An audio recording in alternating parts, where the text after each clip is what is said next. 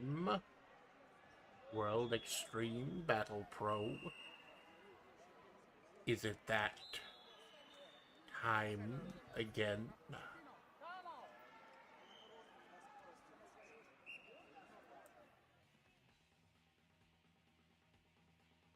Good morning, everyone. This is Yo Faithful Amanda Splatts of the Amanda Splatts Project. If I don't look as animated as I usually do, it's because I'm trying to cut down on resources. So I'm just having me follow the mouse pointer. I'll try to remember to use the mouse pointer during the show. Like, I have to use it because I'm checking the chat. Hello, Jinx. Hey, thanks for stopping by. Black Mesa today. We're in Black Mesa. Although you can't really see it unless I move the game back for a moment. We're here at Black Mesa. The G-Man requested we come here specifically. I wonder why. Our World Heavyweight Champion. And what happened, I might go more into this Malone. Because I don't know if this is the form, but I had a bit of an accident last night. I fell on my table. And end up, my laptop, it's on a little tower, and ended up sailing through the room. I'm okay. I think I'm okay. Like, I took a walk this morning before the show. I didn't, like, nothing's broken or anything, but it's kind of bruised up a little. I seem to be fine. And the laptop seems to be fine. Like, the battery ended up running out, but it's plugged in. I keep it plugged in if I can. Yeah, I'll keep an eye on it, but just in case something happens, like we get zonked out or something, that may be why. Plus, I'm trying to, like I said, I'm using the mouse pointer. But I have chat open on my secondary screen, which is on my left, and the card for the day. So, even though I'm using the controller mostly, I will try to remember to keep this marionette moving, to keep you entertained. And if you want to talk about entertaining today, it is World Extreme Battle Pro. A battle you have no chance of winning. We have 15 matches on the card today. Big 15, including, it was going to be 19. It was going to be 19, but had to slim down the card a little bit. There are going to be two big announcements today. And first block, it's kind of the wake-up block. I know Jinx hardcore, he likes to stay as long as he can for the show. And only one of these matches is an 8-man tag, so hopefully we'll be able to finish the show before you have to check out, my man. But I know a lot of people pour in after the 8, so I think the first block from now on is going to be like a bit of a pre-show. There's going to be 3 segments today. 5 matches a segment. And today, we get a bit of a pre-show with the contenderships. Now, important happening at our last show, Raising the Stakes. Bridget, the number one contender for the World Heavyweight Championship. She beat Robert Landolt to get that honor. She forfeited it. She saw during the Made for a FlaVR tournament that Justice, the slaughtering gear, the thing that had Saul Bad Guy's girlfriend in it somewhere or something. Some weird fucking thing. Then Saul keeps fighting clones of his girlfriend. And it's a whole, I don't know what Daisuke's thinking, but that man is cooking with gas. Basically, Bridget saw that Justice had won the Mayor of Flavortown Championship and forfeited her shot at the World Heavyweight title in order to get a shot at Justice and getting the belt off of Justice. So that's going to happen later tonight. Mayor of Flavortown Championship, Bridget versus Justice. Problem is, that leaves us without a number one contender for the G-Man. I had to put it together. I put the rest of the card together first, and I had to pick 2 people. 2 people who I think would personify this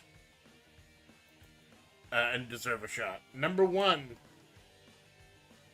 took a lot to think. So the first will be The man who has personified pro wrestling in this Pro Wrestling Federation, The Undertaker. He won the King of WWE Championship. He beat Terry Funk and Booker T to unify the WCW, WWE, ECW belts to become the first U.S. Triple Crown champion. That is so many fucking wrestlers he has come out on top of, and he has done phenomenally as well, even though he has aligned himself with our World Heavyweight Champion, the G-Man. I believe that for his history, he deserves a shot at the championship. And the other one has done the same type of thing in the Fighting Game Championship. And that's Marissa. Just absolutely dominant, destroying people, had a hell of a showing. Both she and Undertaker had a hell of a showing at Sextet Synthesis. And I believe that she deserves a shot as well. So that's what we're putting together. Number one, we are starting off hot. Number one contendership for the World Heavyweight Champion held by the G-Man. Two people who have been personified this federation through their work in the lower titles, moving up to the main event card. The Undertaker versus Marissa.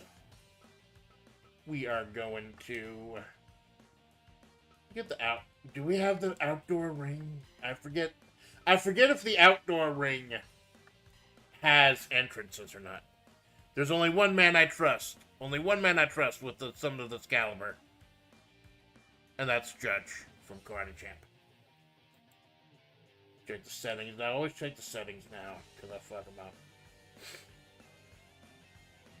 So we get started on this lonely stage here in Black Mesa. Now, later today, we also have the Tag Team Champions, Yui Ren and Yui Ran, the Fallen Angels, taking on the odd teaming of Cherno and Takanashi Kiara. We have Mori Calliope taking on, defending the Hololive Championship versus Robico. And we have the Uma Musume Championship coming up. The two winners, the two Battle Royals at Raising the Stakes, Major Orion and Air Groove. We will establish a Hunts Championship. But for now, we got to take care of WebP business before we handle our other business. 15 matches today, going in hot. Oh, good, they do have outdoor. I thought the outdoor room would be nice if this is Black Mesa. The Lord of Darkness. The dead man himself. The Undertaker. He beat almost 50, I think over 50 other people in the WWE tournament. He beat the winners of the WCW and ECW tournament. And has been a big mainstay. And a dark symbol hanging over this federation. Taking on Marissa, big hulking muscle mommy. Powerful competitor. Dominating the fighting game circuit. Because we have a series of tertiary titles here in WebP. We have the Gensokyo Championship, which is for two Who's. We have the Uma Musume Championship, will be for the horses, the Honses. The U.S. Triple Crown for pro wrestlers. The Gensokyo Heritage Champions for two Who's. I think I said that one already. Hololive for Hollows. And the Fighters Cup for fighting games. And we have moved up. These two are moving up to the big leagues. Winner is number one contender for this guy we call the G-Man. You could say stole the belt from Bridget and Robert Lendl. When they went one-on-one, he cashed into Sextet Synthesis. It's like Money in the Bank. And he came out with the strap, finally dethroning Bridget. Bridget had a shot. Bridget could have taken on the G-Man instead. She thinks it's more important to stop justice. Makes me wonder what type of fucking people I've been hiring here. We get started here with my favorite track, Lonely Stage 2017. Let's fucking go. We're also starting with the powerful overheads. She wants to use her strength to overwhelm the Undertaker. Because Pancratium is fucking great and everything. But Taker puts the wrestling back in wrestling. This man is an old school legend, locker room leader. So the longer this match goes, the more it'll be in the favor of Taker. So Marissa wants to stop him. Toot sweet. Falling down. Taker with the uppercut. Wrench in the arm. Marissa's not much of a grappler. She does a lot more strikes than it. Like that nasty spinning elbow of hers. She's more strikes than anything else. So Taker's going to want to be very careful of that range. Because Taker's about like 7 feet tall. Marissa's 6'9". I may or may not have to kill the Cheeb if it takes too many resources. But I don't think it's a problem so far. Just keep an eye on the ever since that accident this morning. Yeah. Fireproof, OBS, yeah, there we go. Sounds good. Back to the match. Back to the action. Taker slapping him with those soup bones. I'll be totally honest. People talk about Undertaker's soup bones. I don't get it. I think they mean his forearms. Oh, Marissa with the roll-up. Now, the Fighters Cup is held under SWA rules, S1 rules. It is not held under normal wrestling rules, so Marissa might be at a disadvantage here. She's used to something more strike-based, more round-based. We're just getting into the straight-up wrestling. So they're over Taker with the vertical suplex. That's the thing about lifting a massive hulking muscle mommy like Marissa. When she goes down hard. Oh, and she's trying to keep him down with that big old punch to the back of the fucking head. Nothing Greco-Roman about that shit. Doesn't need to be.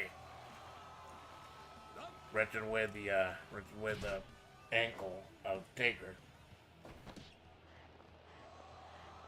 Trying to fall, punching her right in the fucking face.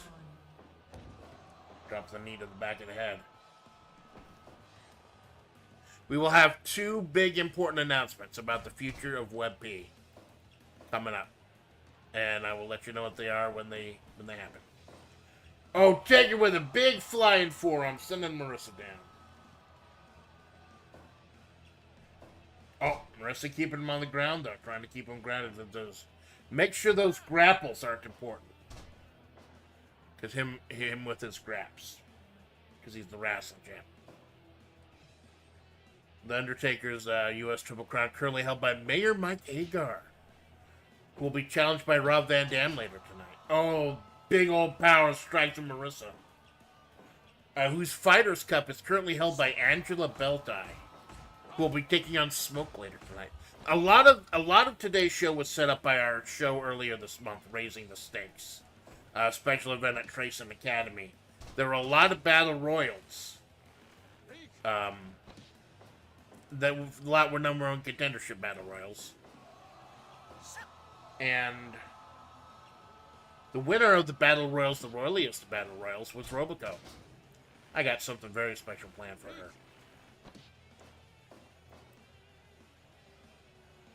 Good way though. These two, I just had to make a judgment. Oh my god! Choke slam by the dead man! Oh, big old tombstone. Tombstone pile driver! Oh my god, that used to be it back in the day. Is that gonna be it today? Oh my god! Marissa kicked out of the tombstone at 2. Big old power punch. Her helmet hair must have protected her from the blow. 2. And 2 by the Taker. These two are starting it off heavy with a fucking Kings Road style match. Knocking out of each other's finishers. Oh, leg drop. Shades of an Orange Man. Hulk Hogan. Bulk Bogan. Salute, baby. Take it right out the top. Big old DDT by the dead man.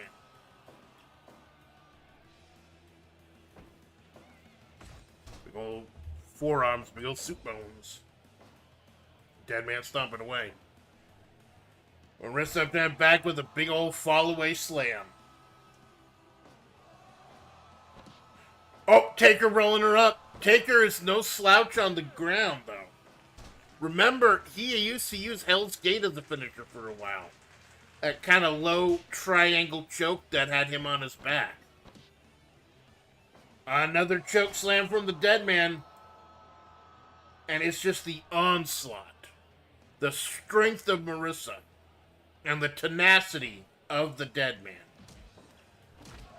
Oh, Taker trying to kick her out of the big punch. She does not even flinch. Wrenching away on the dead man. She didn't even flinch with that kick. The absolute strength of the Prankanium. And if she tried again, sending them flying in the fucking air. Just wailing away with those Greco-Roman ground and pound punches.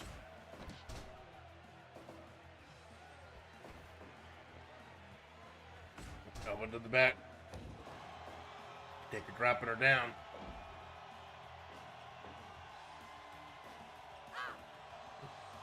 Marissa missing with the back elbow. He just huge muscle mommy flexing on him. Hell yeah. Undertaker choosing not to sit up. He just got up normally. You think maybe he realizes he's in trouble facing Marissa here. And you'll see a completely different Marissa as well. It's Marissa Kurosami. Oh, 2.9! Takes on Reimu Hakurai for the Gensokyo Championship. Shit, I forgot to change the name.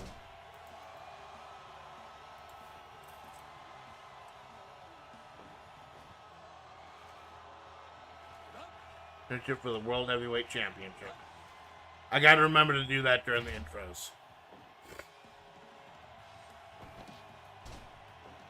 Marissa. Big fucking power to the back of the head. Mr. Judge is very discerning.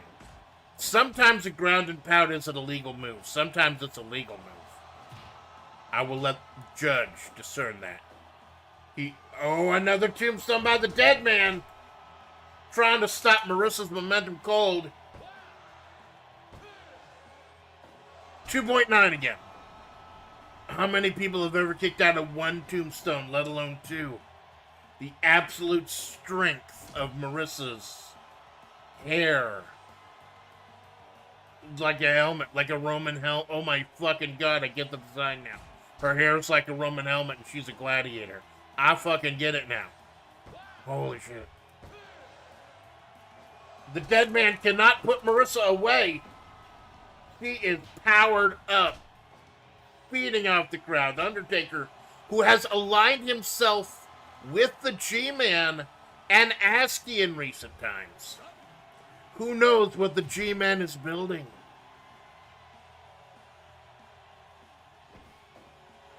Oh, she's flexing on him. Oh, she's unlocked her level 3 super.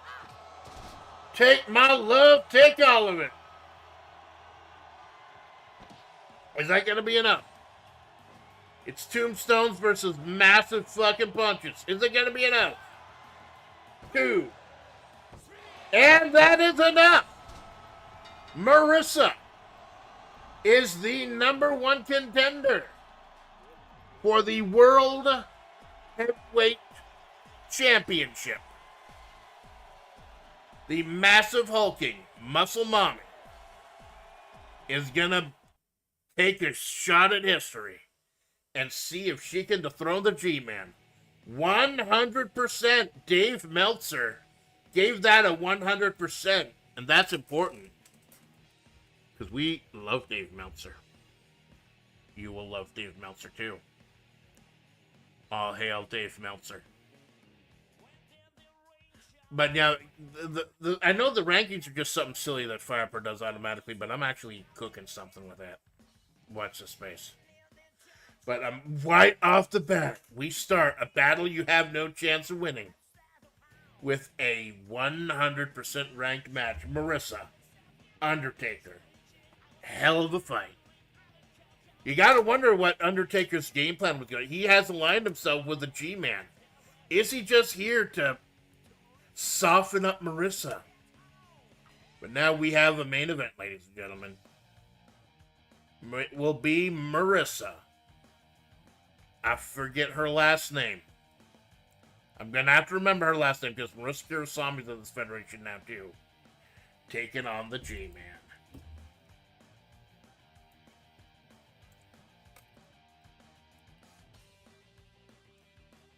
I'm just referring to her as Marissa Street Fighter 6 in the internal cards. So we start off hot, we start off with action, and we start off setting up our main event for the night. And we got more matches to come, more number one contendership to come. And we got a little something for our early fans. Not our only fans. Nah, the OnlyFans costs extra. You sign up to the Amanda Splatts OnlyFans, you get pictures of my lunch. It's nothing but like 200 pictures of steamed vegetables and rice with a little soy sauce and a little cheese in it. I'm not forcing you to pay for shit. It's your fucking decision. But we move on with the number one contendership of the Mayor of Flavortown Championship, our Fight Night in America. The 12-sided octagon. Please don't ask me to do math this early in the morning. Currently held by the Slaughtering Gear Justice. Now, I had to put this. We've got an open challenge, ladies and gentlemen. I've gone ahead and had to put together a lot of this card. Had to put together a lot of this card at the last minute. And I don't like that I had to do this. Change your watch setup, that'll be easier. Mayor of Flavortown Championship. I don't like that I had to do this, but I had no choice. The roster is a little thin right now. Roster is stretching a little thin.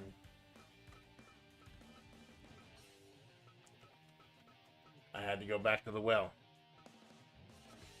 I had to go back to Clowntown. I thought we were done. I thought we were done with Kefka Palazzo.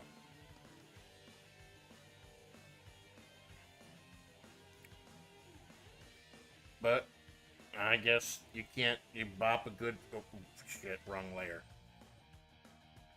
You bop a good clown and he doesn't stay down, I guess. So Kefka Palazzo has a shot to get a shot at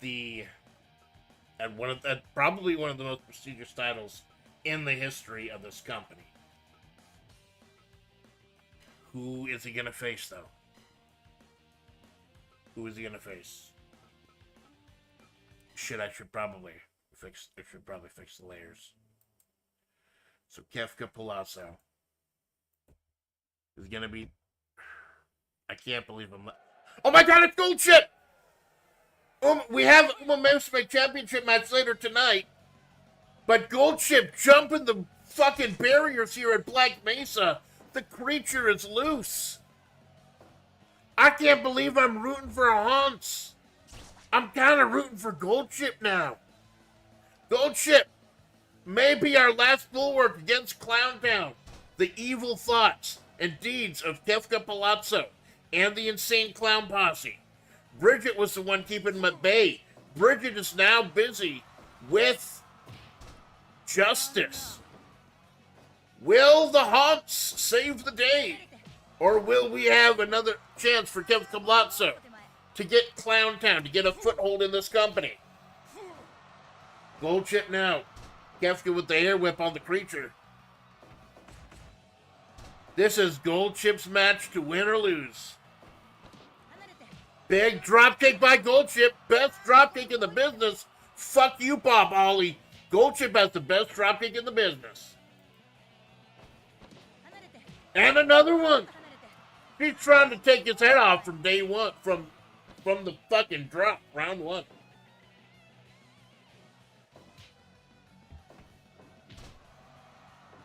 Oh, she's wrenching away. She's wrenching him away so hard that he's clipping through the wall. That's fucking deep. Keft down with big forearms. The winner will take on whoever wins the Mayor of Flavortown Championship. Kefka wrenching away at the creature. I did not approve of Goldship being here today. We got Major Orion versus Airgrew for the World Heavyweight Champion, or for the inaugural Uma Musume Championship. And we got a #1 contendership match with a couple more Hanses. I did not approve of Goldship being here today, but I'll fucking allow it. Are we going to have total Hans domination today? I'll put to the back by Kefka. Wrenching away at the spine of Goldship. Might want to try to focus on Harai if he wants to do some real damage.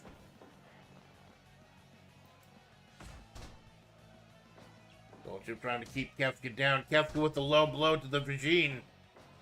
He's trying to break Goldship's baby maker. Good luck. He sired more than 500 horses. I don't know. It's supposed to announce. I think Goldship is supposed to be here. I think they're all female in Uma Musume, regardless of what gender they are in real life. I don't fucking know.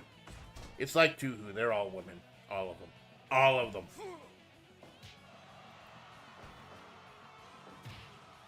And it's like, Tuhu, like, there's only one man. In Uma Musume, it's the trainer. And in Tuhu, it's that one shopkeeper asshole.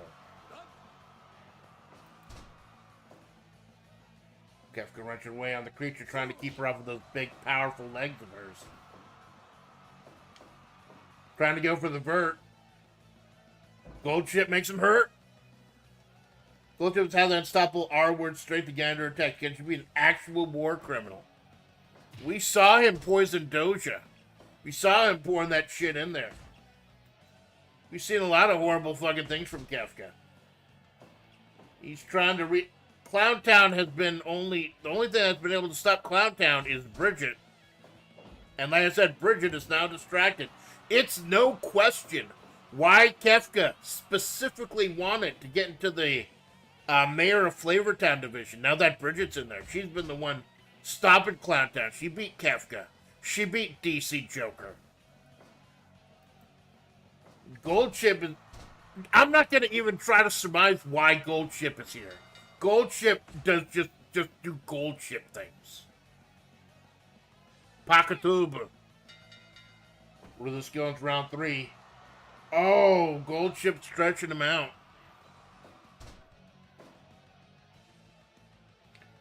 Alright. Goldship with the power bomb. Roll up. Goldship, you can't pin people in a UFC match. Kefka got the right idea. I will give you a heads up though.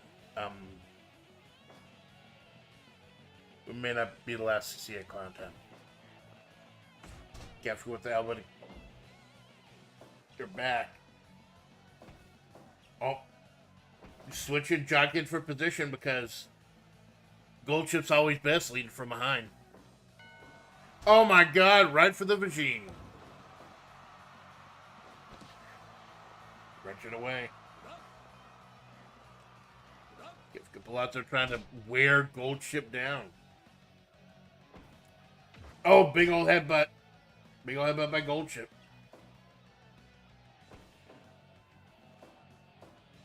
Big old... Oh, pile driver. Sometimes love is like a pile driver.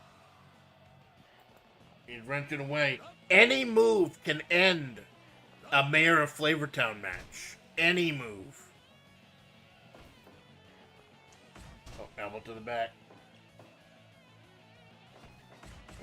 Throwing those bows on a Wednesday morning.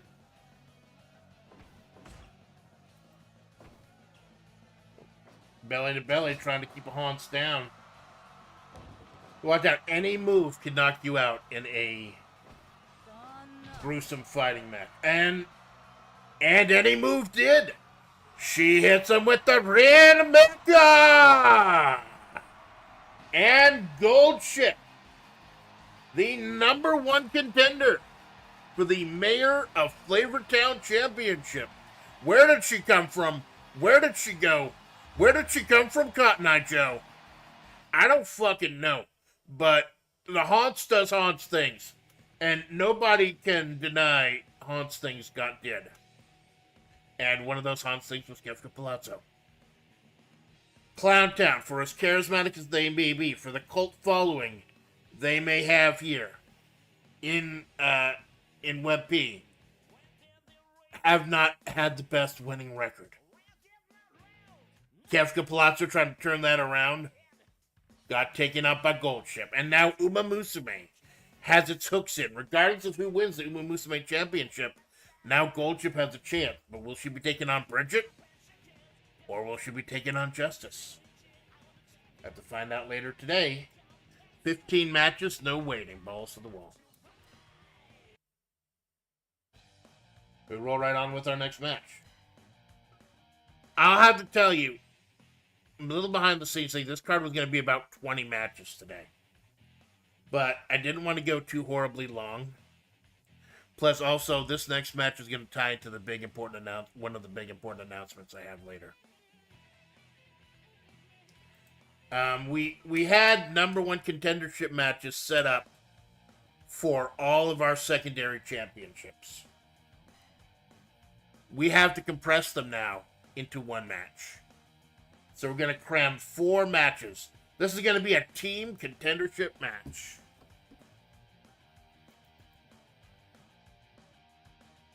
Wait, that's the wrong bar. That's the marquee. That one doesn't get changed.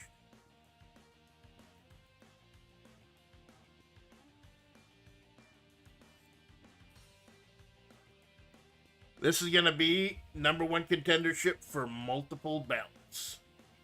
If your team wins, everyone on the team gets a shot at the belt. Everyone. At their respective belts. First of all, I will announce the team captains. So, Uma Musume, the #1 contenderships were held at Raising the Stakes earlier this month. Every single match was a #1 contendership match. Almost. But every single match was a battle royal. Major Orion won the 1-star battle royal. And Air Groove won the 2-star battle royal. So second place in the 1-star battle royal was... Look, I have to browse through every single one of these ones now. Could have had a guide. Luckily, these are so amazingly detailed and lovingly constructed, you can easily tell who it is just by looking at them. Yeah, there she is. R.I.P. Of course, we've had deceased wrestlers. Wrestlers Federation. This Federation's a simulation. It's not real life. We've established that. Haru Urara. She came in second place in the 1-star battle royal. Taking on Vodka, who came in second place in the 2-star battle royal. So we went ahead and spoke to Haru Urara, because she's got the fans on her side. She's got the world on her side. We gave her a list of the #1 contendership matches, and we let her pick what side she wanted on her team. So fighting for a shot at the Gensokyo Heavyweight Championship, our Tuhu belt, big, strong, powerful Yugi Hoshiguma. I don't know why I have 2 of them here. Use the top one. Yugi Hoshiguma, the hard-drinking powerhouse Oni. Fighting for a shot at the Wrestling Heavyweight Championship, the U.S. Triple Crown, And I have a feeling I know why she picked this guy. Where is he? Ooh, yeah, it's the Macho Man, Randy Savage. Macho Madness coming at you. Oh, shit, this one's only got WCW colors. Macho Madness, yeah. I think she just liked his voice. And for the Fighters Cup, number 1 contender for the Fighters Cup, ladies and gentlemen, it is time to Lick Joe. Rick Joe, that's a typo. His name is listed as Lick Joe in the game. Watch the VODs of me and Choco, or me and Star playing Violence Fight Solitary Fighter. His name is fucking Lick Joe. I don't give a fuck what anyone says. So those were Haru Uraro's picks. Yugi Hoshiguma. Randy Savage, Macho Man, yeah, Macho Madness. And Lick Joe. I don't know, maybe she thinks she's like a salt lick or something. So then Vodka got to make her picks. The Delinquent. The Good Girl versus the Delinquent. I think this is a perfect team, perfect matchup. I couldn't have written it better. And I'm the head booker, so that's a little scary. Team Vodka, representing Tuhu, is your burnin', blazing burb, Utsuho Ryuji. So no matter who gets a shot at the Tuhu belt, it'll be from Subterranean Animism, my favorite game. Going for a shot at the Wrestling Championship, she somehow knew I fucking hated this guy more than anyone else in wrestling. I fucking hate this guy. So that's why she picked him. Jeff Jarrett. I fucking hate Jeff Jarrett. That's why she picked Jeff Jarrett. I'm sure that's why she picked Jeff Jarrett. Fuck Jeff Jarrett. Fuck Jarrett Gold. I don't think I need to explain why I hate Jeff Jarrett. And as far as wrestlers go, or for fighters go,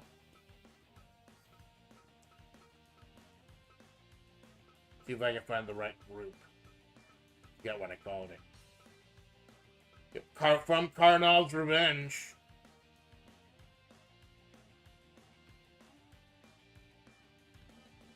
It freezes when I pick Yumi for some reason. Nope, it's Karnov. Big fat Karnov. So we got Haru Urara, the good girl, with Yugi, the happy, cheerful, drunken Oni. Macho Man Randy Savage, yeah, and Lick Joe. Versus Vodka, Utsuho Ryuji, Jeff Jarrett, and Karnov.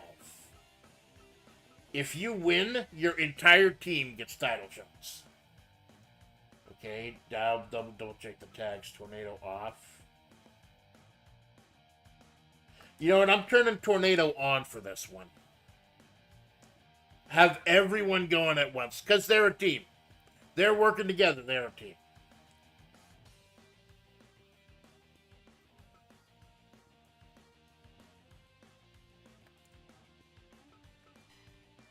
So we got 4-on-4. Winning team gets a whole bunch of numbers. This is essentially for all the number one contendership of the tertiary championships, except for the HoloLive Championship. The HoloLive Championship number one contender match is going to be the main event of the pre-show. That's going to be Sora, Miko, Asuki, and Suisei. A Gen Zero Battle Royal. Ladies and gentlemen, Lick Joe, standing proud in front. He's ready to lick all the Joes. We got Macho Man, we got Utsuho Ryuji, and tiny little Haru Urara, the little horsey girl that could. One of the most losingest racehorses in Japanese history. We still love her.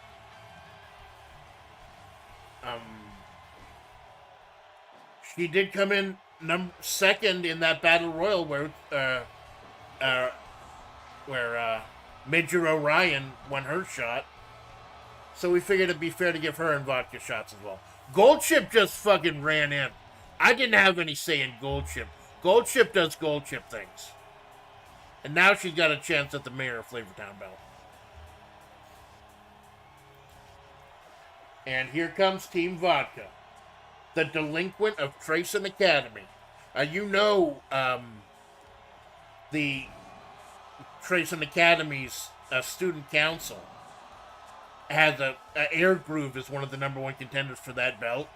Simbolti Rudolph has been hanging around here, the leader of the student academy. Vodka's put together her own team of delinquents. Howard did get one at least in a special race for yeah, Malone was talking about that. For retired horses, so at least she got one win. At least they got one win. At least. We got a team of delinquents. We got a nuclear power burb. We got a big Mongolian fireball breathing man, and Jeff fucking Jarrett. Seriously, fuck Jeff Jarrett. And everyone saw Utsuho is a little slow on the uptake. Didn't realize that everyone was going ham at once. It's hard to call these matches, but it's fun to fucking try. Oh, double crunch on Jarrett. Thank you. That was fucking cool. Remember, if you win, there's no reason to break up pins. If you win, everyone gets a shot. All your team gets a shot at their respective tertiary belts. Darren. Hey, Darren. Thanks for stopping by, man. Hey, if you're late, we established the main event. Marissa from Street Fighter won the shot at G-Man's World Heavyweight Championship later tonight in our main event. This is a bit of a pre-show. We're doing all the #1 contenderships. And we got a couple big events today. As a gag, Zorro is here. Yeah, sure. Why the fuck not? Everyone's here. Everyone is in the fucking mix. We got hundreds of people, and you might see them. Later tonight, we have the vacant Crazy 8's Championship. Because RVD cashed it in to get a shot at Mike Agar's U.S. title. Big old slams. The strength of Yugi. Smacking down Karnov. Jeff Jarrett going for the... Fuck you, Jeff Jarrett.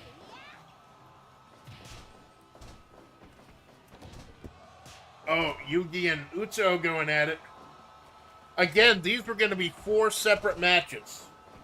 But I realized... I had like 20 card match. Like, I'm trying to keep the card under 15. And this is all #1 contender. No filler, quote unquote, filler tournament or league today. Now, this is important enough to be its own thing. Everyone gets #1 contendership matches, and all titles are on the line. And that'll tie into the big important announcement I have later. 2 important announcements.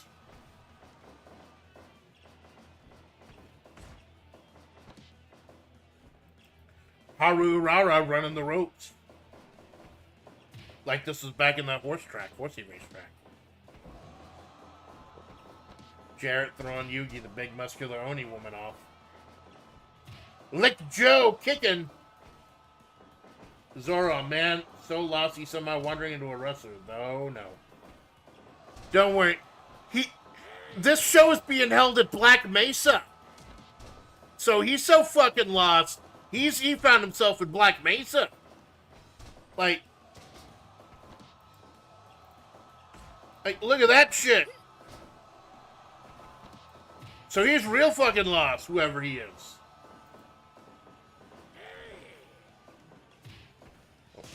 Yugi and Zoro going at it. Jarrett and Savage. Jarrett sending Savage out. This is not a battle royal round. This is a 4-on-4 tag match. No tag, no tornado. Haru stomping on Vodka. It's kind of interesting in these matches where it's several divisions going at it. When you see the people who are both involved in the same division going at it, you get a little preview of what might be to come. Haru wrenching away Jeff Jarrett. Thank you, Haru. I'm the head booker. I don't want to put my thumb on the scales, but thank you, Haru, for choking out Jarrett. Knee from the burb on the Oni. When he taps Utsuho on the side. Big old overhead belly to belly by the Oni. Jarrett stomping away on the Macho Man, trying to get the pin early. Lick Joe! Licking him off. You gotta lick away from justice. Macho Man trying to pin Karnov. This is why I fucking love Fire Pro, man. This is why I fucking love Fire Pro. Only in this world would you get something this fucking crazy. A group of people this desperate. And desperate.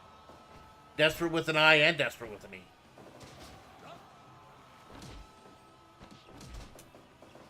The judge.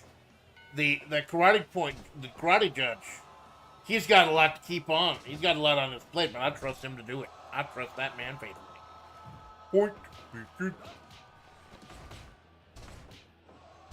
Got a lot of #1 contenders here. Got a lot of top talent, a lot of potential top talent. Maybe I'm scouting some of this talent. Maybe I'd like to sign some of this talent. Vodka wrenching away on Lick Joe. He about to get licked by the horse. Might be a salt lick, I don't know. Oh, double suplex by Utsuho and Jarrett. He wants to sell some of that Jarrett gold that Utsuho's trying to make through her nuclear fusion. I don't know, I'm trying to tie these teams together somehow. This is like when Biggie Smalls, Tupac, and Tara and Celeste fought Kefka Sephiroth in the ICP. It was cramming multiple matches together into one match, and it ended up giving birth to the stable known as Clowntown. So who knows what we might see here? What might we see in a future for these people? Jarrett sending Haru into the corner, but then immediately gets distracted. Haru lifting him up. Power bomb by the little haunch, not good. But simultaneously good. Oh! 2 count. Big 2 count by Haru on Jarrett. Lick Joe yanking away at Counternov. Oh no, Jarrett's got Little Horsey in a sleeper. So I'm going to save Little Hans? Yep. Jarrett's own stupidity saved the Hans because he was too close to the rope. Got a rope break. Oh my god, the strength of Haru Urara. Got Jarrett in a torture rack. Yugi being sent to the outside. Oh wait, we're doing New Japan rules, which is a 20 count, not a 10 count. It's a 20 count. Lick Joe going to the top. Licking Joe with a big old big boy senton on Counternov, another big boy. 2 big meaty men slapping meatballs. Oh! Haru catches Vodka's Hurricane Run with a power bomb. I wouldn't have expected the strength from Little Pig Hans. Oh, snapman by Haru. Counternov. Big boy senton from the top on Yugi. Jarrett misses with a dropkick like he's fucking Goldship or something. Tell you, Goldship has the best dropkick in the business. Fuck you, Jarrett. Jarrett trying to pin Hans. Don't even fucking try, Jarrett. Whipping onto the ropes. Burb and Oni running into each other. Big old clothesline by Yugi. Dancing and flexing on him. Oh, Macho Man trying to pile driver on Vodka. Oh no, Jarrett's got Haru rolled up. Everyone else is distracted. Oh. The strength of Utsuho Ryuji to lift up Karnov for Triple Germans. Although Karnov may be hollow, he may just be filled with helium. Burp taken to the sky! Sent fucking Swanton Bomb! Leg drop by Utsuho Ryuji. Yeah, Pinky had some fight in her, man. Like said, she made it to the last round of the #1 of the 1-star battle royal, losing to Riot. Oh no, triple beat down on Vodka. Everyone's getting some of that vodka like this is Dan Aykroyd, Crystal Skull Vodka. This stream is not This stream is not sponsored by Dan Aykroyd's Crystal Skull Vodka. It fucking should be, though. Dan Aykroyd, call me. Haru might get counted. Haru, Macho Man, or Karnov might get counted out. Countouts are legal in this match. Now here's the thing, Savage and Karnov are on different teams. This might be a double countout. Nope, both can get back in. Too important to both of their sides. Yugi with a big muscular Oni with an elbow from the sky on Vodka. Vodka might be regretting her team choices right now. Trying to take Haru down himself. Oh, Karnov missing with a splash. Utsuho with the 2 on Lick Joe. What? Huh? What happened? What the fuck happened? Huh? Everything is going on. I think I missed something. What happened?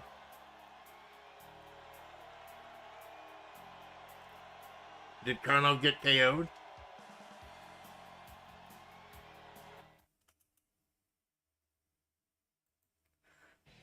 Holy shit! Ladies and gentlemen! I did not expect to see a KO in a tornado match, an 8-man tornado match. But that immediately ends it. The referee had to stop the fight. It must have been when Macho went to the top. His Macho elbow is like legitimately an elbow from the top rope was Macho Man's finisher back in the day. So that must have knocked out Karnov. And little Hans girl that could. She won. Her team, and she gets a shot at the belt. Thanks to the power of Macho Man Randy Savage. Oh, yeah. Snapping in Slim Jim with the horse tonight. Yeah. I like Macho Man. I love how he sounds. R.I.P. Macho Man. He's the one who saved us, by the way. From Armageddon. That's a whole fucking story. About how Macho Man saved us from Harold Camping's trying to predict the end of the world. Macho Man passed away on that day and saved us all. He dropped the elbow on Armageddon. And now so thanks to the power of Macho Man, Utsuho Ryuji, Lick Joe, and Haru Rara all get shots at chances at their relative belts. Gonna be a huge fight, huge time, a huge hell of a time here tonight. Today. Why do I keep saying tonight? It's 7 in the fucking morning. The reason I got rid of the 6-man and 8-man belts is because these matches, like when they're tag matches, take way too fucking long. That's why I had to go ahead. I knew I wanted to do this, cram all these 4 matches together. That's why I made it a tornado match. And I think it was really fucking good. So, you get a little bit of that madness in you. As we move on to an actual tag match. Got to turn Tornado back off now. At Raising the Stakes. We had a lot of number 1 contendership matches, including ones for the tag titles. See if I can find them. I don't know.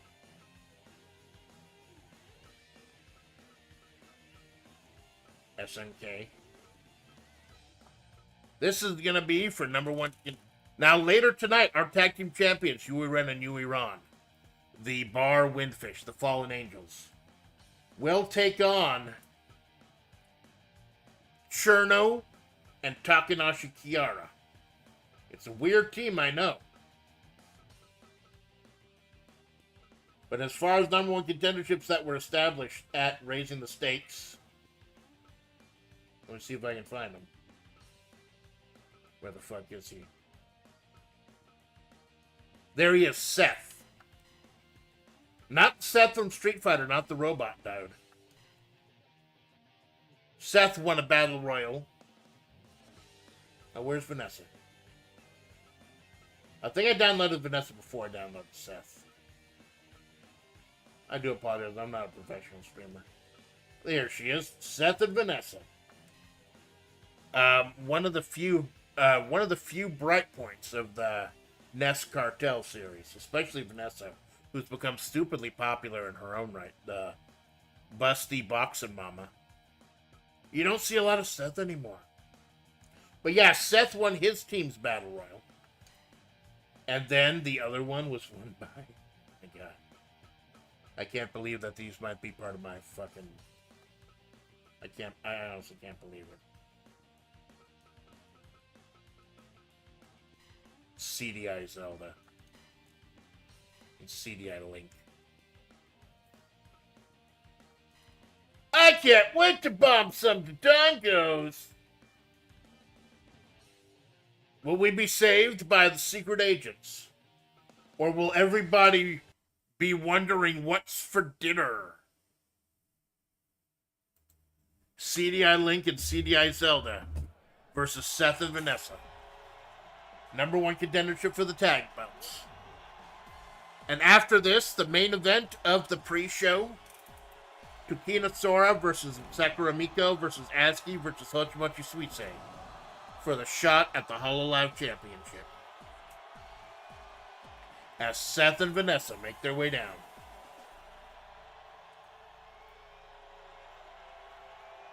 I was never good playing as Seth. I was never really good with his tool set, but he's cool. I like him. Vanessa's fucking cool, though. Big, busty, boxing lady. Hard drinking mama.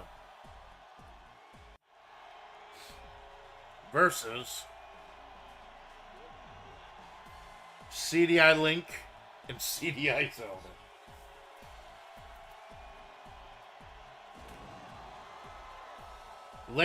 His face is about to be the biggest in Korodai, or else he may die. Zelda was the one who won her team's battle royal. And now we're all gonna have to fucking pay for it.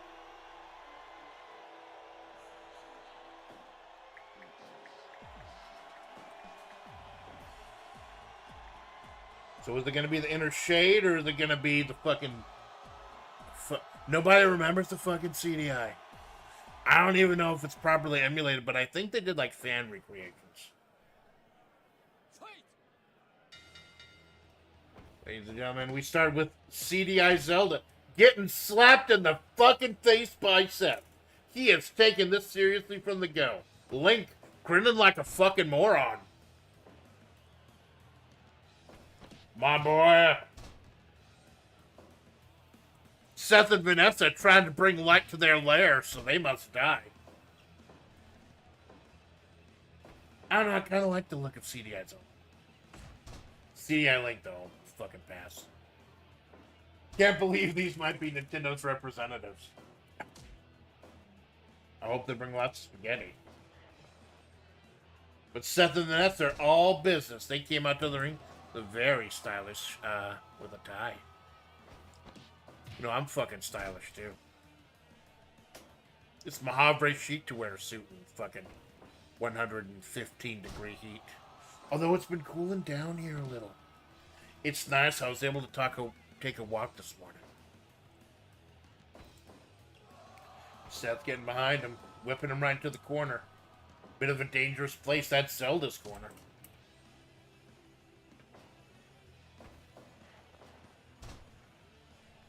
I don't know. I might be forced to play the fan remix. I don't know.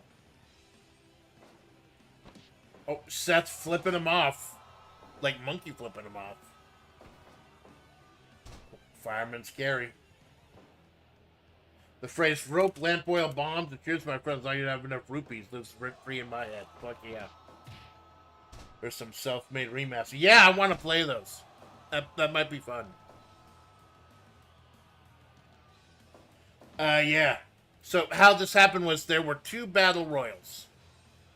You can't do like 4-team or 3-team matches. I can't do a triple threat tag match or anything. So I split both teams in half and did 2 battle royals. If one team had representatives that won both of the battle royals, then Jay just immediately get the title shot. But Zelda won one and Seth won the other, and here we are. I swear there are some limitations in Fire Pro. Just got to work around them. That kind of makes it more interesting.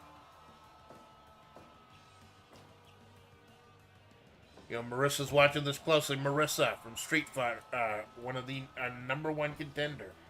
I gotta wonder what the G-Man is thinking. G-Man leaning heavily over this.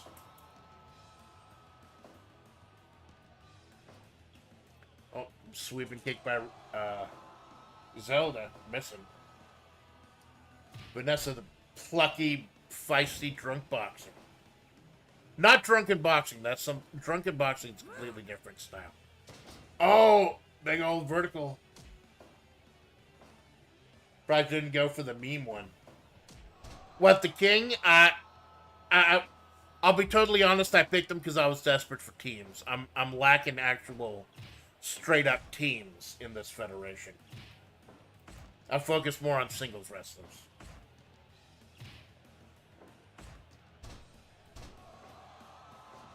But if Zelda CDI and Link CDI end up winning the tag belts, I may just have to hire the king. Oh, axe kick by Zelda. Tagging in Link. Knee to the gut. 5 minutes gone. 5 minutes gone. Oh, that shot. I don't know if Morshoe was in Fire Pro. I'm not sure if Morshoe's in Fire Pro. Oh god, what if there's a step between Morshoe the King and Zelda and Link CD? Oh my fucking god.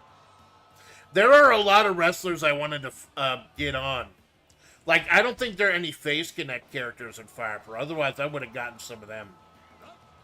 There are a lot, and there are some characters that are in Fire Pro. Like, I wanted to do Kasane Taito. But the Kasane Taito that's on is broken. Like, it doesn't work properly. Link trying to go toe for toe, punch for punch with Vanessa and paying for it. Link sneaking around. I wonder if he snuck around by doing the crab walk. No, the duck walk. That's the meme. Fuck, that's the duck walk.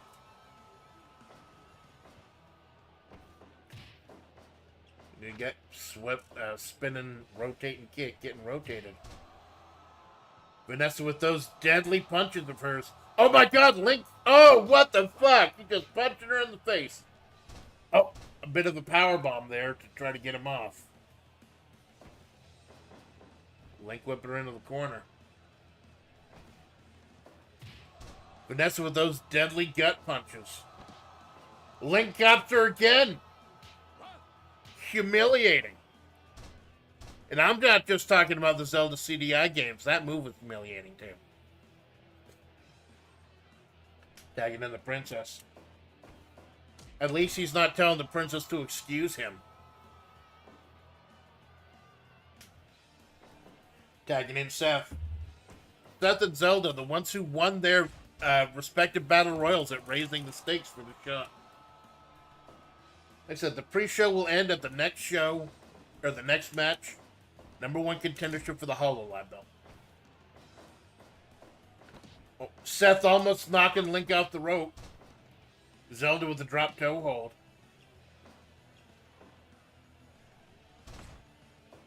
Over the back of the knee. Oh, big old slappies and kick karate rush. I don't know why they give so many people the fucking snake hand ability. It's a dumb fucking move. It only makes sense for a couple of wrestlers. Seth and Vanessa are all business. Link and Zelda are all memes. Gonna be business or memes today. We're trying to keep them grounded. Oh god, does she have some MMA moves?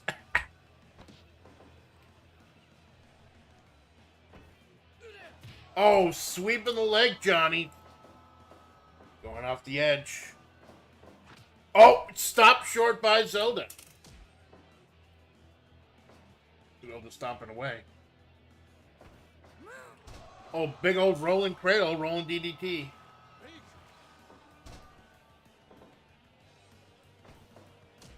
Seth kicking. I think that's an actual move in the game where he just kind of toe kicks you. Tagging their respective partners. Respective, rather. Vanessa with a big old boot. Nothing fancy about that. Nothing stylish. Doesn't need me. 10 minutes gone. Rolling up Link, you can tell he's got a big old goopy look on his face after that. Big old jaw jacker by Link.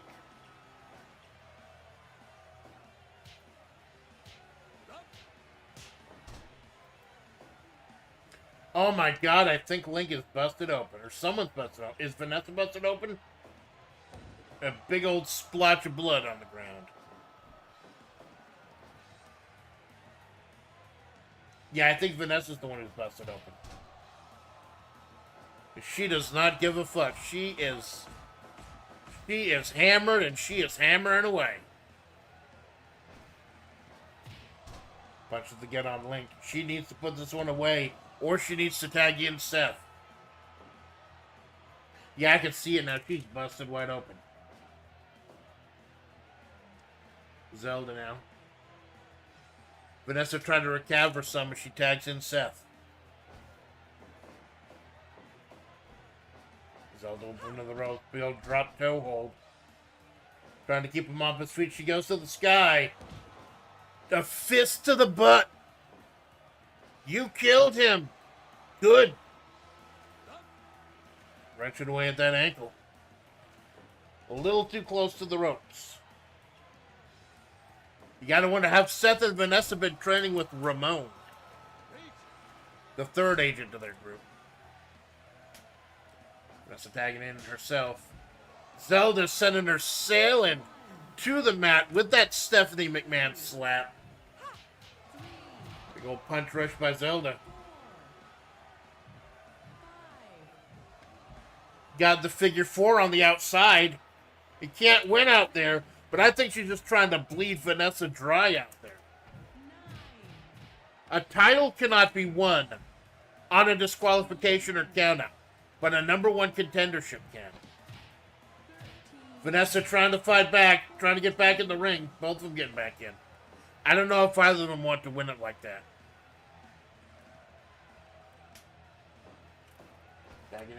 Tagging in Link. He sent her right back to the outside.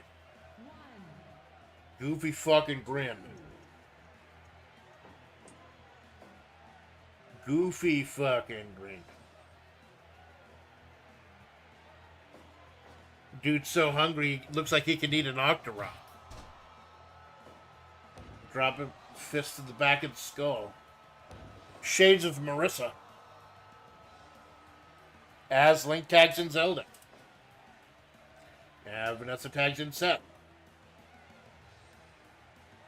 Oh! Fighting on the apron. Zelda going for Vanessa and pays for it. Kicks and punches. Kicks versus punches. Kicks versus punches. Who's going to win? Kicks versus punches. Kicks win. Engine back up to the top. Punch to the butt. My boy.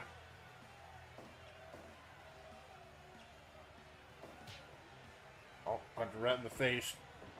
Trying to play footsies that didn't work.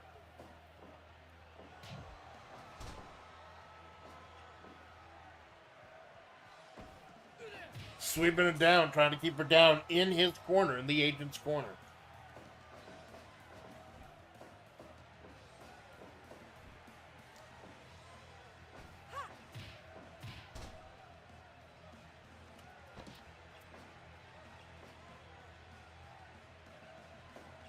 So now lifting up Seth. Whooping in the corner. Big old boot by Zelda. We asked Link. Why he decided to come to WebP. Why he and Zelda wanted to win the tag team championships. And he said, man, is it getting boring around here? Then the king interjected and said, my boy, this is what peace is true, all true warriors is about. Tagging him in. He's about to bomb some to Don. Oh my god. We might have to get someone out here for Vanessa. She is gushing blood. She is just pouring out at might have to get the medic out there. What do you mean we don't have any medics out here in Black Mesa? What do you mean it's all just scientists? I wanted you to be fucking prepared for this shit.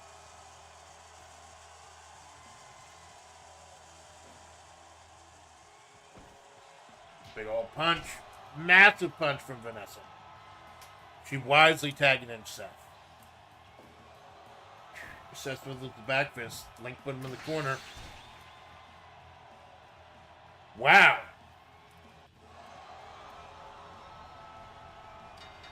Big, dangerous kick.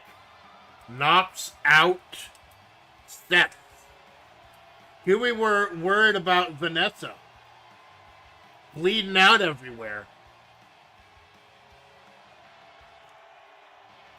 Although maybe they just had to end the match early because they saw how much Vanessa was bleeding out. I'll have to check. Lady, I can't fucking believe it. If I did not believe it with my own eyes, would not have the beamed it. This is their Twinkie house tonight. Link and Zelda. Number 1 contendership for tag team title match later today. Yui Ren and Yui Ron, the Fallen Angels, taking on Takanashi Kiara and Churno. The winner has the unenviable task of finding Link and Zelda. Fuck is going on? Fuck is going on? I'll tell you what the fuck is going on. It's Web P, baby. And it's fucking great.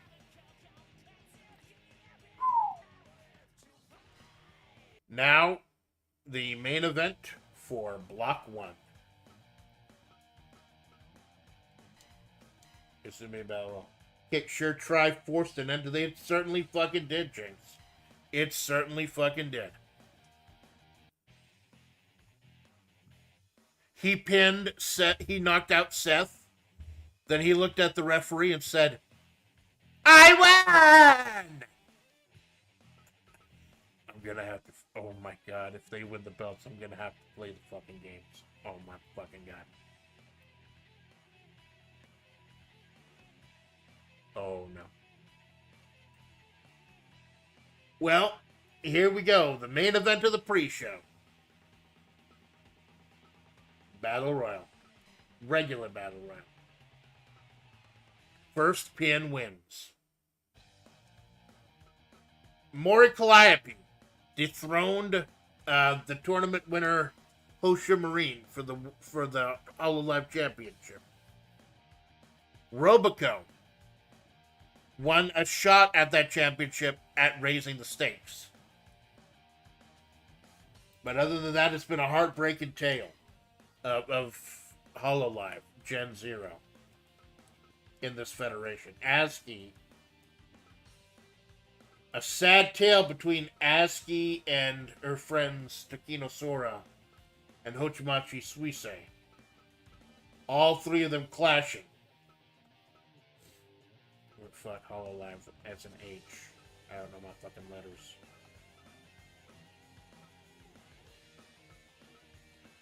ASCII has aligned herself with the G-Man.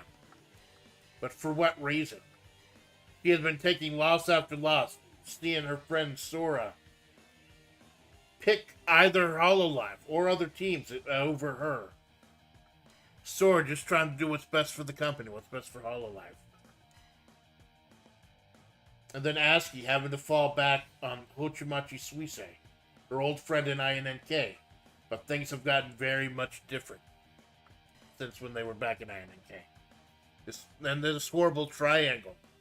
These violence and between the two. Friendships and heartbreak and everything. It's been hard to watch. And then there's Sakura Mito, the Elito Miko. With all the drama between her three gen mates and with Robico being one of the best pure wrestlers in this federation, Miko's feeling left behind by her Gen 0 friends, her gen mates. It's a sad fucking story, and it's one that's going to come to a head tonight.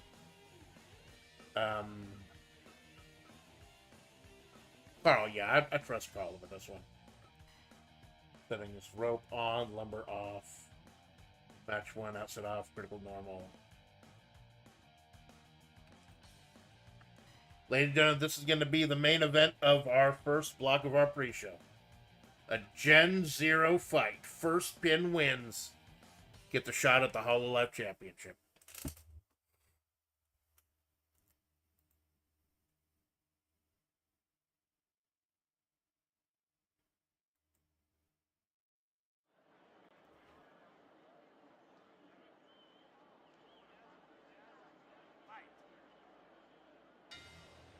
Carl setting it up. Oh, ASCII and ASCII and Sora immediately down. There's this, they're friends, they're gen mates, but it also hurts them to have to do this. But it's a wrestling federation, man. It is a wrestling federation. You knew they were going to have to fight each other at some point. They spent a lot of time in the tag team division, tried to work things out together. But sometimes it just comes to a head.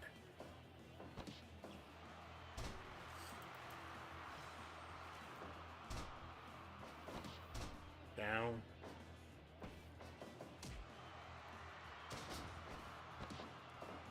Oh, big old dropkick by ASCII like she's gold chip or some shit.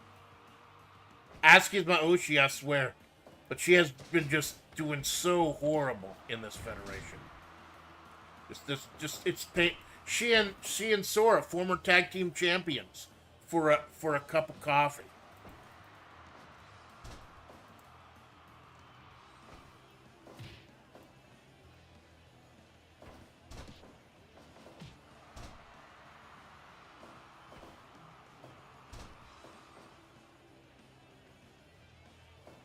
Wrenching away. Mikomet exploding as well. Mikomet breaking up. It's just been heartbreaking to watch these girls going at it. But it's been so entertaining. And having some of the best matches. Because whatever that cradle was, broken up by ASCII. The ASCII, the INNK bond, the Mikomet bond, the Soraz bond. All these bonds being broken. But ASCII ended up aligning herself with a G-Man. It's just a sad tale all around. And we're finally going to get something settled tonight. Robico, the 5th member of Gen 0, won a shot at the Hololive Championship. She will be facing Mori next. Oh no, someone's already cut open. Only like, not even 3 minutes in, someone's already busted open, and it's Suisse. Oh god, Suisse's busted open like 3 minutes in. Are we going to see the Suiko path? Is that blood just going to drive her nuts? ASCII missing with the dropkick. She's no gold chip. Sora tossing her friend in the corner. ASCII fighting back.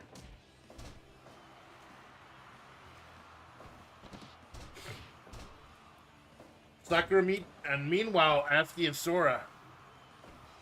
Oh, and Sora switching over to... Maybe she smells the blood in the water or sees the blood on Suisse's face. Suisse, an amazing story as Hololive. Clawing her way up from almost nothing. One of the biggest names, one of the biggest singers in Hololive. And here she ended up coming in late because I had to get all the DLC parts later, and she's made of DLC parts. You can't use the wrestler unless you own all the DLC tied to it. Shelled out a fucking fuck ton of money for this. It was worth it though. It was absolutely worth it. Especially since I got most of it like 80% off. Say, getting down in the corner. Whip her in the corner. Smack it together.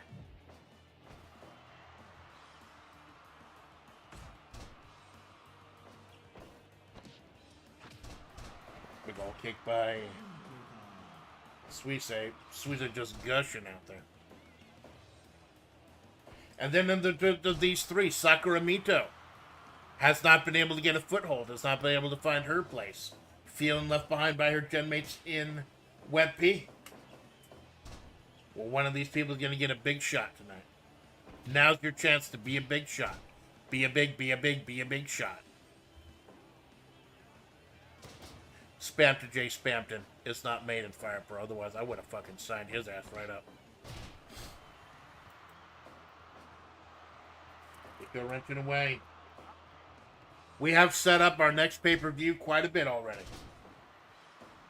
Gold Ship, #1 contender Mabel of Flavortown. Haru Uraga, Yui Hoshiguma, Randy Savage, Lick Joe, CDI. Oh god, this is, you can tell this is a big old blood feud. The Suisse out there trying to recover a little bit. I believe there are no disqualifications in Battle Royals. That's why Carl's not lifting a fucking finger. Or maybe he's just looking for a cheeseburger. I do have, by the way, Aqua Team Hunger Force in this federation. Somehow they made Master Shake, Frylock, and Meatwad, and they look somewhat good. Oh my fucking god. The magic of Fire Pro, baby. The magic of fucking Fire Pro. So we're wrenching away. Wrenching away at that little Boston crab there on Miko.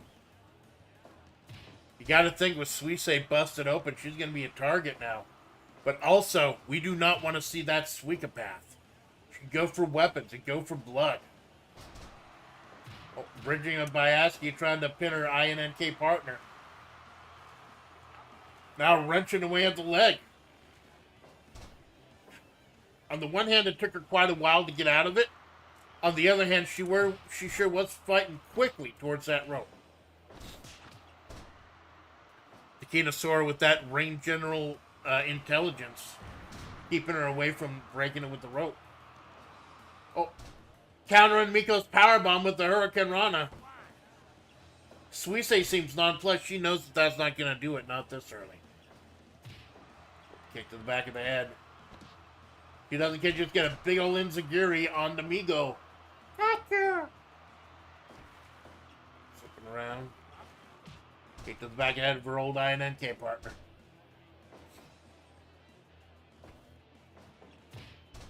Now Sora trying to take control.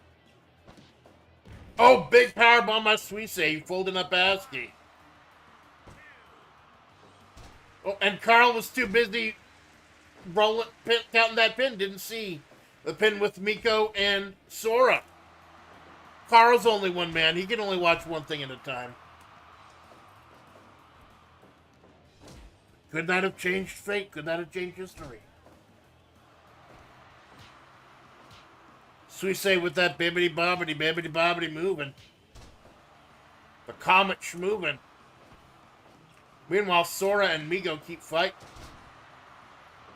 You want to break ASCII's arm like she was Pentagon.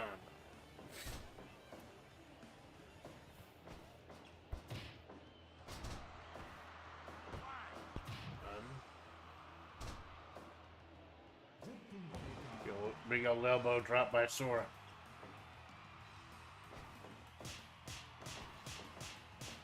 Big old slap by the Babby. Hello, Babby, fuck you. Oh my god, did we mic Migo? Please tell me we didn't mic Migo. Fuck you. Big kicks by Suisse. We're seeing a bit of the Suikopath coming out. She's been bleeding for like 10 minutes. Oh, about the vertical suplex. Oh, fisherman suplex by ASCII. Bit of a perfect flex. 2.9. They didn't try to break it up. Almost out, though. Migo is vulnerable. The Alito Miko is vulnerable. Down to 2.9. Because the way Fire Pro works is there's really a 4 count. It's not 1, 2, 3. It's 1, 2, 2.93. Oh, I think Migo's busted open too. Or are those just cherry blossoms? Nope, it's blood. It's blood. Well, by Sora and ASCII. Oh, wrenching away, drilling in the face. Big old Cyclone Savant kick. Sora going up top.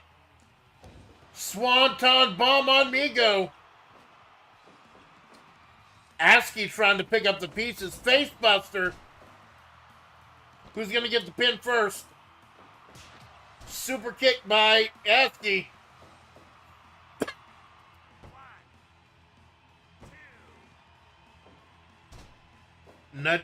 Did Sora nudge it with her foot, trying to break it up? Broke up the two.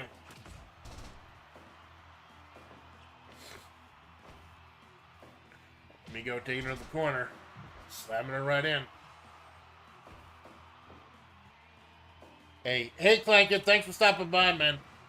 This is the main event of the pre-show. After this, take a quick break and live from Black Mesa, a battle you have no chance of winning.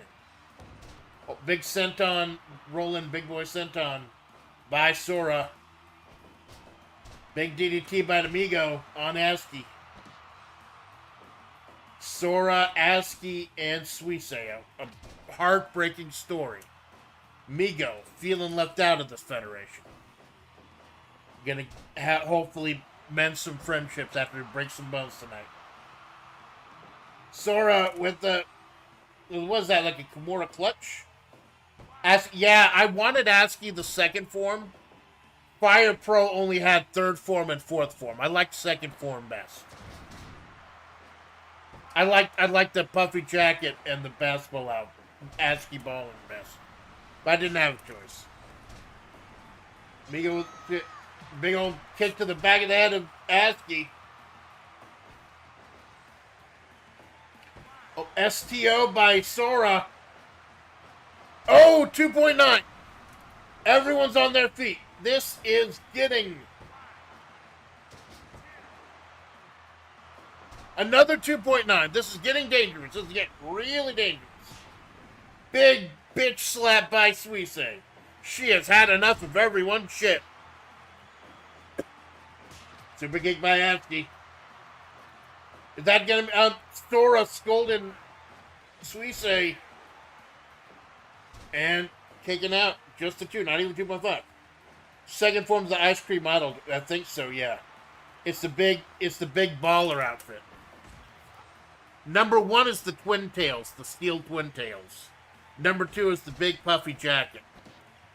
Number 3 is the one that's essentially a recolor of her PL, her roommate. And the 4th one is the GeoGuessr one, this one. Big old crunch. Oh god, this blood feud is getting... And she's... The good girl Sora, the good girl, for to rake the eyes. She's all the way on the other side. Migo kicking out at 2. Not even 2.9, just 2. Migo trying to fight back. Suisei with a kick to the ribs. Remember, the Hololive Championship is on the line tonight. More Calliope defending against Robico, the 5th member of Gen Zero. Punches by Suisei. Just going ham on there. Big old poke to the eyes, spinning kick. Yeah, Aski and Sora were former tag team champions. Then when they got a rematch, Sora decided to fight for the Hololive title, leaving Aski and Suisei to fight for the tag titles. And they're just absolutely broken hearts everywhere. Broken friendships. Aski has aligned herself with the G-Man in recent days. Big old Comet Cruncher from the Comet. Belly to belly by Migo. It's all got to be who gets that first pinfall or submission. Who knocks someone out first. Big old dropkick, Shades of Gold ship. Toss her in the corner. Slamming and banana slammer. Migo trying to rally the crowd. Migo's been mostly left out of the Gen Zero drama. And she feels left out of this federation. All the heartbreak between Aski, Sora, and Suisei in this federation. Migo on the outside looking in. Trying to fit herself in the federation wherever she can. She might make her ground tonight. been getting her teeth kicked in. Yeah, all of them have. We're seeing a big part of our tag team division breaking the hell up tonight. Big drop kick by Migo. 35 Ps, Pioneers, the Ankimos, the Comet Cleansers. Big super kick by Sora. Back in the butt. Migo just watching. Oh, Sora going up top. Asuka breaking up whatever Sora had planned. Not happy that she stole her spot.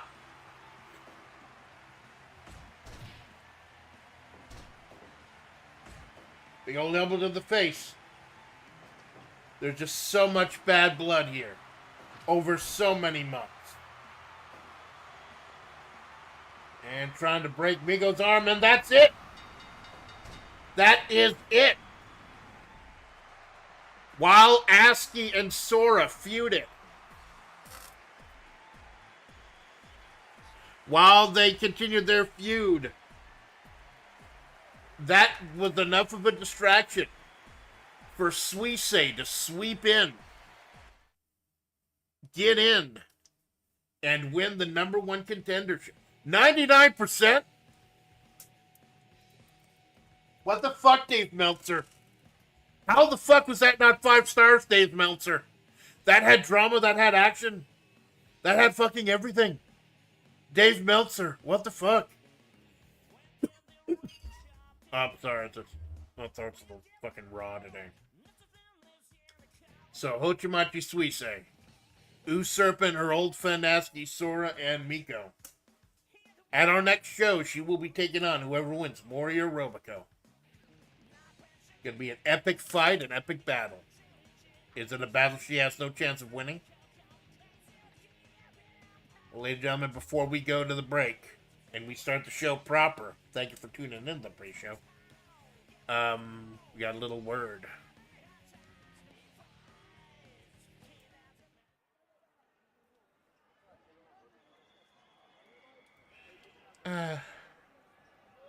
So are you in fighting condition, Ryan? You bet your hell I am. I've been working out my pecs, especially hard for this. I'm throwing people out, turning around. I am pumped. But I'm a little scared. This is not the type of thing I'm used to doing. Running around and everything. It's just... Yes, it's a new experience. Absolutely. But we thrive on new experiences. I look forward to fighting you in the ring and winning that Uma Musume Championship, and I look for you to give me the best possible fight I could. You don't expect nothing less from a member of the student council. Yeah, about that. The student council. I've seen some Multi Rudolph hanging around here. She's not even part of this tournament. What are you guys planning? Don't worry about it. The only thing you have to worry about is getting us the best possible fight we can. You're not gonna try to gang up on me, are you? Absolutely not. I'm going to win this. I'm going to win this match. Honored. We're just looking forward to what's ahead. You look forward to what's ahead for us. I'm looking forward to winning that Usume Championship, showing everyone the power of my pecs. I love that enthusiasm. I'll see you in the ring. Air Groove versus Major Orion. One of the big matches on our next block for the vacant Uma Musume Championship coming up next.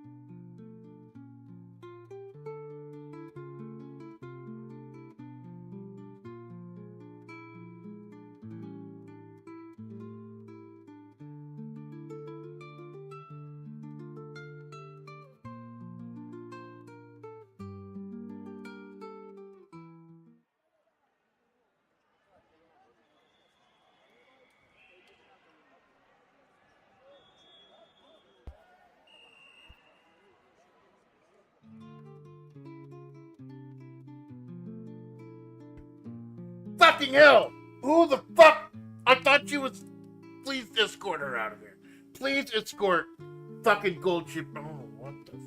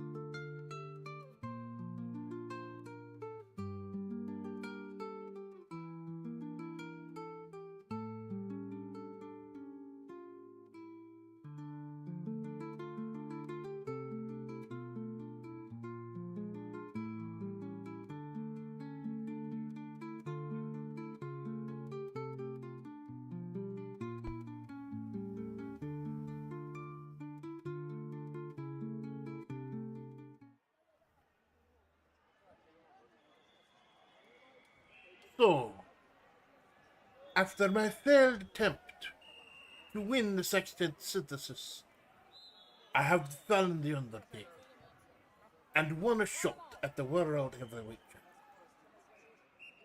It is time to move on to bigger and better things. G-Man, whatever your plans are for this federation, I care not. I look for two things. Two things I have looked for my entire life. A good fight and a good partner in bed. And G-Man, I'm afraid you're not my type. See you in the ring.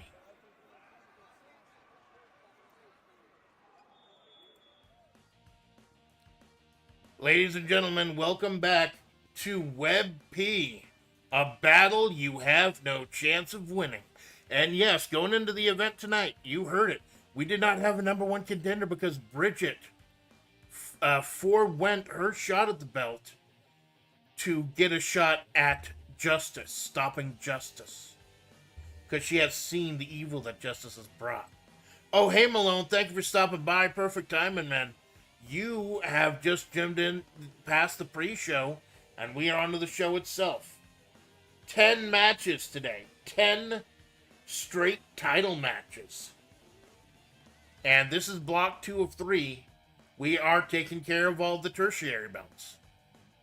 Now, what's a tertiary belt in Web B? That's a belt that's only for a specific federation, or a specific fandom. Like the HoloLive Cup. That's only for HoloLive wrestlers.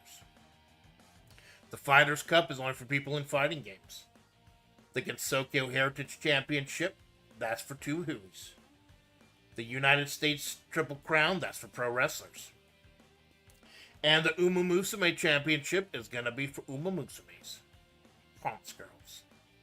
And that's going to be the main event of this block.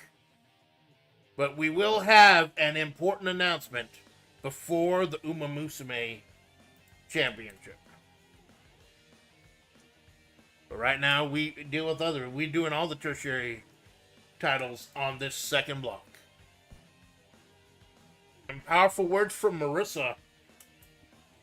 The powerful number one contender. Will she be able to stop the G-Man's reign of terror? I forget whether or not they were in the same block in Sextet Synthesis or not.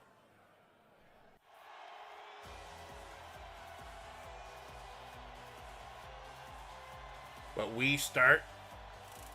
So it was at Raising the Stakes, our Tracing Academy show, where Roboco won her Battle Royal, 8 Battle Royals, and then a Battle Royal of Battle Royals. Roboco not only won the HoloLive Championship Battle Royal, she also won the Royaliest of Royals. The 8 winners of the Battle Royals came together for a big Battle Royal, and at the end of the night, Roboco had essentially beaten 63 other wrestlers and thrown them out of the fucking ring. Now, merely by winning her Battle Royal, the HoloLive Battle Royal, Roboco now has a shot at Mori's HoloLive Championship. For winning all the Battle Royals, the Royaliest of the Royals, she got a little something special coming. And we will get into that. But yeah, if you missed it, quick wrap-up of the pre-show. Marissa defeats The Undertaker, World Heavyweight Championship title shot. Gold Ship defeated Kefka Palazzo for number one contendership of the Mayor of Flavortown Championship. The creature is loose, baby. Team Haru beat Team Vodka to win number one contenderships for Haru Urara, Yugi Hoshiguma, Macho Man Randy Savage, and Lick Joe.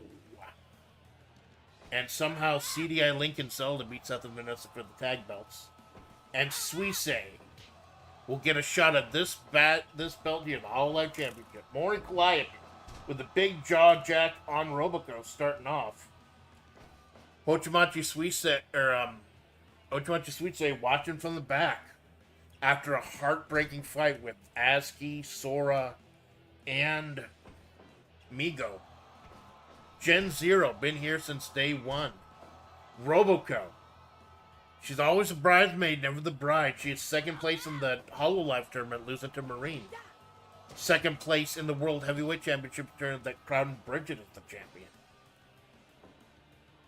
Oh, Mori scraping away, scratching away at that high-spec robot with that scythe of hers. Can you kill a robot? Does it have a silicon soul? Could Mori reap Roboco? We don't. All we know is that Roboco is one of the most technically sound and technically advanced people in this federation to never win one of the big ones. And Mori just scraping away. Memento Mori. Will you remember her? It blows my fucking mind, man. Mori class. It was, what was it, 5-year anniversary or something? I remember watching her debut. And now she's been here for... I feel so old. I feel so fucking old. And then Gen Zero's been here like 7-8 years. And all 5 of them, the entire Gen Zero, still going strong. When even people like Gargora have left. It's powerful to think about. And of course, Mori... That HoloLive Championship tournament was nothing but JP members. So Mori, the EN member, put her foot in the ground, said, I want a shot, and she beat Marine. Now she's doing the giant swing to Roboco, sending her flying out. Of course, Mori, former tag team championships with the Burb, Takanashi Kiara. But Mori turned down a shot at the tag belts, a rematch with Yui Ren and Yui Ron. Maybe she's scared. She certainly seemed scared during their fight with them. And left the chicken high and dry. And the chicken had to team with Cerno. Cold chicken. Cerno and Kiara. Right now, Roboco with the running bulldog, making Mori starting to question those choices. Because the tag team belts are on the line tonight. Oh, another bulldog by Roboco. As Yui Ren and Yui Ron defend against Cerno and Kiara. With that nasty, powerful stomach claw. Will Roboco be able to win a title after doing so amazing, performing so well? Winning her Battle Royal and the Ultimate Battle Royal, becoming the ultimate winner at raising the stakes. Will she be able to plug this one out, so to speak? Roboco with the bridging German, only a 2.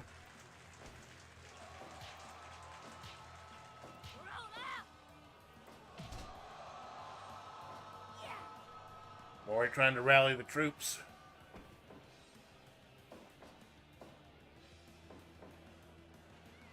Oh, vertical suplex by Roboco, getting out of that one.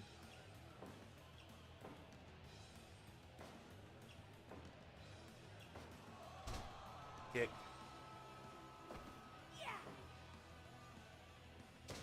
With the vertical suplex slamming her down. Dropping the elbow from the sky, Macho Man style. Yeah, Macho Man, Randy Savage style.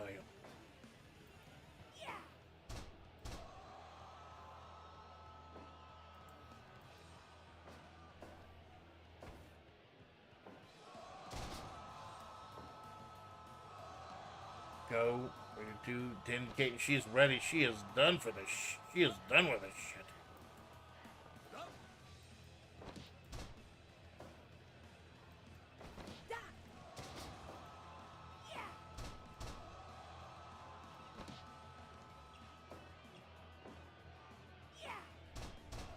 Mori stomping away.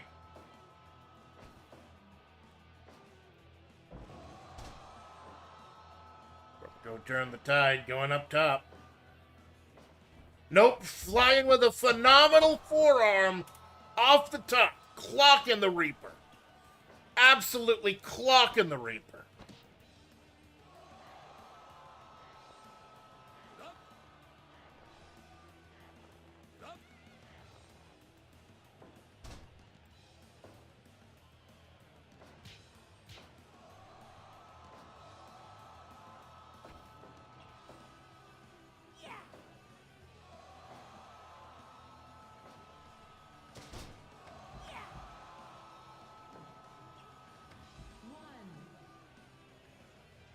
Isn't going to be enough. Taking a breath on the outside. Got to be very careful. She cannot win a belt by disqualification on the outside. I think maybe more is getting a little scared. 7, 8, 9, 10. Showing shades of that fear. Vertical suplex will be on up to 10. Like I said, it's 20. It's a count of 20 in Japan. 13. Roboco getting back in. She does not want to lose this opportunity. Mori whipped her into the corner.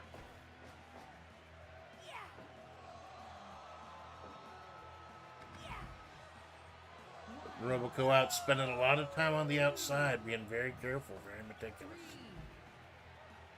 4, 5, 6, 7, 10 minutes gone. 8, 9, 10, Oh, Mori with the chair. We saw this taken on Yui Ren and Yui Ron. Mori with the chair. This is not the honorable, hard-working woman we have come to know. 17. Taking shortcuts. Very dangerous. Very dangerous 17 right there. Trying to rally the troops, but you think maybe she's lost some fans because of this. Dropping the elbow from the top right on Roboco's abs. I'd hate to think that this is how Roboco loses it. Dropping the elbow again. Roboco helpless right in the ring. Able to get back up. No one knows Mori to take shortcuts. But looks like she's trying to just get her counted out. 1. Doesn't want to actually wrestle. And if this is how she wait until she fakes Suisse if she ends up winning. 5, Stomping away Roboco's face. 6, 7, This is the different side of Mori. We have her fights with Yui Ren and Yui Ron with Dr. Kiara on her side. This whole thing has changed it. Roboco, the high-spec robot, knocked for a loop a little bit. Sneaky, neaky, neaky, like some kind of snake. Exactly, Jinx, exactly. Very eloquent.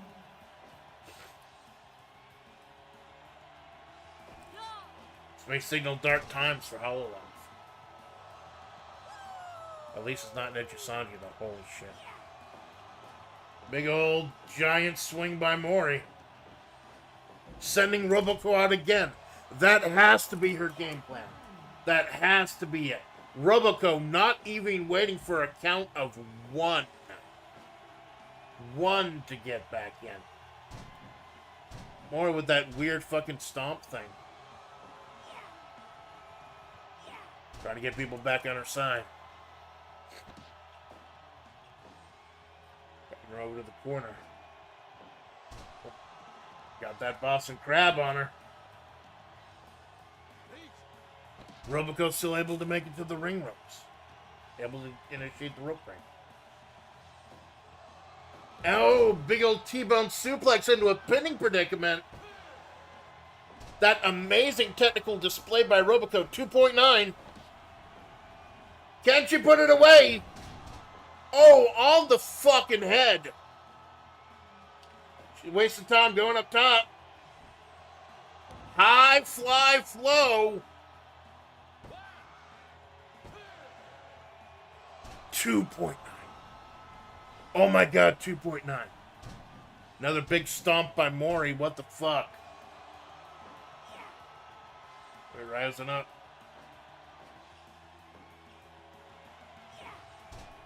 Stomping away at Roboco.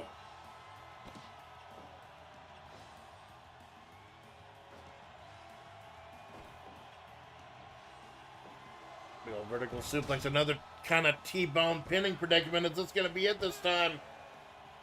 And it is! And it is! Ladies and gentlemen, Mori showing a more cowardly side of herself. A more worried side of herself. Cowards die 1,000 deaths, but heroes die only once. And I don't think robots die at all.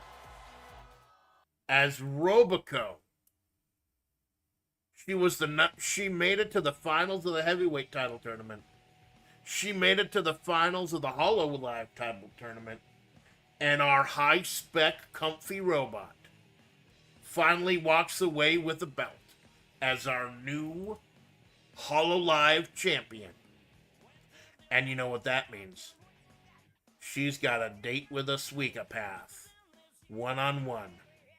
With Hochimacha Suisei. Holy hell. Mori Kalapi now. She's going to have a lot to think about. Especially if Kiara ends up winning the tag team titles today with Cherno. Mori turned down shots at those belts. Fighting Yui Ren and Yui Ron again. Whether she was scared or what, we don't know. But she has lost the HoloLive belt, and the high-spec robot finally gets her robot flowers.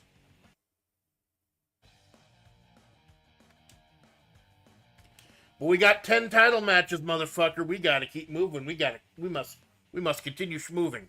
We must always be schmoving. All the fucking time. And we keep schmoving with the Fighters Cup Championship.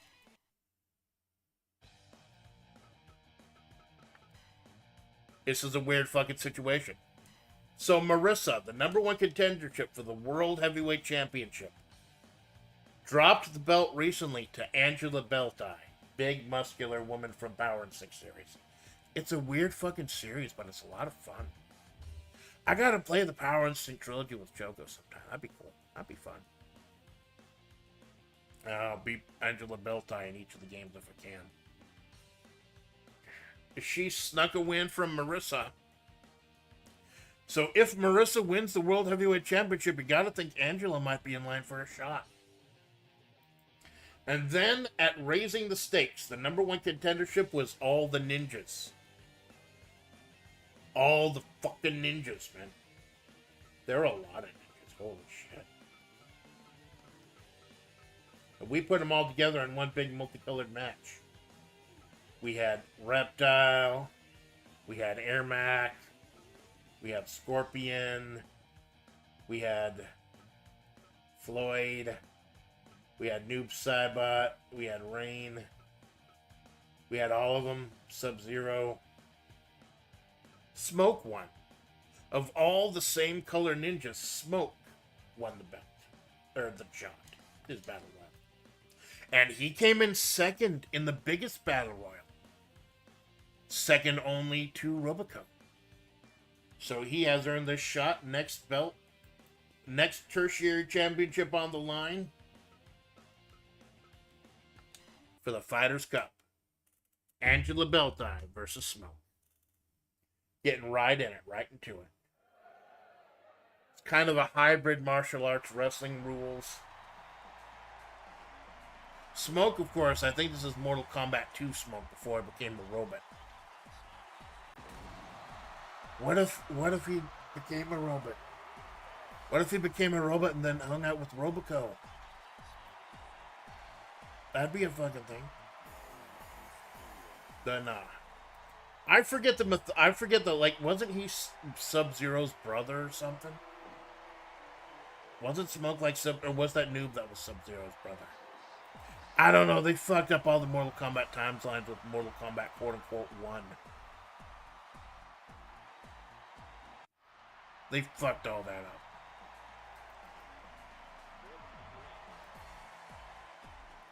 And Angela Beltai, because I like big muscular women. I'm not going to sugarcoat it. I just like big muscular women.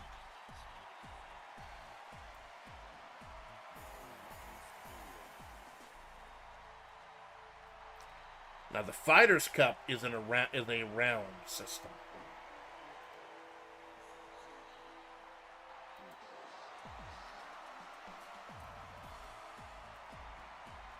Gonna be rounds, gonna be strapped in, and that's the Holocene. Don't mind the big floating head. That's the Holocene guy. He just likes watching manly bodies in good shape. It's fine. He's cool. Oh, with the stripes. You'd think the Ninja Smoke would be better with the stripes. But Angela Beltai with the strength.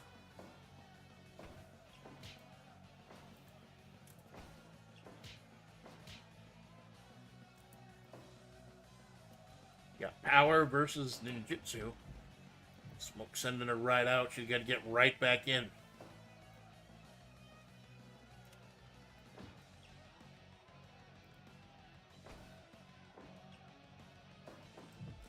In the corner. This isn't exactly like a martial arts match. You get a lot more leeway here than with like old school martial arts and everything.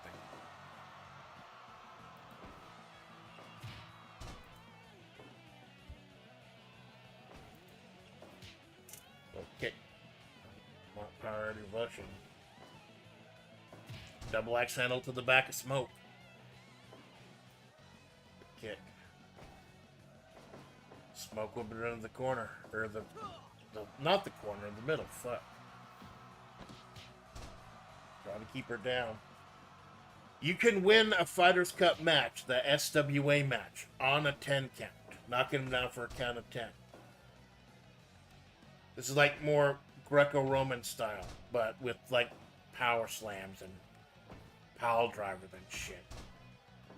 We tried doing S1, the kickboxing one, but it was so fucking boring unless you've got... Oh my god, big punch to the gut. By Smoke, doubling over Beltai. But unless you've got like a puncher kick based moveset, it's nothing but clinches. Like, I think it was Marissa and Urban Champion both had nothing but clinches. And it was so fucking bad, we had to reset like the whole fucking tournament and change the rules. SWA rules work far better than S1. Unless you've got like an actual striker like Bob Sapp. Taking you down with his Beastman rap. The beginning. I don't want to have to beat you up. And you whip and Smoke into the corner.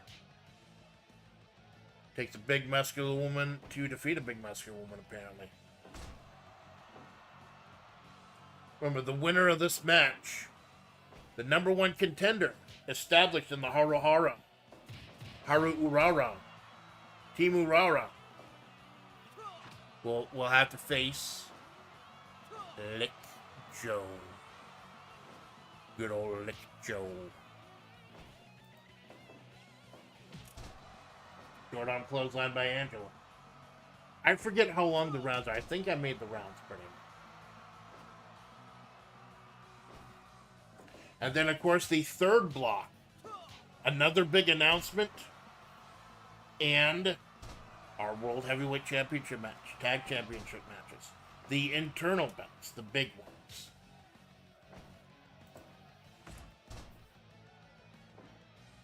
I know some people don't get up early enough to catch the whole show. That's why I saved the big stuff for last. The Ninja taking too much time. Don't know why the Ninja's taunting. If a Ninja's doing his job, no one fucking sees him. Oh, big ol'... Oh my god! Big moonsault stomp by Smoke. He's about to get Mesquite up on your ass. Oh, big uppercut by Smoke. No sign of Noob Saibot. Smoke is actually 1/3 of the former 6-man tag championships with Noob Saibot and Rain. Angela down. Mr. Coliseum counting the count of 2. Pulse pounding action guaranteed. Fightcade, please bring Coliseum back to Fightcade. Please fucking do it. I would love to fight Choco in Coliseum. That's a horrible fucking game, but I love it.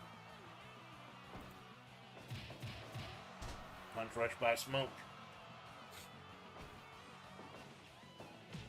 One of these has the unenviable task of fighting Lick Joe.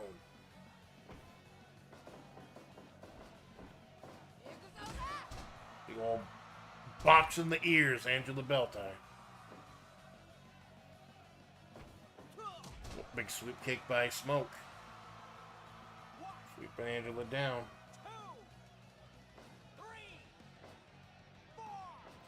I believe she's a rock and roller. She has her own band, Dirty Rouge. Part of the Gokatsuji family, the Gokatsuji clan, and all their crazy bullshit. Punch rush by Smoke. Take us running the ropes. Butt! Big muscular butt. 2. Only a 2 count with the big muscular butt. The buns of steel. Now Smoke trying to get a pin. Just a 2. Messing with the Lariato. Big punch rush. You see, the rules are slightly different than an S1 or an SWA match, but they're not tremendously different. Oh, big old float over by Angela. The fucking arrogance of Angela Belldine. Just putting her... You wonder if she would have gotten a full pinfall if she pinned her whole body on him.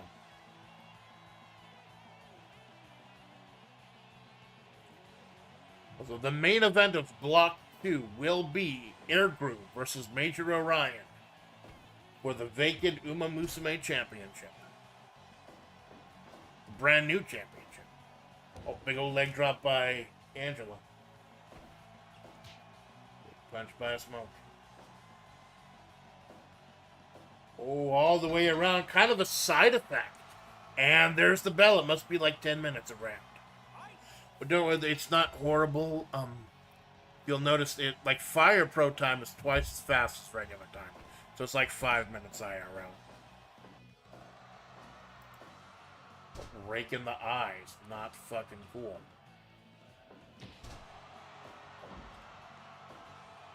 We're about halfway through the show. It's been like 2 hours, but it's fine. Because like one of those matches is like a 4-on-4. And those can be a while. We're here as long as it fucking takes, though. Another big vertical suplex dropping down to the knees. Speaking of Hanses, Gold Shit, the fucking creature. Beating Kefka Palazzo. Kefka keeps trying to make Clown Town a thing. But he keeps getting stopped by the best and the brightest of Web P. And now we got stomped by a Hans. What does this mean for the future of Clowntown?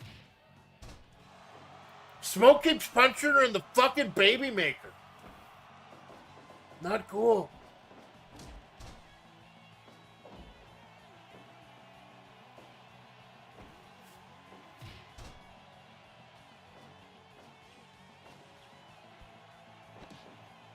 Angela with the pin. Nope. Too early. Just too early for that.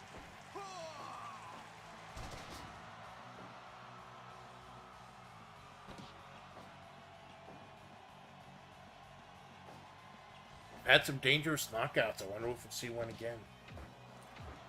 Trapping headbutts. Crap. I'll see him counting the pin. Or the 10 count, rather. You can get a 10 count in this division. Another side effect. Scooping a slant.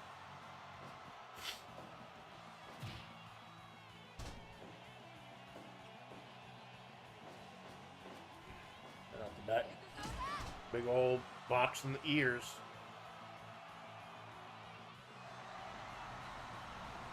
That's a TKO. You'll notice she didn't knock him out. He did not. Otherwise, his body would be splayed everywhere. His one leg is still straight, so that's not knocked out. What that must have been was a TKO. I believe she knocked him down 3 times. It was like she knocked him down 3 times. There you go. It's considered. She didn't actually knock him out. Otherwise, the word critical would have flashed across the screen. But the strength of Angela Beltai fighting away Smoke to retain the Fighters' Cup. And she has the unenviable task of defending that against Lick Joe. Who is Lick Joe? Someday you will know. I swear I need to retighten the nuts on this chair. Like, I know it's not, like, this is a brand new chair, but, like, I think it's because I lean back so much. It'll creak if the nuts are, and I had to put it together myself. I'm not gonna pay someone $120 fucking dollars to put together an office chair. No. I'll fucking do it myself. Thankfully she knocked him down and not up, yeah. She had him pegged for sure, man. That'll do things. And we move on. Reimu Hakurai is a name that gets thrown around a lot in the Tuhu sphere. And she recently won the Tuhu belt. The gruesome fighting landmine death match. No, wait, that's not it. Wrong belt. Wrong set. Oh yeah, it's barbed wire death match, I think. Yeah, here it is. She actually won the belt, taking it from Sakuya Izuyoi. And then we had a Tuhu Battle Royal at Raising the Stakes. Do you know who won that?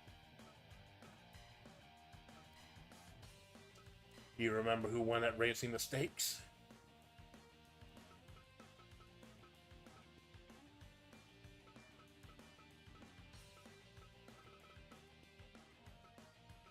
Marissa. A main event in any other federation in the world. Reimu and Marissa for the Tuhu Championship. With the winner defending against Yugi Hoshiguma, part of Team Haru Urawa earlier today. We're getting our yayas out, we're getting our blood and gore content. These Gensokyo Heritage Championship matches have been incredibly bloody and gory. Just gushing blood everywhere. Now, the two best to ever have done it, Reimu and Marissa. This was one of the huge selling points. And it's just the midway point of our show today. This is just the halfway point. Although the other half will probably go a little bit faster. Probably. The Gensokyo Championship. Okay, Reimu smacking Marissa. There are decades of anger and fucking rivalry. These two have fought each other before. They fought each other in Lotus Land Story. They fought each other in... I don't know, did they fight each other? What are the ones where Reimu was a boss that Marissa could fight and Marissa was the boss that Reimu could fight? I know what happened in Lotus Land Story. I think it happened in Imperishable Night, I'm not sure. When has Reimu been a boss? But these two have fought each other. They fight alongside each other, and they will fight each other too. This time it's for the strength. Are we going to walk away tonight with two champions named Marissa? Oh God, I think Reimu's already busted open. 2 minutes in. That's what happened. Oh my God, I just had a revelation. Maybe I shouldn't have surrounded the ring ropes with barbed wire and C4.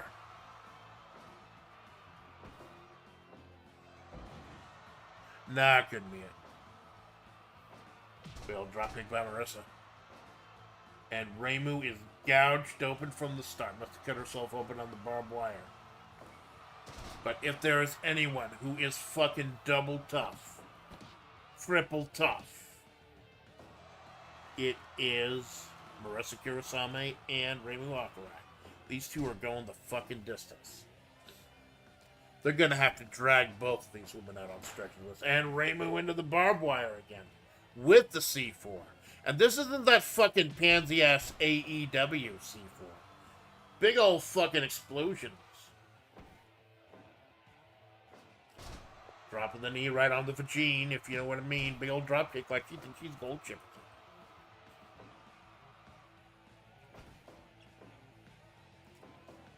Getting vertical, lifting her up, sending her over.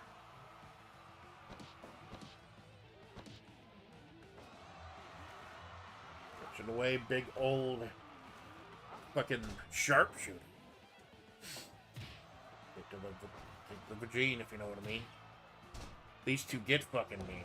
These two can be as selfish and as greedy as it comes. They don't solve incidents because they're nice. They solve incidents because someone poked the fucking bear. They do not give a shit. Yo, drop kick by Marissa. Remember with the slap. Marissa with the punch. Back and forth, back and forth, forth. Back and forth, and forth. Back and forth, and forth. I like this. It's saving processing power just to use the mouse pointer as my focus. And when I'm working on shit, it looks like I'm moving. That's what I remember that. Not gonna help if I'm doing a video game thing, but it'll help if I'm doing something that involves a mouse pointer. Marissa flipping up, rolling up Reimu. The belt initially won by The Rock. The Rock, who was defeated by Cherno, who made it the Gensokyo Heavyweight Championship. Dropping her right on her fucking skull. Is that gonna be it? She's pinning her like a downward facing dog. Just the two. Rubbing her face in the mat. And Marissa gets into that barbed wire. Marissa goes exploding kaboom. Too bad she doesn't have a little octagon little stone with her today. No, it's just pure violence. Oh, rolling her up, fruit roll-ups. If any of our big matches today get one with a roll-up, you get fruit rolls for the kiddies. Fruit rolls for the kiddies in attendance. Don't know why there would be children in attendance at Black Mesa. Fuck, I keep forgetting to change the current match. Fuck, I'm sorry. That's me being a fucking idiot. I'm sorry.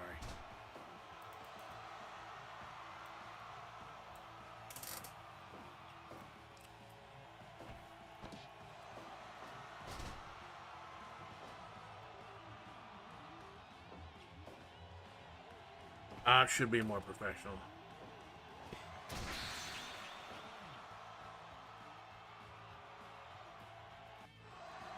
And just as I finish typing it out, Reimu and Marissa, they fight alongside each other. They solve the hell out of some incidents, but they are not hesitant to get violent with each other when necessary. And Reimu Hakurai successfully defends against Marissa Kirasame, putting the witch down. You know the way these two are. Marissa's gonna piss and moan about it for a little while, but I bet you by tomorrow they'll be back at her shrine drinking and hanging out, playing video games, having tasty snacks. So Reimu Hakurai, proving why she is the Hakurai of Gensokyo, the Miko of Gensokyo, putting away the Western Witch. And just like a good Miko, she's fighting a demon. Because her next title defense is that big, powerful Oni, Yugi Hoshiguma.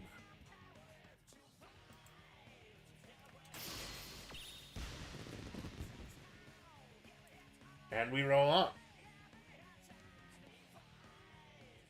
We roll the fuck on. And after we got the next, will be the United States Championship. After this and after a big announcement, we will have the Uma Musume Championship. But first of all, it was Mayor Mike Hagar who challenged Chris Jericho for the wrestling championship, the United States Championship, shutting Jericho's mouth. And that's when I said, yo, it's not only real life wrestlers that can hold this belt. Professional wrestlers from video games that you can have. Anyone who's wrestling. And Mike Hagar did the wrestling. He was in the wrestling business. So Mike Hagar changing the game. And the interesting thing, so what we had, the Crazy Eights Championship. So the rules of the Crazy Eights, it's just a battle royale of 8 people. If you win, you get the Crazy Eights title. If you randomly, fuck, where is it? So if you win, you're the Crazy Eights champion, and then you have to randomly defend it against 7 people. So Rob Van Dam was the first ever Crazy Eights champion. He beat 7 people in a random match at New York State of Mind. So the odds of successfully defending your Crazy Eights championship are 1 in 12.5. So I said there's no way he's going to automatically win. If you win and successfully defend this Crazy Eights championship, you get a prize. He fucking did it. He defied the odds first fucking time and successfully defended the Crazy Eights championship. And he decided to cash it in for this.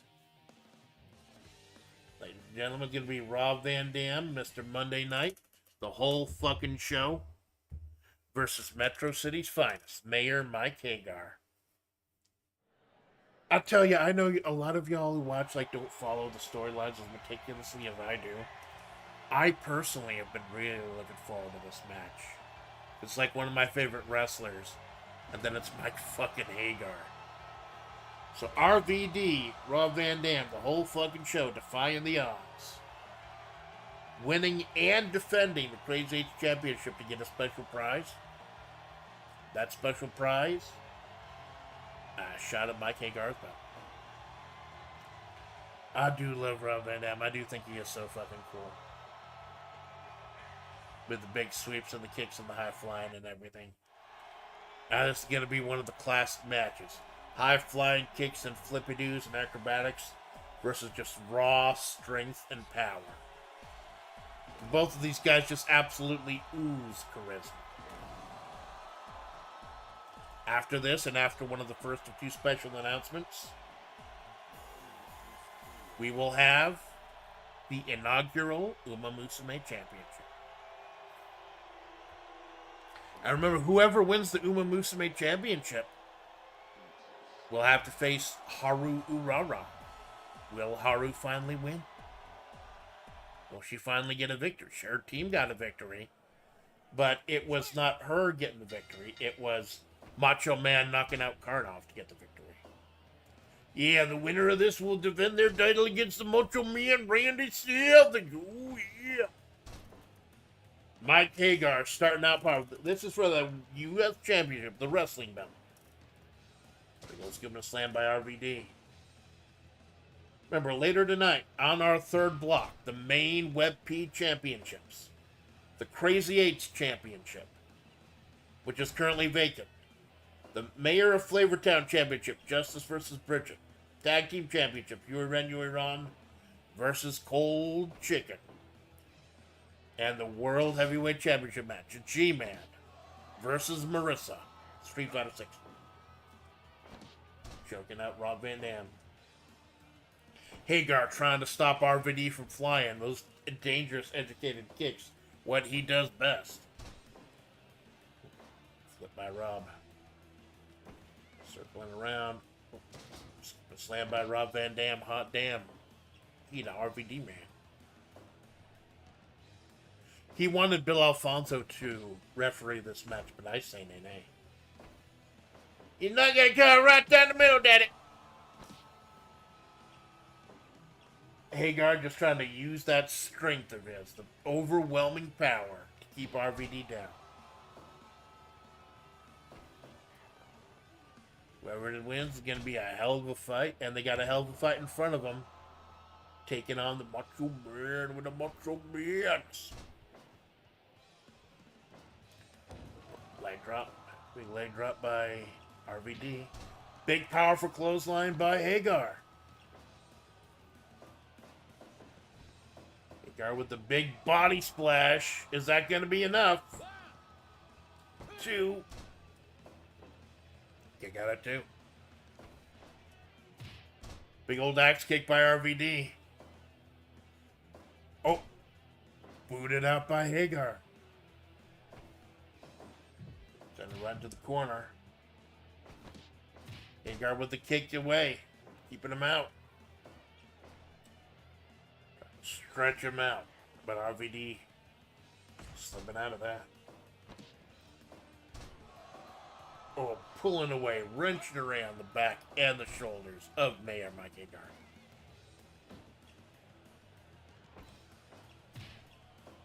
Oh, big kick, a PLE kick by Rob.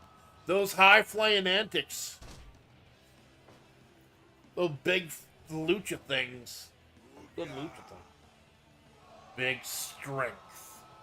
The power of Mike Hagar. The strength of Major Orion versus the technical prowess of Air Groove is coming up next for the brand new Umamusume Championship.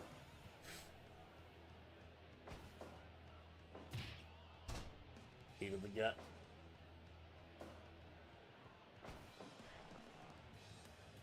With elbow to the back.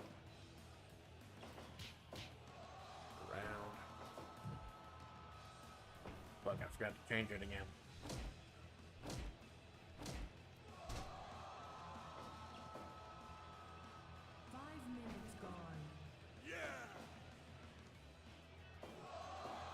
United States for the crown.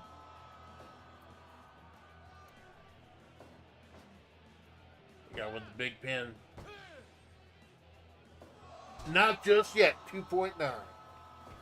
Rob Van Dam's off and down, but he's never out.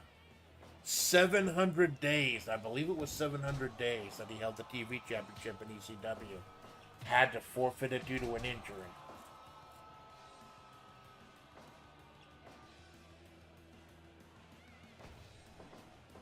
Whipping Mike into the corner. Big old fucking slam by Mike Hagar. Rob's out on Dream Street. Hagar whipping him into the corner. What's he got planned? Hurricane Rana by Rob.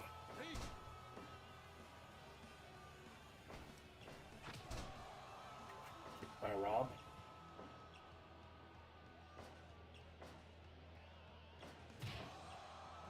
Kick. Oh, crunch right on the fucking skull. Right on the skull. It's not a spinning pile driver, but it doesn't need to be. As long as you put your opponent's head into the earth. 2.9. Rob's still digging down deep. Big old wheel kick by Rob. Savant kick. All those big powerful kicks not taking Hagar down. Takes a rib breaker to do that. The power of Metro City's favorite mayor.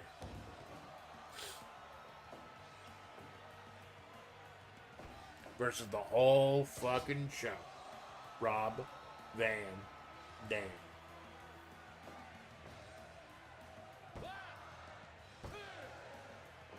.9. Rob with the 2.9. Vertical suplex, vertical crunch. That's the type of thing you won't get with you. Oh my god! Big old Falcon Arrow. He did the deal. 2. Oh my god. How do you kick? You never kick out of the Falcon Arrow. Again, shades of Bob Holly. You never kick out of the Falcon Arrow. You do the deal. Rob Van Dam did not get the deal. He did not choose the deal maker.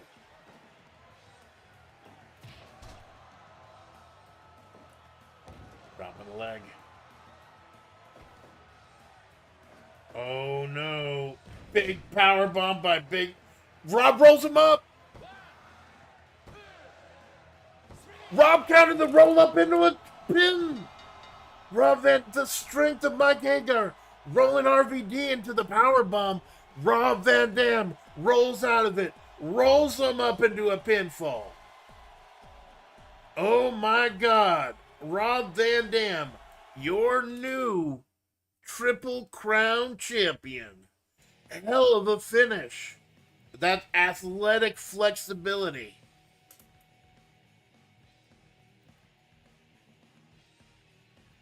Rob Van Dam with the... I don't think I've ever seen a counter like that actually finish a match before in Fire Pro. I believe the counters are random, I'm not sure. But holy crap. RVD is your new Triple Crown champion. Oh, Oliver rolling Rob Postal. Rob Postal. Rob Postal. By the way, Jinx, I'm not guaranteeing anything. I'm not. But I think I'm going to try to do Darkest Dungeon again in October. Like, September's kind of booked up, but I think I'm going to try Darkest Dungeon again. I think I'm okay to try it again after taking a few months off. No guarantees, but I'm going to try to book it in. So we got RVD versus Randy Savage. A dream match in any arena. Coming up soon. Now, before we get to the main event of the night, I got an announcement to make. Hold on. Hold the fuck on.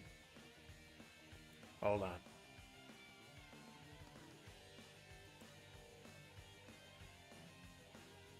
Look at the camera.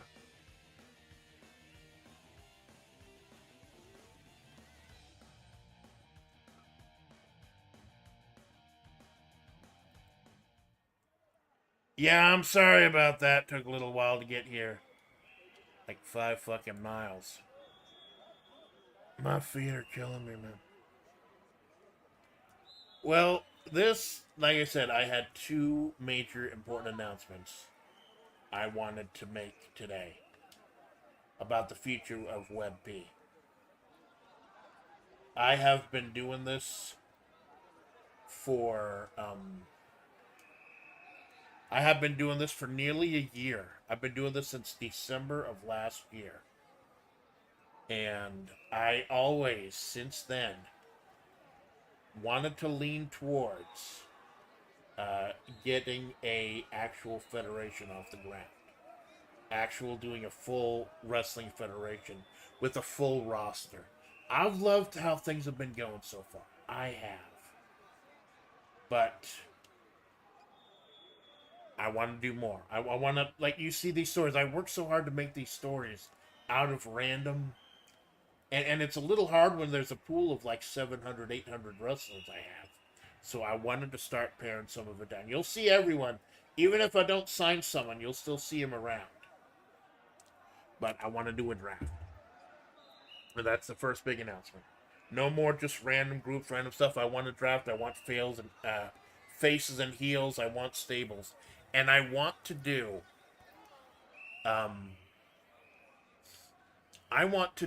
a New Japan style thing. I haven't watched New Japan in a few years, but when I was watching it back during the height of Los Ingobernables de Japón, with Bullet Club Elite just leaving recently, or shortly after they did for AEW, that's when I really started getting to, and I like what they do. The way they do stables is that, the way they do stables is like, not all of them are like wrestling stables in America, where it's just a bunch of guys out for each other. It's basically, if they're a member of a certain stable, you know that's how they're going to act, how they're going to do things. kind of an easy way to look. Like with certain hair colors or eye colors back in old school anime, you saw that, you knew what type of character this was. I don't think they do that much these days. So, in October, there's going to be a draft. There are going to be, the current plan is to have 7 stables.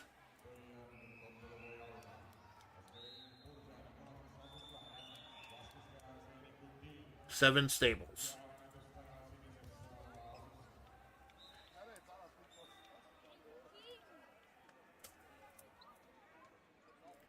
Sometimes I'll admit, kind of slowing down the show a little bit, but this is something for the future.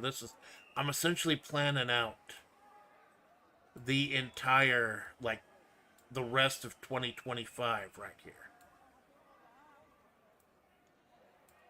So who's going to be the draft? Who is going to be in charge? Who's going to lead these stables? Well, first of all, the obvious ones.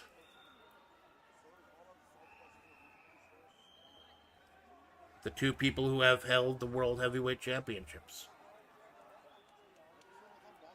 Bridget and the G-Man. Through the history of this federation, all the months we've been around, since December of last... Oh my god, it's almost been a fucking year that I've been doing this. Like early December 2024 was my first show. Now, only 2 people have held the World Heavyweight Championship. That's Bridget and the G-Man. So each of them will be the head of a stable. The head of the 3rd stable... I don't like saying this. I really don't like saying this. Clowntown is going to have a permanent presence in Web B. Now, question: Kefka and the ICP and the rotating bouts of clowns they have with them, they've lost. They've lost a whole lot, but you know what? As much as I may hate these devious clowny clown bastards, the people want to see him. The people want to see him fight. So, it's about giving people what they want. Now, the 4th spot. The 4th leader, St. Pepper Group.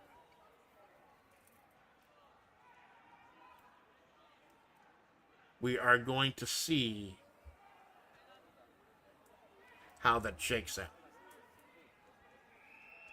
If Marissa wins the championship tonight, I'll give her leadership of one of the groups.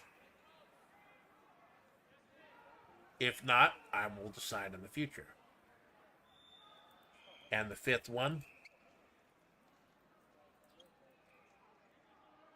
whoever wins the Jet Championship tonight, the special show that the belt is defended on every single show, no matter what.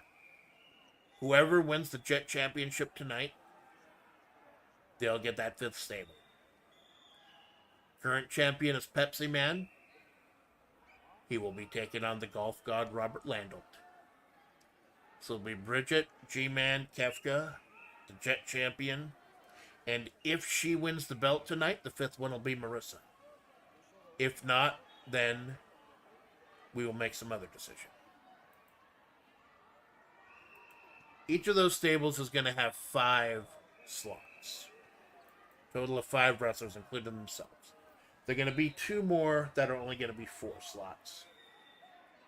Slot number 6 goes to Musume. Signed a deal with the fucking devil, trying to get new views, more viewers. Clowntown has been ominously clowned on. I'll play directly into their theme. There you fucking go. Exactly, Jinx. Signed a deal with the fucking devil. And it started with raising the stakes. Now Goldship has her hooks into this federation. We got the Uma Musume Championship. Don't get me wrong. I appreciate what these girls are doing. And I'll fight for their right to do it. But Uma Musume has started invading my channel and my federation, and I'm not happy about it. But I penned a deal with Simbaldi Rudolph. And I have agreed with her to show.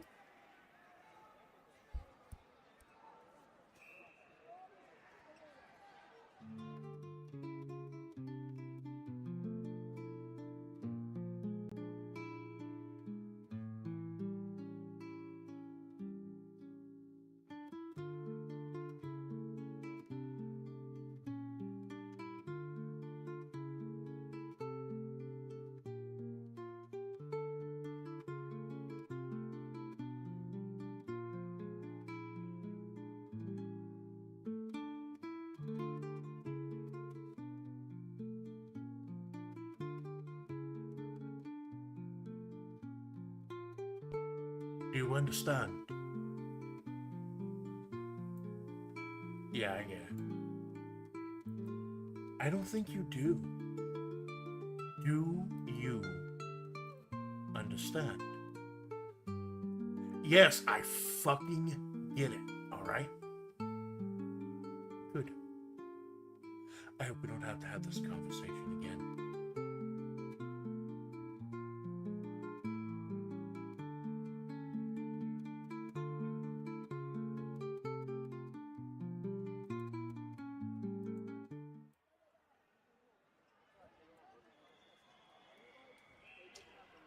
Are we back?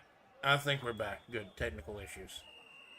Fucking technical difficulties. Live fucking television, am I right? So yeah, Uma Musume is gonna get a stable. And the 7th and final stable, we'll go to Roboco. I figured if I'm looking forward to the future of this federation, it's gonna be a big thing. Gonna be a huge thing. And Roboco won the biggest battle royal we've ever had. 64 wrestlers, one night. Roboco came out on top, so I figured she's earned that. So that'll be 5 stables. Bridget, G-Man, Kefka, the Jet Championship, and Marissa if she wins the belt tonight. If not, we'll decide later. And then each of those gets 5 members. Then the Uma Musume and Roboco groups get 4 members.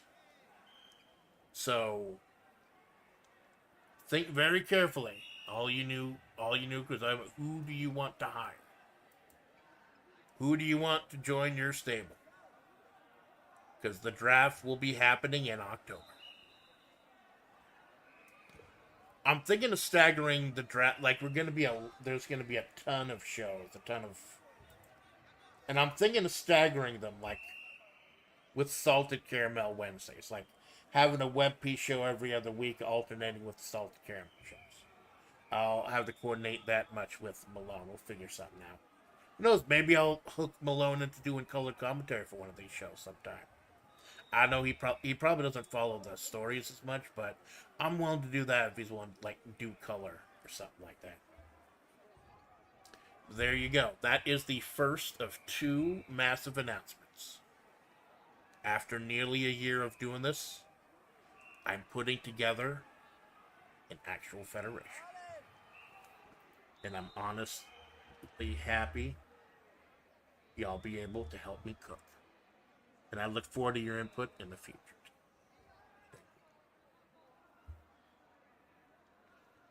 Oh, shit. Walk all the way to the fucking back. Get back to the fucking... Go. Do the entrances. Just do the fucking entrances. Be there. 5 miles. Walking out.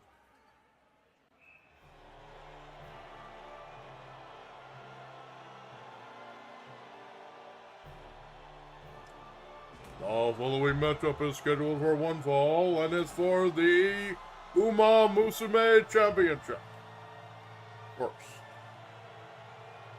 representing the Student Council, the Empress Air Group.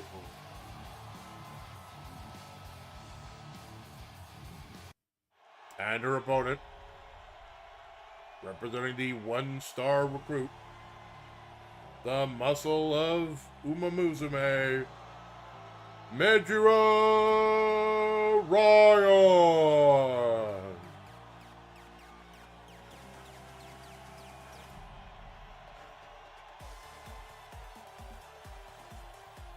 Jesus fucking Christ, 5 miles. Didn't Freeman ride like a fucking cart or something? Didn't he have like a cart that he used to get to work? Why did I have to? Oh, good, the match is starting. Ladies and gentlemen, this for the vacant USMA champion. Yeah, having a stablist. Yeah, I actually think they started calling it a stable because of the 4 horsemen. Flair, Anderson, and 2 other various ones throughout time. I think that's why they called them wrestling stables in the first place, because of the horsemen. And big fucking things. The main event of the second block. If you're just here for Umas, you can leave after this, but I hope you'll stay for the whole show. I really do. Huge fucking things. Big fucking announcement. And strength versus technical ability.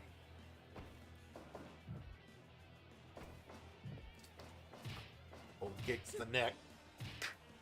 Kick into the chest.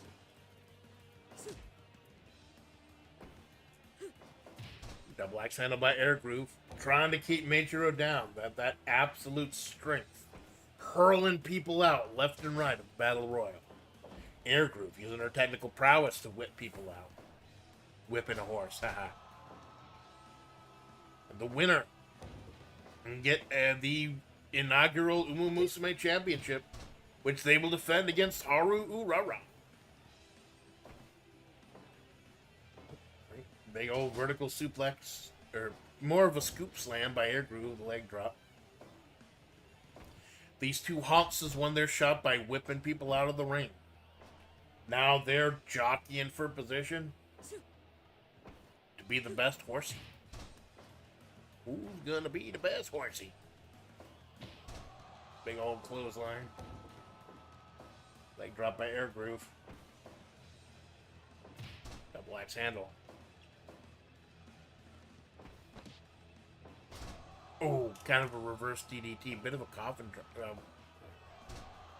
No, that's not the coffin drop. Not one of my fucking thinking. Wrenching away with that sharpshooter.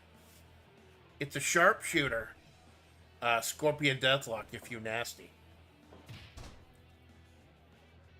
Air Groove trying to use those double axe handles. Using both arms to try to counter the strength of Major Orion. And it looks like she's got a good lock in. Power versus technical skill. It's always an entertaining matchup.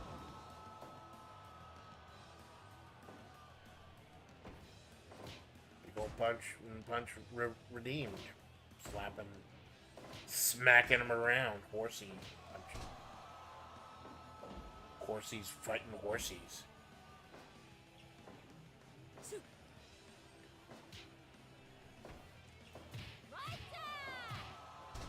Jinx, I think you'd like some Bolty Rudolph. She does a lot of puns and stuff like that. I think you'd like some Bolty Rudolph.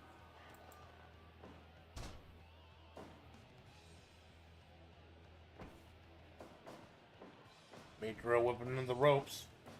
Trying to get the momentum back on her side. Get the power back on her side. Big old clothesline. You gotta think these 2 are thinking, whoever wins, will they have the power to defeat Haru Urara? Who actually won a fucking her team won a fucking match. Haru herself didn't know. Macho Man knocked out Karnov. That's how her team won. But she was smart in picking her. Big old flying leg drop by Air Groove. The student council versus whatever group Ryan's a part of. Down by Air Groove. The winner is the inaugural Horsey Champion.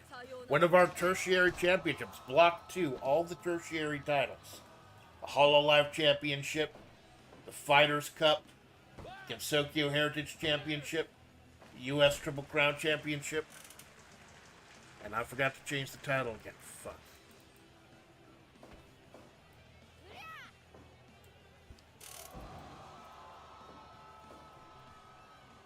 The Uma Musume Championship.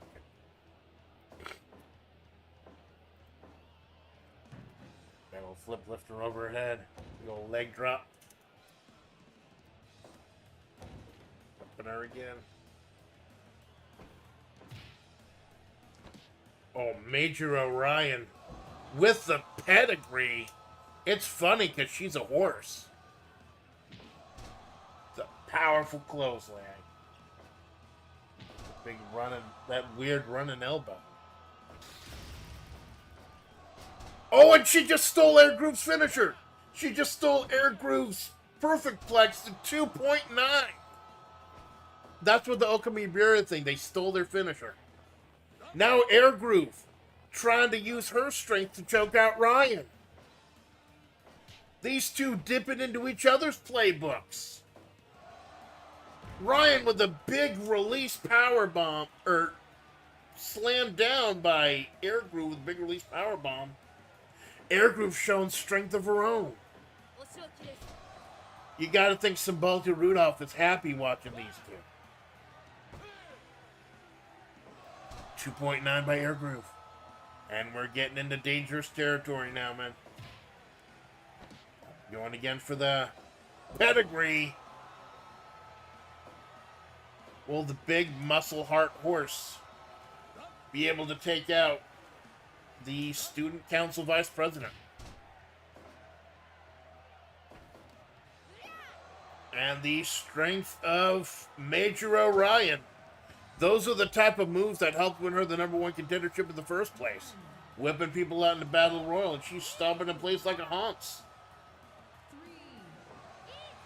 We establish Hansness. Maximum Hans. Oh, and there it is. She's doing the German suplex. Perfect plex. DDT by Air Groove. Pledging to the student council. Drop the leg.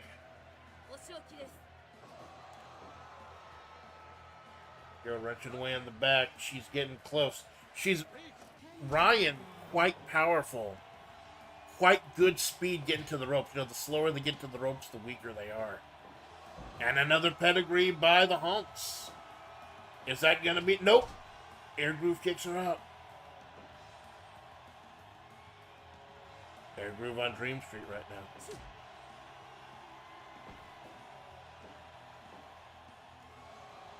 Massive power bomb by Ryan. A little dangerous though, picking her right up. Their clothesline, is that going to be enough? Honk's running at the gate, chomping at the bit.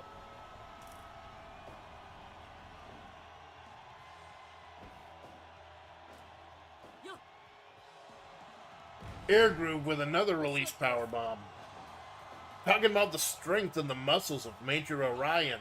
Air Groove has their own power. Like, apparently Uma Musumes are a lot stronger and faster than normal humans. Which makes me wonder why they don't try to take over the world. Malone, is there a lore reason why Uma Musumes don't try to take over the world? I don't fucking know. Ryan flexing on him. Just flexing on him. Trying to wrench away the jaw.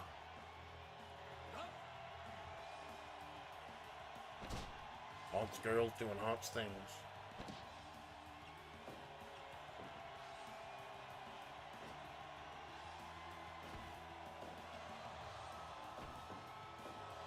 Strength of Ryan. Oh, she's right up in the ropes though. Right up in the ropes. Rope break. And here comes another... it's the walls of Jericho. Digging that knee right into Ryan's back. A lot slower to get to the ropes this time. A lot slower. I feel like we're getting into the final stretch of this one. Oh, power slam by Ryan. Smart enough to get her out of the ring ropes this time. corner. And they just fucking run into each other. There moves the first one back up. That's scary. That's scary for Ryan. And she gets the Walls of Jericho in again. Absolutely horsing around. 100%. They know that they got their hooks into this federation. And they're going to do what they get. Like Gold Chip. Gold Chip got their hooks in now. Another pedigree by Ryan.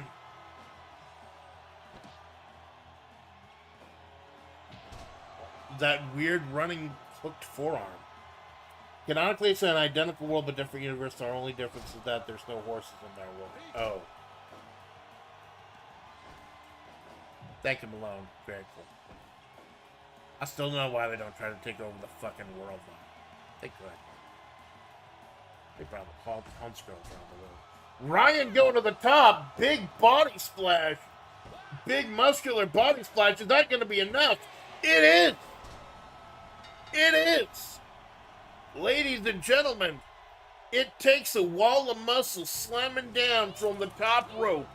But the ambitions of the vice president of the student council are stopped by Major O'Ryan, your first ever Haunts champion. Maximum Haunts. All the fucking Haunts, baby. And of course, this is Web P, so the big muscular woman is the one who wins. Who is the winner? Winner is Haunts. Berger Goldchip tried to take over the world. She's a bit too silly, doesn't it? Yeah. I've seen someone was generous enough and nice enough to translate some of her Pocket Tube skits on YouTube. And she's fucking hilarious. So the student council has had some ambitions of running this federation. I mean, running Uma Musume. Fuck. I'm gonna have to talk. I'm gonna have to talk the boot off during the break. Can I let it slip? If I can just edit that out of the VOD.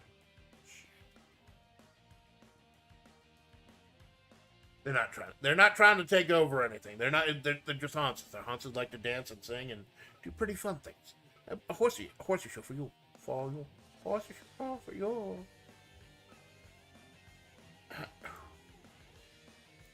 But is she gonna be enough? Powerful enough to defeat Haru Urara? Probably. But it's gonna be a hell of an entertaining fight. Ladies and gentlemen, the table is set with our secondary championships. Robico Hololive Champion, Angela Beltai Fighters Cup Champion, Reimu Hakurai Gensokyo Heritage Champion, Rob Van Dam US Champion, and Ryan Best Haunts. If you're just staying for Uma Musume content, you can leave now. I totally understand. But I really do hope you'll stay. Because the Web P titles, the Crazy Ace Championship, Mayor of Flavortown Championship, Tag Team Champion, and the World Heavyweight title, G-Man versus Marissa. Coming up after the break.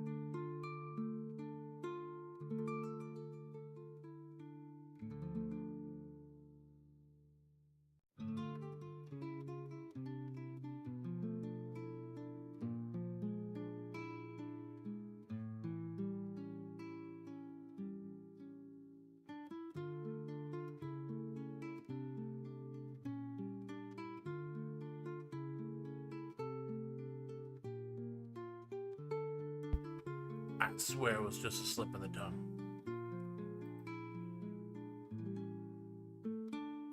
I swear that's all. It was just a slip of the tongue. That's it.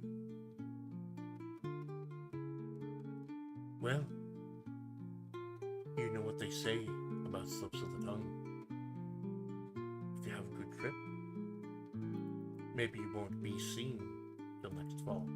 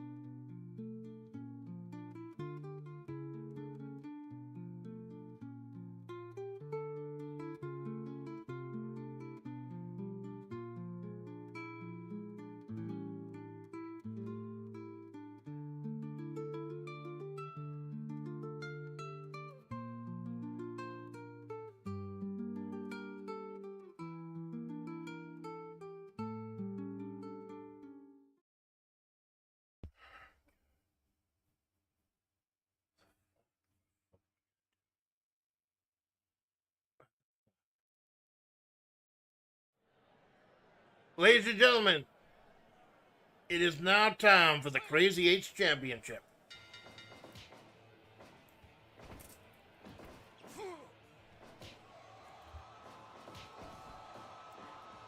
As we start the big main event block here. We got 8 guys going at once. Fucking crazy fight. Rob Van Dam, the previous Crazy H Championship, won and successfully defended the belt. Won it fighting 7 randos, defended it against 7 randos. So he cashed it in. Now we got 8 randos going at it.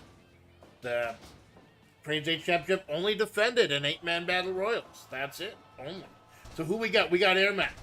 We got the franchise Shane Douglas. We got the World's Most Dangerous One Kid Shamrock. We got Scorpion from fucking Saturday Night Slam Masters.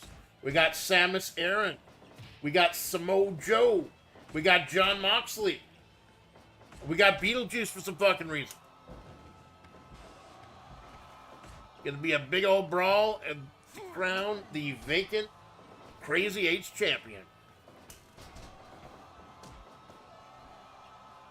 On a night where Major Orion is our first ever Haunts champion. Maximum Haunts. All the fucking Haunts in the world. How much Haunts can you take? I say not enough.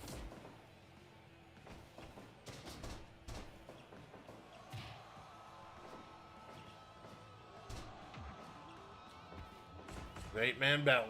And we got so much more fucking... We got the Mayor of Flavortown Championship. Justice. Bridget threw away her shot at the World Heavyweight Championship just to fight Justice. Got Yui Ren and Yui On taking on Cold Chicken. And now the Jet Championship tonight, it's not just about the Jet Championship. It's also about leading one of our stables. And of course, G-Man versus Marissa, World Heavyweight title. It's so hard to call these fucking battle royals sometimes. It is. Massive show on a massive night, as this will be one of the last shows I do without a full federation and a full roster. Any of these motherfuckers.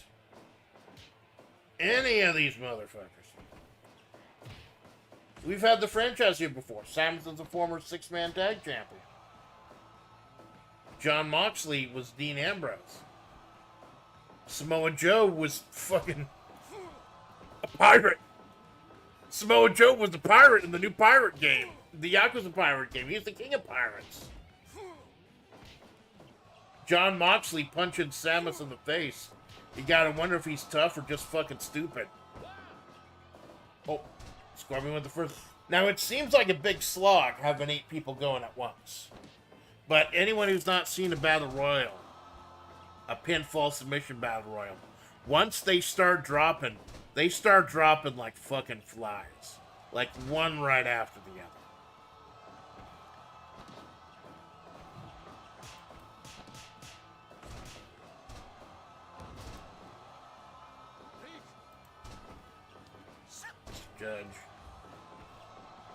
Judge trying to judge all this chaos. It's like he's just watching the world revolving.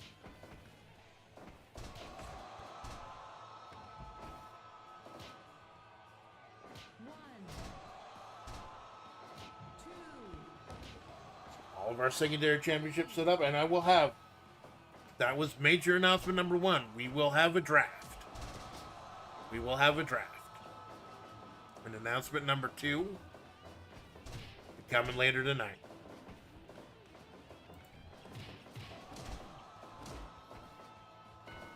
Samus going for the crotch of Ermac, but he's a collection of souls. I don't know if he has a penis.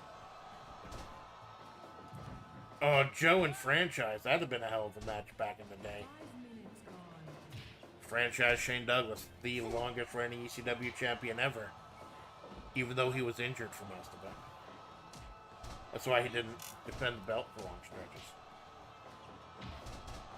Beetlejuice and Joe going at it. And the Scorpion. Not Scorpion, the Scorpion. I have to designate the Scorpion because Scorpion was initially here.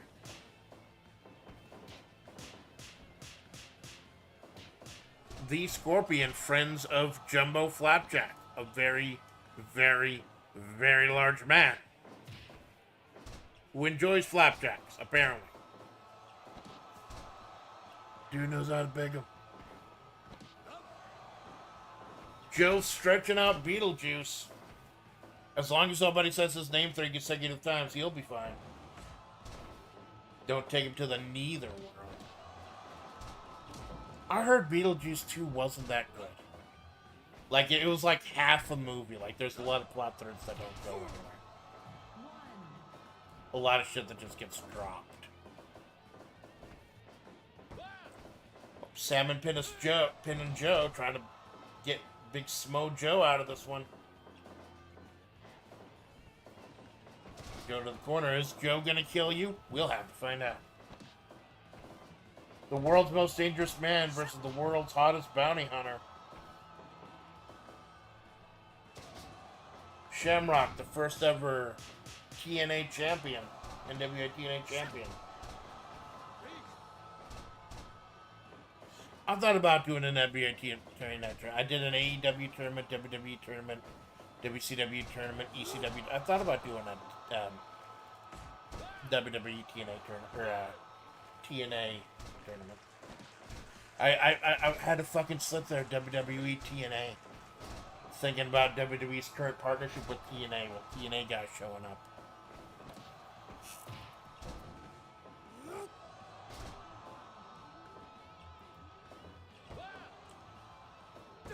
The Scorpion getting the pin on Ermac. It's not the Scorpion that he's used to fighting. It's the Scorpion. It's not Scorpion. It's the Scorpion.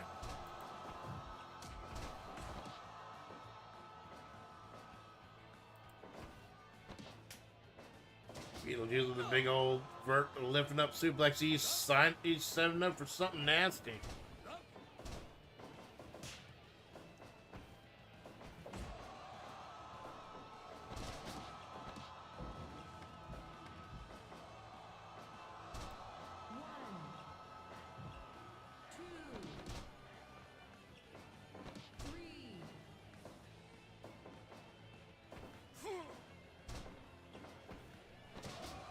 slam, big old suplex. Ken Shamrock. He's going dangerous, getting dangerous. Oh, suplex by Moxley onto the Scorpion. 10 minutes and no one's been eliminated yet. I'm a little surprised. 10 in-game minutes. They're back with pin on Joe. Oh, just the two. Like I said, all these guys' HP is depleting at roughly the same rate. Rob Van Dam beating the odds. He won one of these and then successfully defended it against 7 randos. So he earned his shot at Mike Hagar and he made that shot count. And I will offer this again.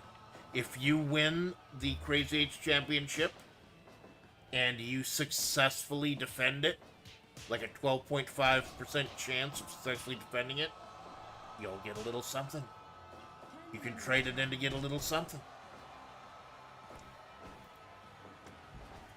Matt tossing Moxley out. Moxley busted open. That's not wholly surprising now. That's not completely out of the pocket for John Moxley. John Moxley offered to assist with the explosives for the Gensokyo Heritage match because he says he has a history with setting up explosives for wrestling rings. I'm like, no. No, John Moxley. No. Find that fucking Allen wrench, the seat freaks. Gotta tighten up the nuts. Big old burning hammer by Joe on Moxley. That's a feud you can see in AEW, I think. The Death Riders and the Ops.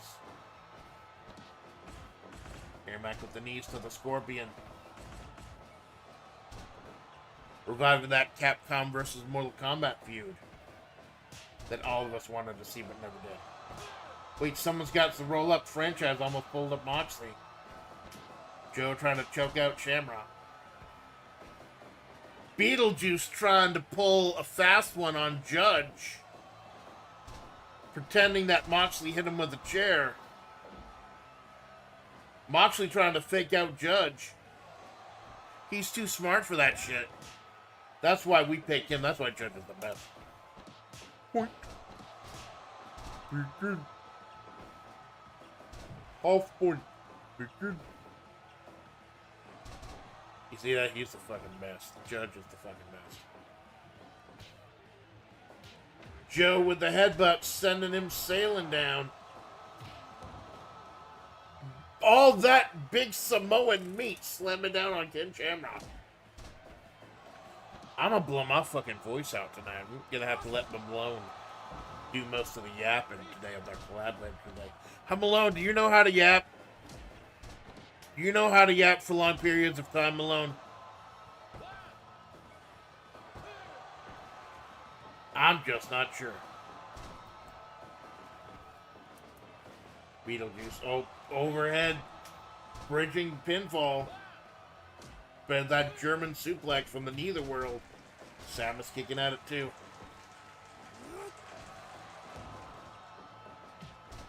No one's been eliminated yet. I'm a little surprised. This must be a lot of fair ones.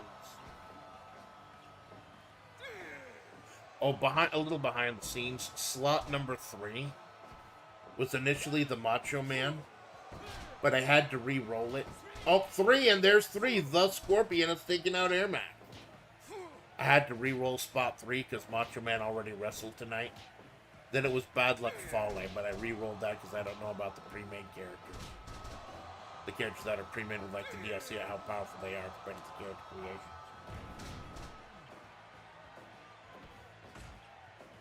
And Ermac, the Collection of Souls, goes back to the Netherworld, as opposed to Beetlejuice, who hangs out in the Neitherworld.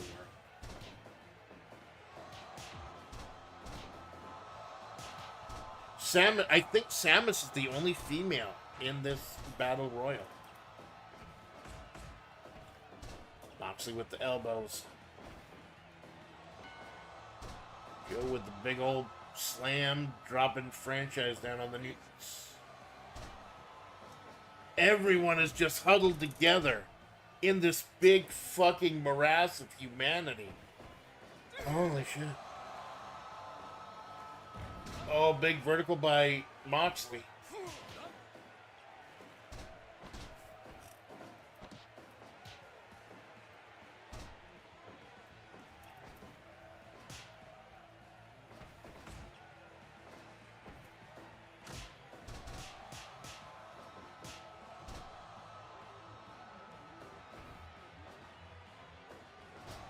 Beetlejuice going to the top. Paying for it. Deciding better and get better angels, I guess. Which is funny because it's fucking Beetlejuice. Big old twist of fate by the franchise. It's getting hot and heavy here, man. Samus going to the top. Someone is busted. I think it's Moxley who's busted open. Joe with the power bomb on the Scorpion.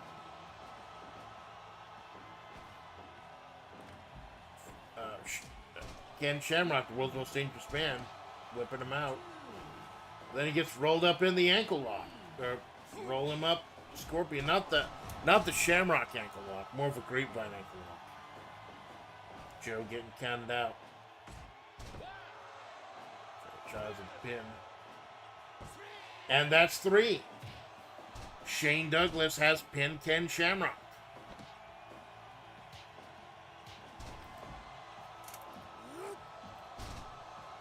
I'm guessing you'll probably see a lot more eliminations happening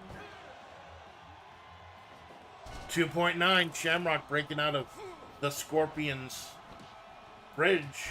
People just going up there. As long as you don't say his name 3 times, you'll be fucking fine. Ooh, and the Scorpion putting away Samus Aran. With an actual wrestler win an actual wrestling match. Holy shit.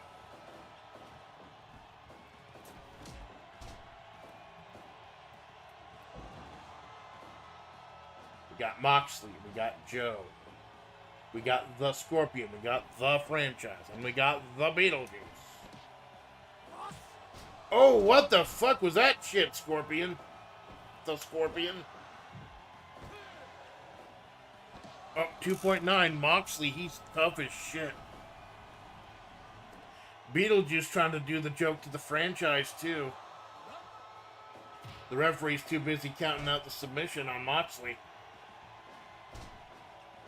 I wonder if he used that move in Saturday Night Slam Masters. Beetlejuice trying to roll up Joe, not gonna work. Those are some disgusting roll-ups. Disgusting roll-ups. Moxley with the 2 on the Scorpion. Moxley is just gushing blood. So at least it's on brand.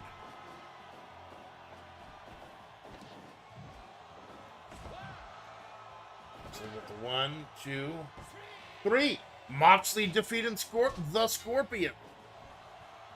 The Scorpion is out.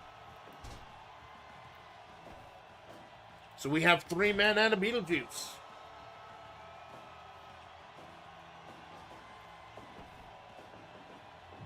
Put Beetlejuice in the corner.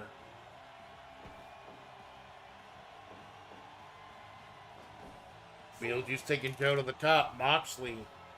Old school hardcore in Douglas. New school hardcore in Moxley. Franchise, and Beetlejuice. Right on his fucking head. Franchise with those big punches. Joe with a little toe kick, breaking it up. Beetlejuice to the top, and thinks better of it. How does Moxley have any blood left in his body? Beetlejuice with the roll-up on the franchise. Moxley breaks it up. Why did Moxley break it up? You'd think he'd want to get rid of franchise. Joe with the vertical suplex on the juicer.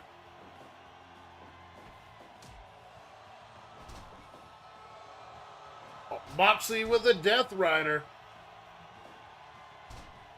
Dropped her hold on Beetlejuice.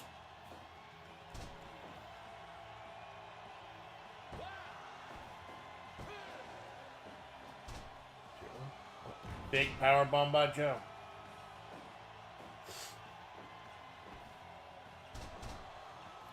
Juicer rolling up Joe. Nope.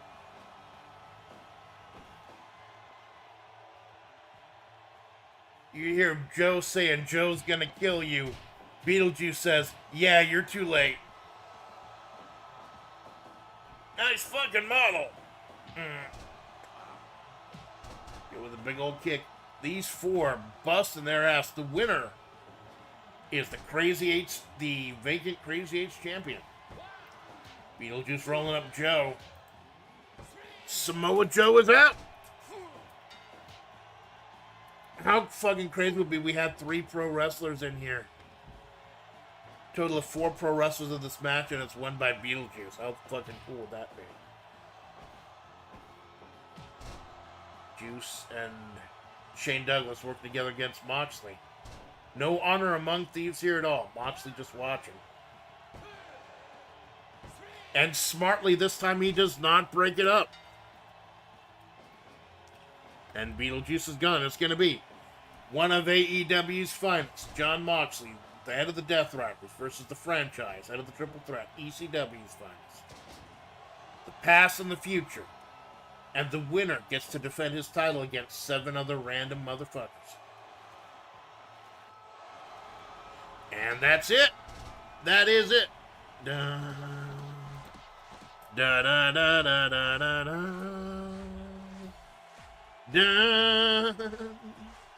Da da da da da da da da da.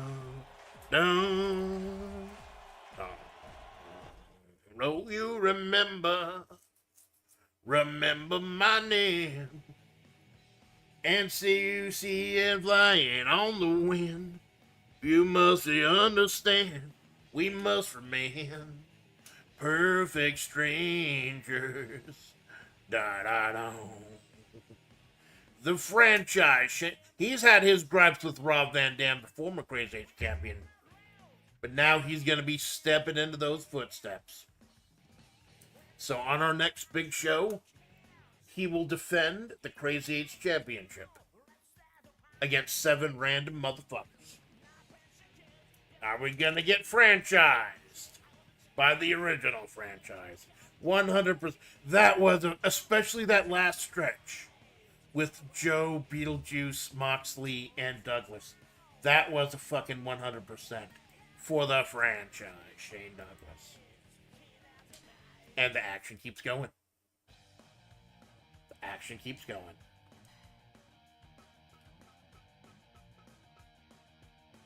And I should probably change the fucking marquee.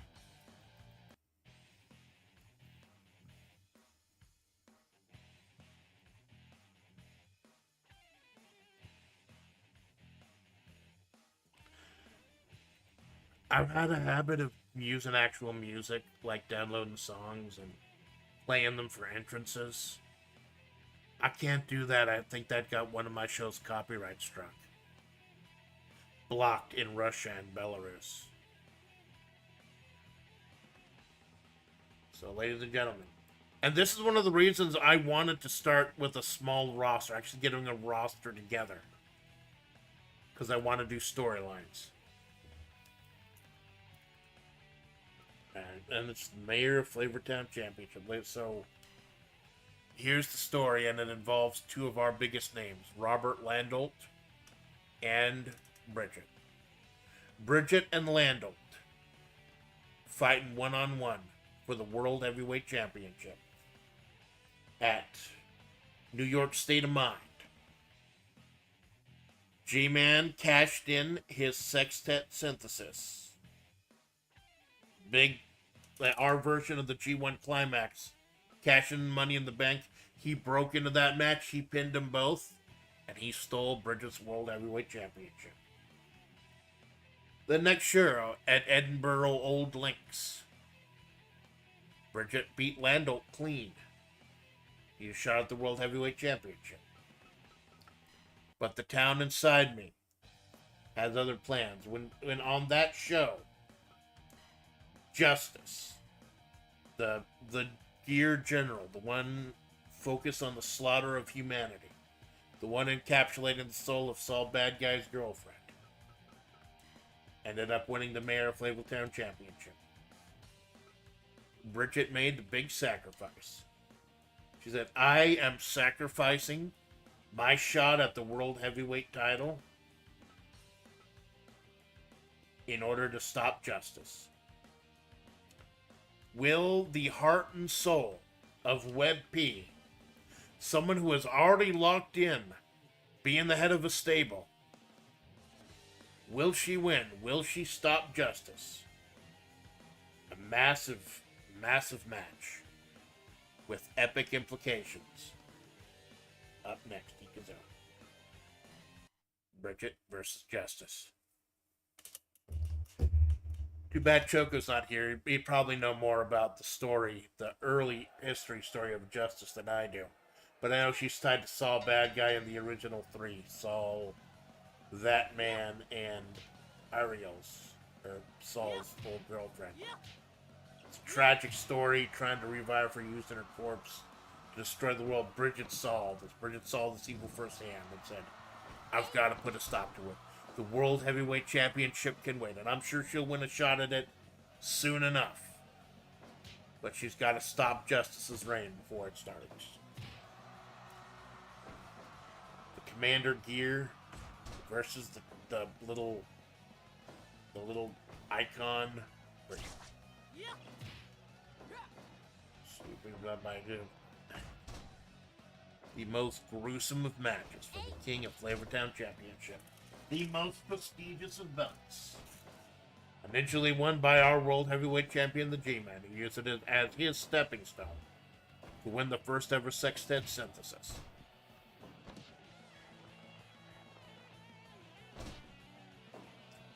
Oh, that stump right there. You feel the tension in the air, man. Chip with the knees, and the thing like super dangerous about the matches in the 12-sided octagon. Anyone can win. Any move can win.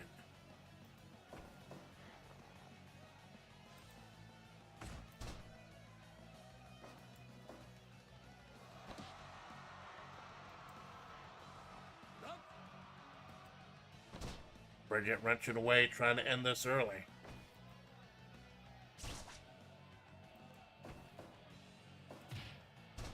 Justice with the knee. At least she doesn't have her fucking lasers, but I think that's what the creator was trying to do by giving her that fire breath move instead of the fucking laser she has.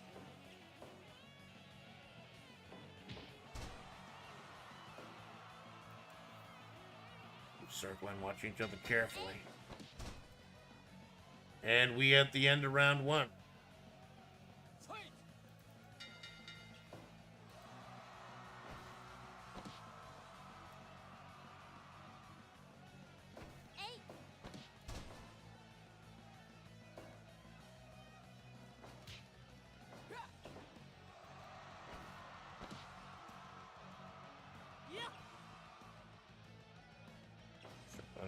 Very careful. Bridget, more than anyone else, knows what she's dealing with here. She knows what she's dealing with. Leave the chest.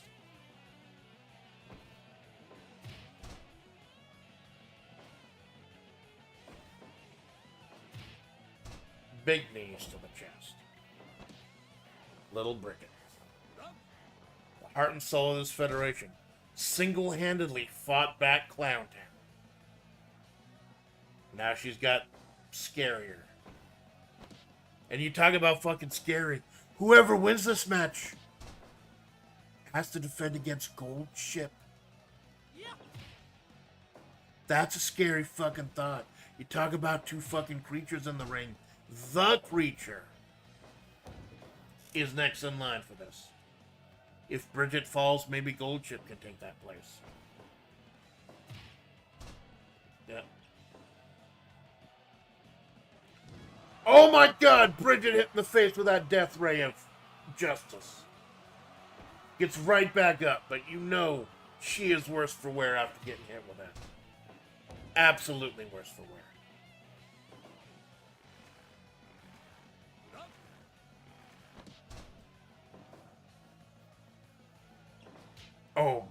just a punch to the back of the head. Justice is not taking Bridget serious.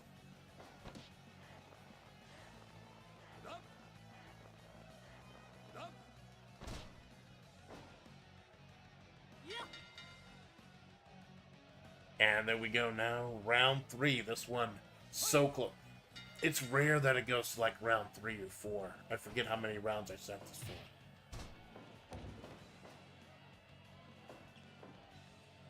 for. Just in the chop. Big knee to the chest of Bridget.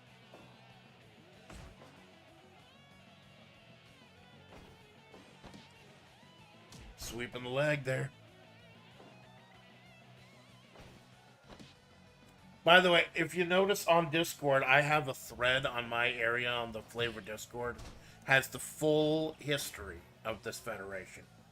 Oh my god, another death ray by Justice. Oh my god. Bridget is just relentless down there, but Justice is something that we haven't seen in a long fucking time.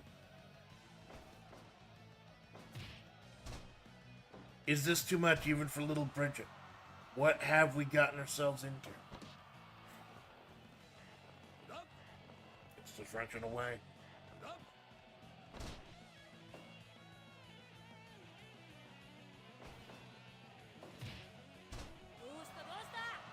And Justice. Summoning the gears to her. Looking to put an end to Bridget. But Bridget Russia together, a big old rolling senton. Any move can end this. Any move can end this fight. Vertical suplex, the strength of Bridget. The strength of Bridget's heart. The town inside her. Trying to keep Justice off of her feet. Justice fighting back, knocking her down. Bridget just crawling on her.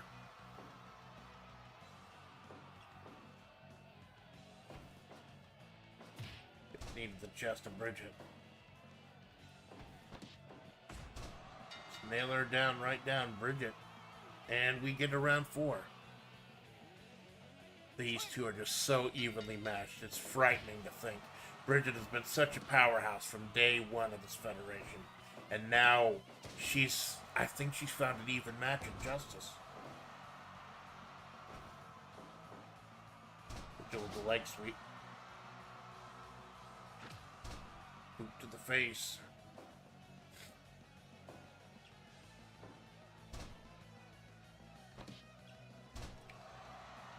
But we're trying to make her tap. Is this going to be enough? I don't think there are any rope breaks in a gruesome fighting match, 12-sided octagon. Please don't make your math. It's too early in the morning to do fucking math. Old dragon screw by Bridget.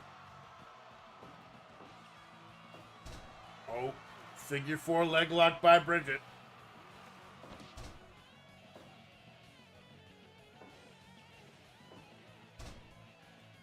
What a fucking huge night so far.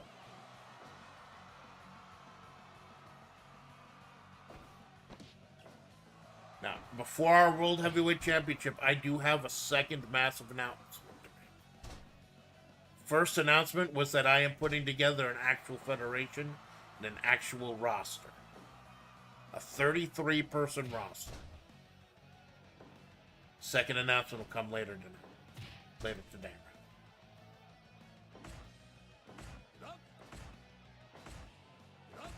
Just pounding, absolutely pounding.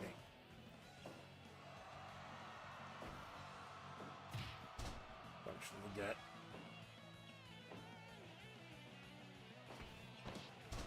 Little drop toe hold by Bridget. Dropping the elbow.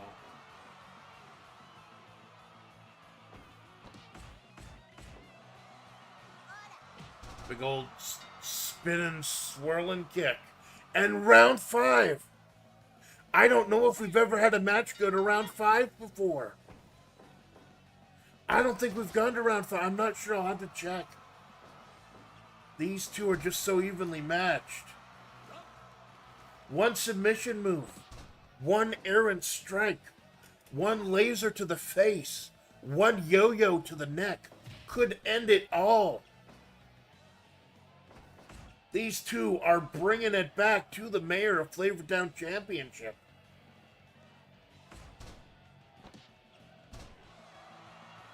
She's gonna pull out that stump. Is she gonna pull apart Justice? She's gonna save us. Is she gonna save this federation from the Commander Gear?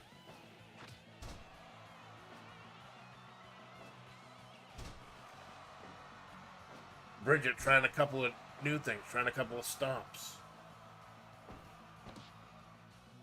What is it gonna take to put either of these two away? Missing the death ray, Bridget just could not stand up. And Justice reveling in her cruelty.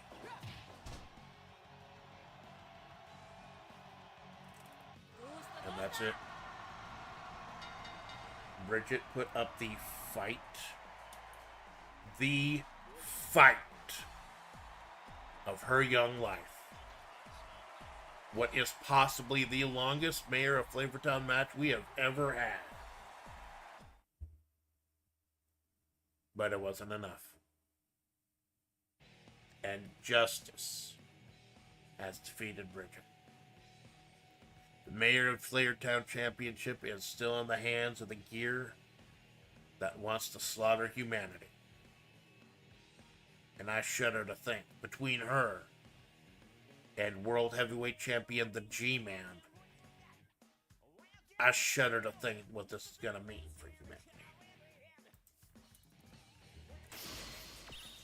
I hate to fucking say it. I never thought I would say this. I never thought I would even think something like this. Never. But, oh my God. We are now in a very real possibility where the last hope for humanity might be Gold Ship. We are fucked.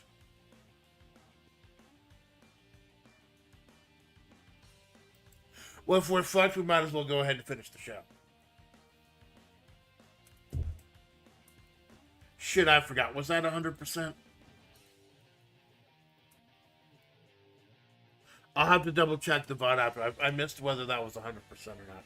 I know the Crazy H title was 100%. I know Marissa versus Undertaker was 100%. I'm keeping track of the 100% for a reason, trust me. So we all thought Bridget could do it. We all thought Bridget had the power, the town inside her. But that's nothing to the one who wants to conquer the world. And we got to move on, though. We got to move on. We will deal with Justice when it comes to be that time. We got more tag. We got the two most prestigious belts in this federation: the Tag Team Championships and the World Heavyweight Championships. It is time for our World Tag Team title match.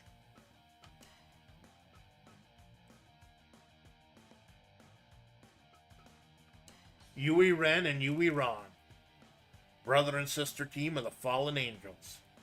They came out of the scene like a hurricane out of nowhere. They lost to Mori and Takanashi Kiara in a tag team championship. Or tag team tournament final. But they fucking set the world on fire. So we had to hire them. Eventually they won a shot at the tag belts. And they took them in. And we had a rematch of Takanashi Kiara, and Mori Calliope. We had a big rematch, and brother and sister won. The Fallen Angels won.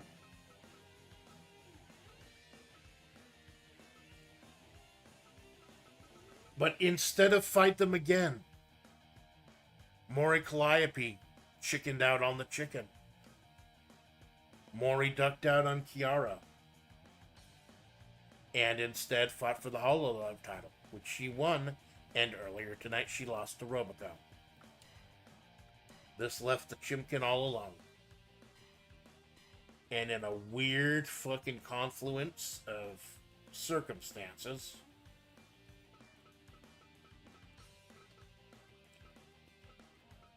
Weird fucking team.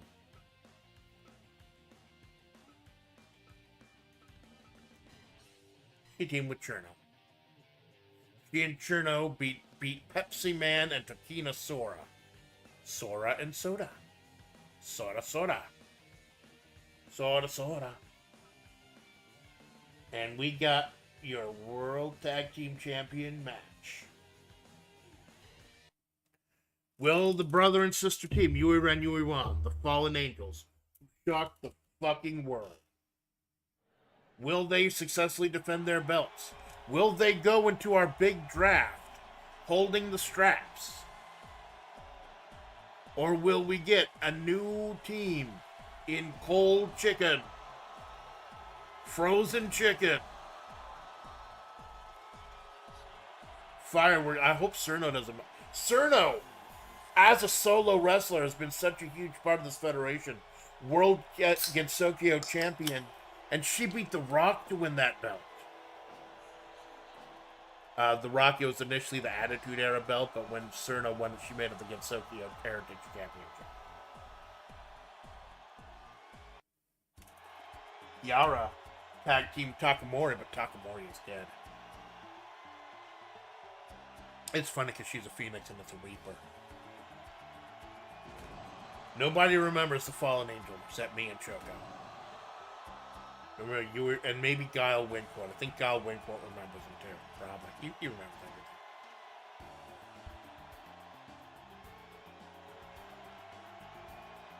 But these two, the brother and sister. The brother is the one in the dress, by the way. In the post-apocalyptic Eden, New York, there's a small bar called the Bar Windfish. Yui Ren, the man in the dress. He's a very feminine and very elegant dancer who brings all the men and the women to watch him. While his sister, Yui Ran, the combat striker on the apron now, is the one who serves up the drinks. The bartender. Mori herself hired them. She as a favor. I hired them as a favor to Mori. And now Mori refuses to fight them. She refuses to get another shot at the tag titles. Even though Takamori have definitely more than earned one. Their two matches, Takamori and the Bar Windfish. It's been match of the night, potentially match of the year.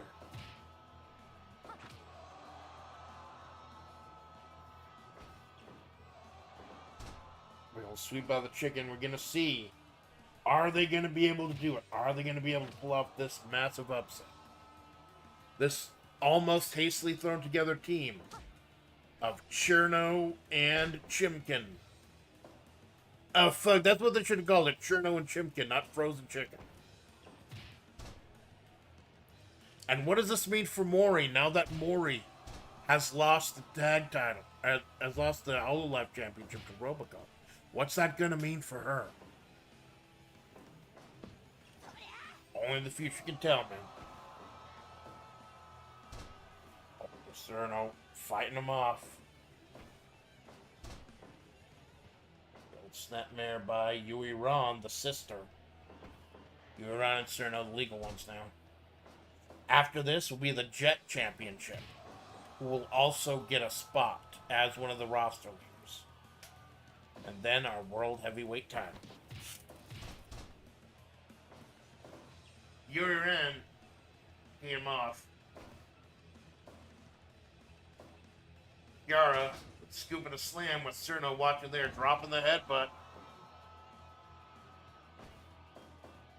Gotta wonder how heavy is the Chimkin's heart now that Mori Calliope has refused to tag with her again.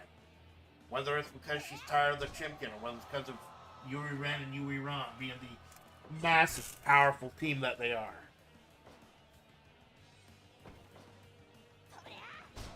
Snap vertical suplex. Wrenching away at the chicken's arm.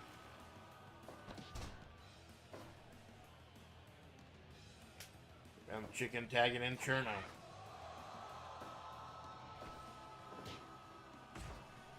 Striking a slap. Strikes versus uppercuts. Strikes versus uppercuts. Strikes versus uppercuts. Uppercuts win. I swear I don't know how that mechanic does. I don't know how to win one of those slap fight mechanics in Fire Pro. I don't. I think that's a new one to this installment. It's almost exactly like Fire Pro Wrestling Returns, which I had on the PS2.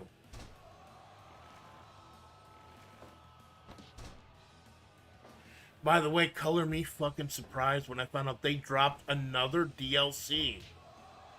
More DLC for this game. Turned out it was like another Takayama thing for like a wrestler who passed away. And they did it like, I think they're still donating. Like you see all the Takayama Empire stuff. They're doing it as like a charity thing. More DLC, and I think there's a new stage. I might pick it up. I'm pissed off that there's like $300 worth of DLC for this game. I might pick it up just because it is for, I think it is for charity. I'm not sure, I think it is. Certain now. Oh no, a little miscommunication from Cold Chicken led to each of them kicking each other's vaginas. That's not cool. Don't ask me how I know. And the Chimkin getting whipped into the corner. Studying each other very carefully. Going right to the giblets on the chicken. What is your favorite giblet recipe? Just in time for Thanksgiving. Let us know what your favorite giblet recipe is in the comments section below.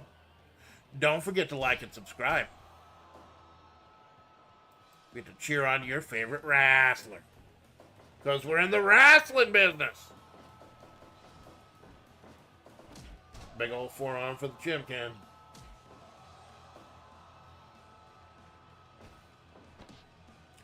I swear, Yui Ren and Yui Ren, they were just the last minute replacement for a couple characters who hadn't been made in Fire Pro yet. And they turned the fucking world upside down. I think they're the only two members of the Fallen Angel who've been made. But it's perfect because they're my mains anyways. DLC, darn a lot of cash, you gotta chill out for this game. Yeah, well, to be perfectly honest, I think that's like nearly 10 years old. So that's a lot of DLC, but that's spread out over like 10 years. And like I said, some of it, I believe the Takayama stuff, some of it was for charity. So I don't want, luckily, I picked it all up. I actually detailed this over the course of 2 testing streams, 2 road test streams. I picked up all the DLC for like 80%, 85% off. But yeah, I don't like how the fucking flood of DLC, especially DLC from day one. Like, isn't that like a big thing with the new Pokemon game? They announced the DLC before they announced the game itself. I hate that that's becoming a normal practice now. I fucking hate it. It's very rare for me to buy DLC from the drop anymore. It really is.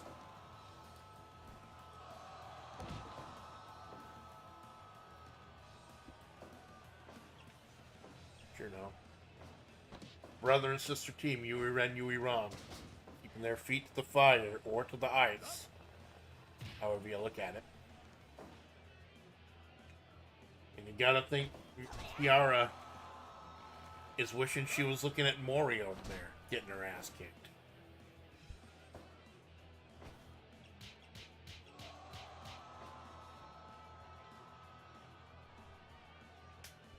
Bomb strikes by Cherno, tagging in the Chimkin again. Big old strikes by Cherno, and a big old kick by the chicken. It looks like they're back on the same page now. Oh no, she hit the judge! Ran right into the judge, and Yui Ren, tags in Yui Ren. Mr. Judge. With the roll-up, but the judge was knocked out. The judge was knocked out by, I think it was knocked out by Cherno. Don't tell me the Chimkin has corrupted the little ice fairy that we all know and love. That sensuous, tempestuous Chimkin.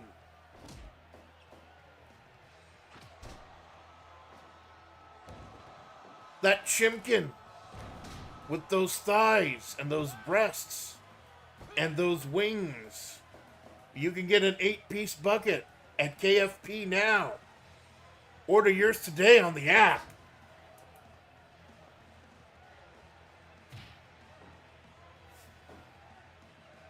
I'm not ordering from KFP again until they bring back potato wedges. Fuck you.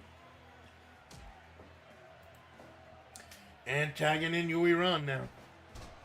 Brother and sister team working smoothly. It's been hit or miss with Churno and Kiara. When it hits, it hits. When it misses, it misses. Yui Ron, the sister going up top. Big old rolling senton. It's not something we normally see from the Command Sambo half of the team. Just stamp out no fucking fair ones. As she tags in the burb. What a statement would it be if Kiara left here with the tag team belts and Mori left here empty-handed? What kind of statement would that mean for the future of Takamori? Driving the fist. Kiara driving the knees.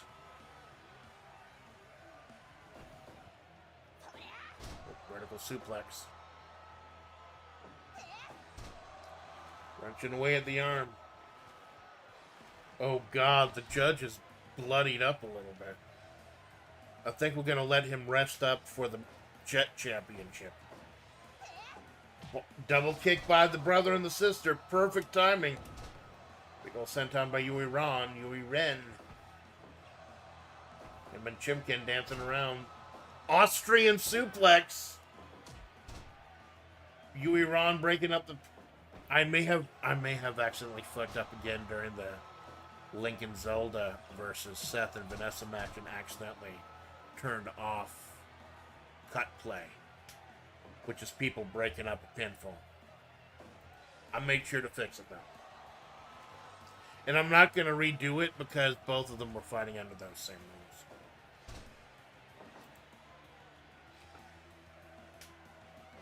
Tagging in Yui Ren. Yui Ron. R-A-N. Because Ron's a woman's name and Ren's a guy, I think. That's how I remember. Sweep by Ren. Yui Ron going up top again. Spending a lot of time flying. She's more of a Command Sambo grappler type. She spent a lot of time on the top rope. Maybe trying to show off to the Burb and the Fairy. A little too close to the edge. A little too close to the ropes. Rope break by the judge. Cerno dropping her massive head. Small Fairy, large head. Cerno, I believe Cerno's the legal participant. That's why he didn't try to count the pin or submission. And now Kiara's legal. Oh no. Spike power bomb by Cold Chicken. Kiara stunting on him. Fist from the sky. Rolling senton. Just taking it to Yui Ron. And back up top. Double knees. She may not have gotten all of that last one, though. She may not have gotten all of it. Dude, staring each other down. Cut, kick. Big boot to the mush. Wheel kick by Kiara. Is this enough? It's going to make the Command Samba girl tap out. It's enough. Oh, Cerno heading off Yui Ren. Cerno heading off Yui Ren of the pass, going up top. Big fist to the penis. Not cool. Yui Ron, very dangerous. I think she broke Asuki's arm with that hole. Oh, their fights with the New Age Outlaws. Asuki and Soros fights with the New Age Outlaws and with ICP and all of them. Further breaking up that tandem, further breaking up that group.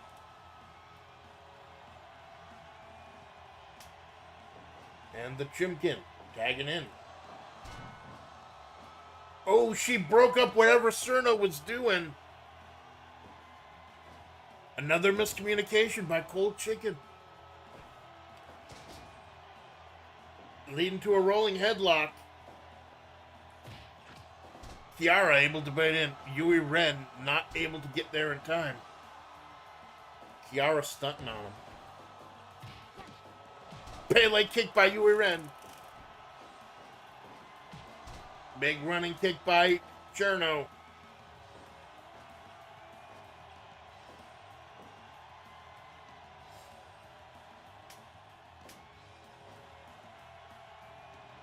Four of them. The most impressive tag team we've probably ever had in Yui Ren and Yui Ron. Not to say a thing of our tag team division before. Takamori, the Soraz unit. It's just been fucking amazing. Are we gonna see a new horizon here tonight? Axe kick by Yui Ren. Just an arrogant pin. That arrogance of Yui Ren. Flashy showing off like he does for the patrons of Bar Windfish. Yara send him into the ropes. Big old sweeping kick.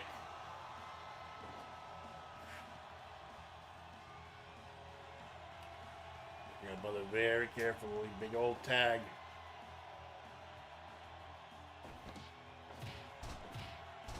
Couple big boots.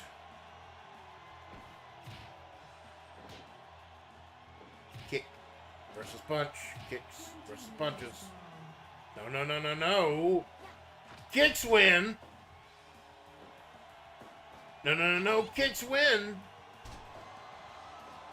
You failed successfully, baby. We'll be falling up, never falling down. Big old splash by Cherno. Is that going to be enough? 2.9. Chimkin holds off the brother, able to hold him off, but just barely gets out, barely breaks out. Is that going to be enough? 2. And Cherno out at 2. Yui Ron successfully trapping Kiara. But Cherno still has some fight left. That Fairy, this former Gensokyo champion, this former tag team champion, this Fairy has a ton of fight in her. Little Fairy, a lot of heart. No fucking brains. That's fine, though. Sasuke chooses to live her life. That's fine, though.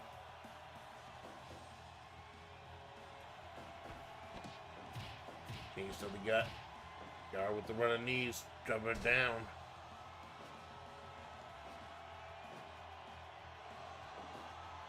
Oh. Code breaker. No, that's not a code breaker. Yeah, I think that's a code breaker. I don't know whether the opponent is horizontal or vertical for a code breaker. What intense song of ice and fire. You goddamn right, a song of fire and ice. Cherno and Kiara striking up the band. Fairy going to the top. That is one of the reasons she told me, Cherno told me, that's why she left the Gensokyo Heritage division. Oh, V-Trigger. Oh my god, Cherno knows the fucking V-Trigger. But with the barbed wire matches, she wasn't able to get up to the top rope and do the nice lucha thing she wanted. Oh, roll him up. She rolled him right up. He's surprised. Kiara was surprised by the swiftness of that roll-up by Yui Ron. She got to be more careful, this command sambo expert. Master of the mat. As soon as she down... Oh, and the Shimkin going up top and decides better of it. I swear, this tag team division, I'm so fucking proud of it. So fucking proud of it. And Yui Ren and Yui Ron are definitely major players in that division. Oh, lung blower. Knees to the back. Yui Ren going up top. Neither of them are legal, though. They both saw Yui Ren trying to get a submission going. Not breaking up at the ropes because it is not Cherno trying to break the hold. Weird wheelbarrow and chicken wing by Yui Ren. Yui Ren is not the legal man. So even if Yui Ren had tapped out, he wasn't the legal man trying to get on Cherno again. In the brother and sister's corner. The fallen angels. Those in Eden. Okay, now Cerna was the one touching the rope. That was a rope break. She wants to break the fairy in half. Tagging her brother, Yui Ren.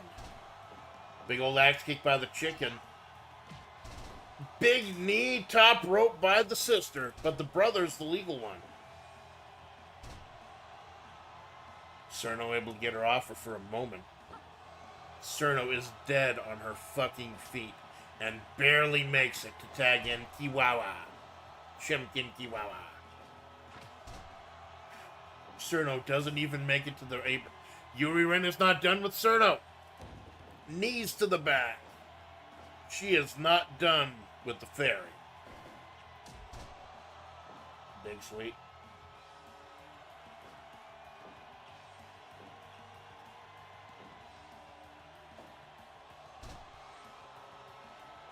Wrenching away.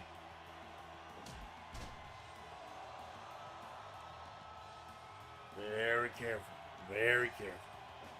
Everyone is on their last legs right now. But Kiara still stunting on him, still performing, still strutting like a chicken with her head cut off. Oh, running bulldog by the Chimkin.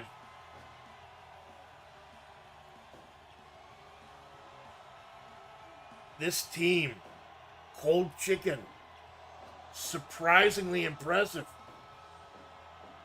A rolling German into a chicken wing. Too close to the ropes.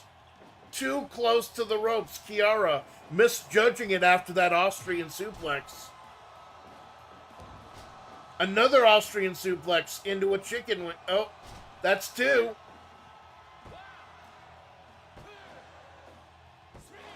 And that's it. That's it. A miscommunication. A miscommunication between brother and sister. Yui Ron forced to go back to the ropes.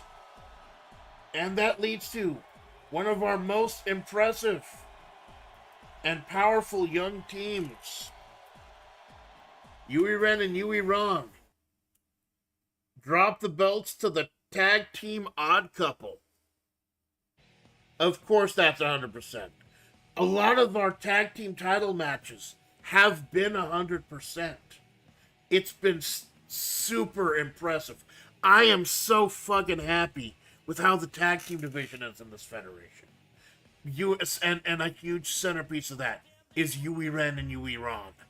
I know they've got another title shot somewhere down the line in the future. That was so fucking impressive. So fucking impressive. But a little bit of miscommunication. She was not able to break up the pin in time. And now we got new tag team champions. And this is the first two-time tag team champions, but not with each other. Cherno held the belt with Pepsi Man. Takanashi Kiara held the belt with Mori. But they've switched partners. They're swingers. They're swinging singles.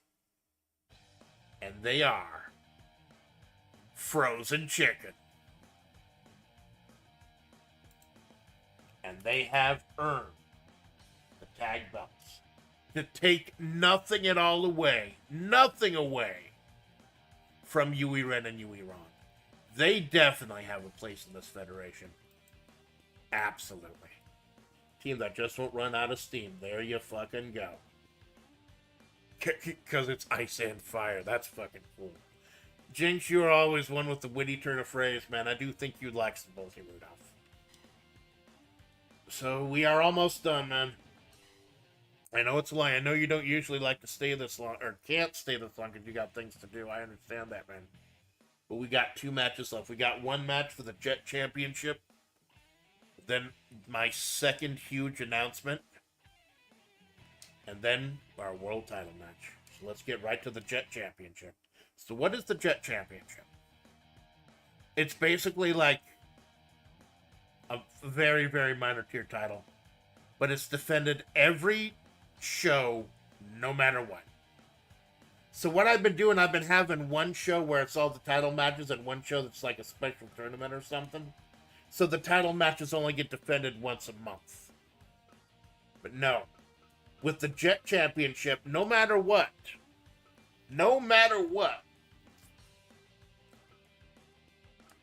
it's always defended. Always. Even if it's a theme, even if it's a tournament, I have to shove a fucking Jet Championship in there somewhere. And the man who won the 8-man Battle Royal, see if I could find him. See if I can find him. Here he is. Have the head out, so good rest. Thank you, man. Jinx, definitely check out the show. Like, we're almost done, man. We'll see you soon, man. Thank you for always supporting us. Thank you for always supporting WebP, man. Thank you. So Pepsi Man won the 8-man Battle Royal for the Jet Championship. He will have to defend it at every single show, even if it's a specialty show, even if no other belts are defended. We got to shove a Jet Championship in there. Because I want to use it to showcase people who may have nothing else to do right now. But the Jet Championship today got a little extra kick to it, a little extra something important.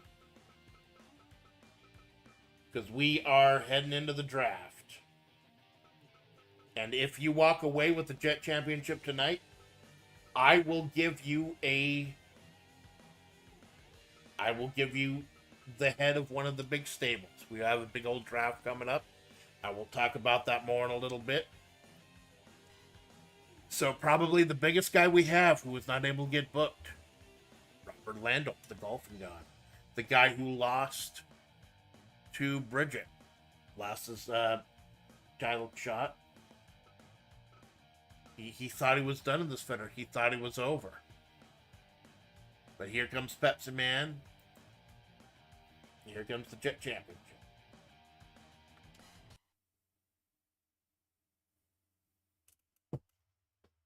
Like I said, I'm trying to keep track of all the 100% matches.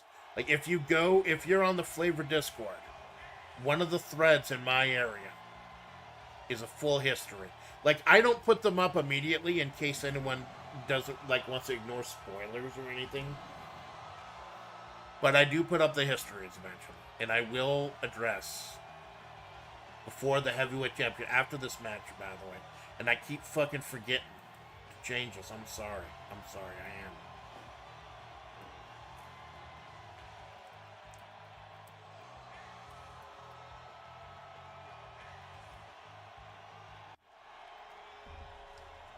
am. And the first ever Jet champion, Pepsi Man. He beat 7 people.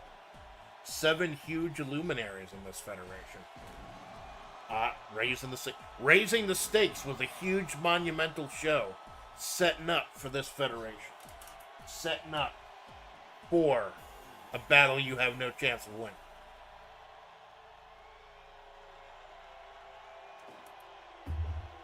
I tried to make these shows shorter so people like Jinx could watch the whole thing. But there's just, like I said, there's just so much setup on this show. There's no tournament, there's no league or anything. So this is it. Not only is the Jet Championship on the line, but the winner gets to manage one of the stables. One of them's going to go to Bridget. One of them's going to go to G-Man. If Marissa wins the championship tonight, one is going to go to her. And one is going to go to one of these 2 guys. Is it going to be PepsiCo? Is it going to be the Landau's Golfing Academy? Who fucking knows? Who fucking knows? Two men who have been here since day one. They have sniffed the World Heavyweight Championship. They're up there in that upper echelon. They have just not made it yet. But now they got something to do in the meantime with the Jet Championship.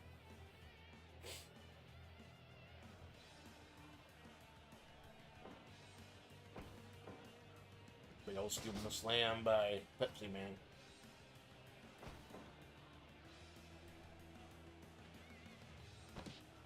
Power of the Pepsi versus the power of golf. Power of a 300-yard drive. Circling around, slamming him right in face down. Right face down.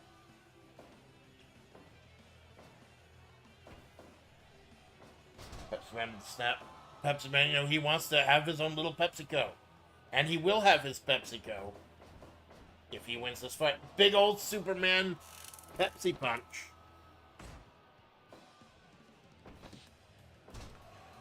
What does this mean for the draft? Takanashi Kiara and Cerno, our new tag team champions. What's that mean for the draft? Randall dropping the elbow.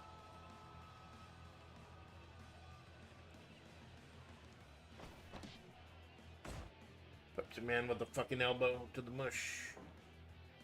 Big drop kick missing. Like he's gold chip or something. DDT. It has been a monumental night. A seed-changing night so far here. At a battle you have no chance of winning. Justice defeating Bridget. To retain the Mayor of FlaVR Championship. Throwing a lot of things into doubt and uncertainty. We got Kiara and Cherno, one of the tag belts. Marissa beat The Undertaker of that with #1 contendership of the world title.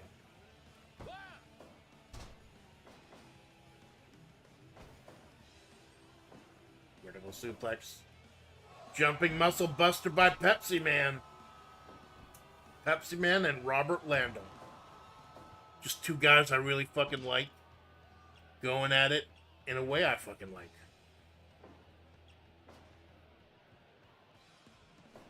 Big ol' swoop chop. Chop gig back, yes forever. Chop chop back again, yes forever.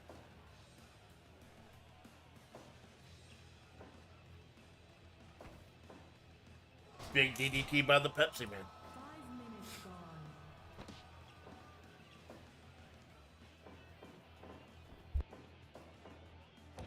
Big old rolling senton, rolling that soda can. He's got Lando's number. Lando, old, defeated. Lost to Bridget, doesn't know his way, thinks maybe it's time to retire. How fucking great would it be if he won? And got to have the Lando Golfing Academy. But it'd be cool for Pepsi Man too. Whoever wins, the fate of a group of wrestlers is going to be in their hands.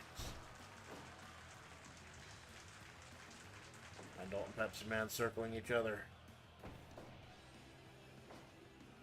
Vertical suplex, big slam, crunch, crunching Lando's neck.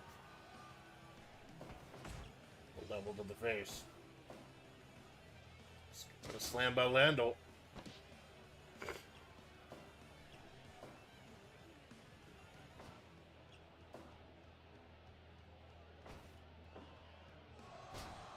Dropping the knee.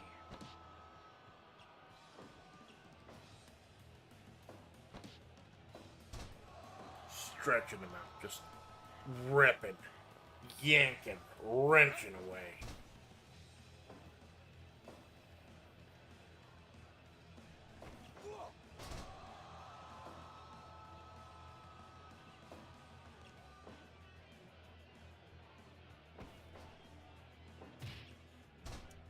Yeah. Nothing fancy. Doesn't need to be big old suplex by Lando.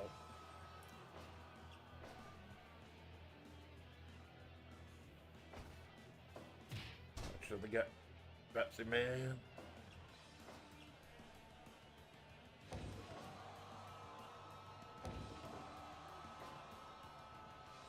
those elbows like he's Ric Flair taking off his jacket. Not in a plane ride from hell type sense. No, fuck, that's fucking disgusting. Shut the fuck up. And we're going back. Big old rampaging clothesline by Robert Lando. To the stomach of Pepsi Man.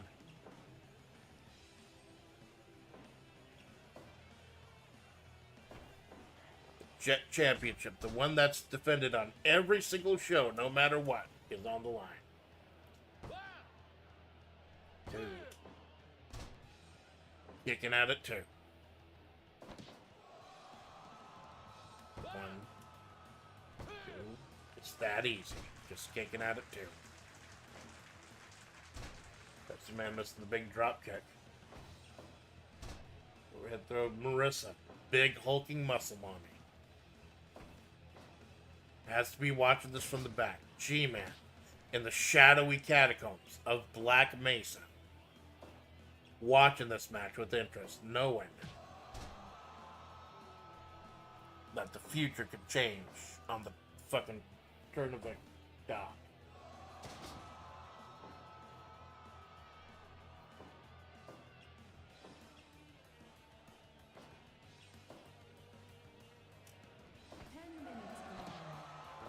The arms.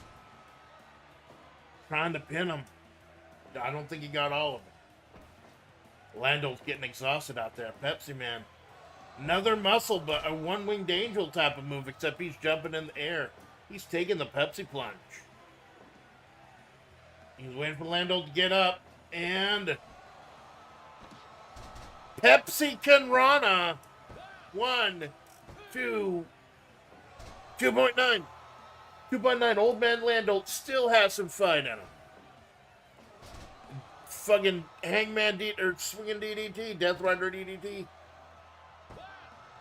Is that going to be enough? No, 2.9. Both of these guys, 2.9. Any move could end this. Except if you're too close to the ropes, then they'll break it up. Sidewalk slam by Lando. Pepsi Man forward. Pepsi Man running up, sweeping down. Is that going to be enough? He's off the ropes. 2.9 again. Lando looking for that hole-in-one. For that 305-yard drive.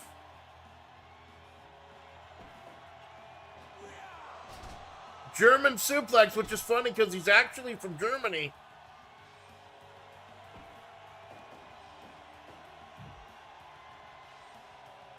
Corner. Some down going to the top. Moonlight drive type of maneuver. That split-legged moonsault RVD used to do. 2.9. Running up Pepsi, only my choice. Again, too close to the ropes. Lando knowing all the angles. Knowing the curve and the hook and the slice.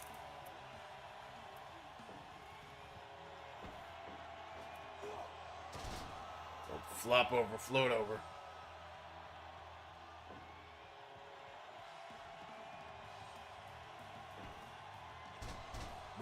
Rolling him right up.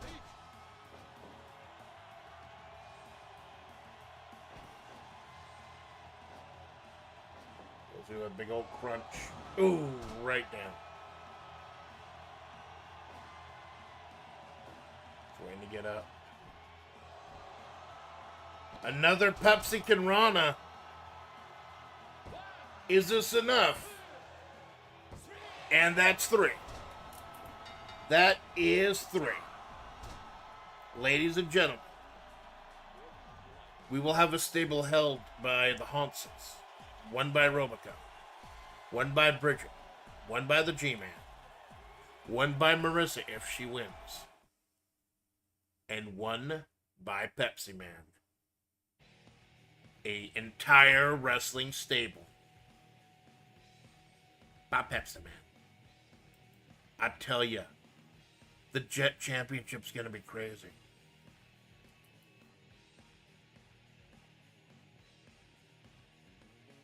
Like like I said, I'm doing 2 shows a month, a minor show and a major one, and the major one is where the World Heavyweight Championship is defended.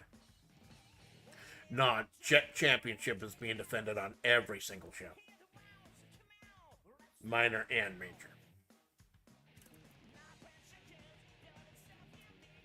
So we are all these two shaking hands like absolute gentlemen. Pepsi Man continues to fight the world to bring him cold, refreshing Pepsi. Salud.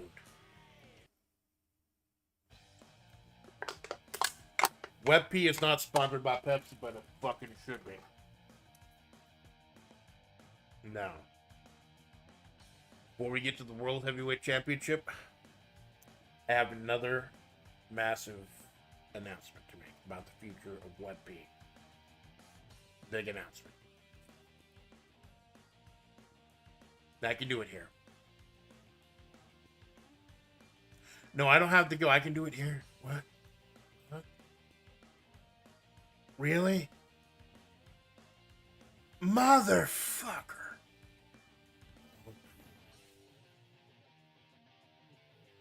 Putting on my fucking walking shoes today, I swear, man. Holy shit.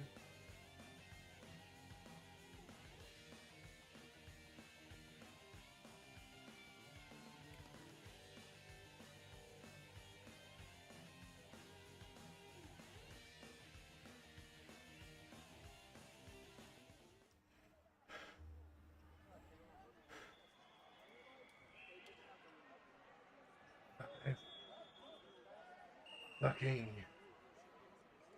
Miles. Holy shit.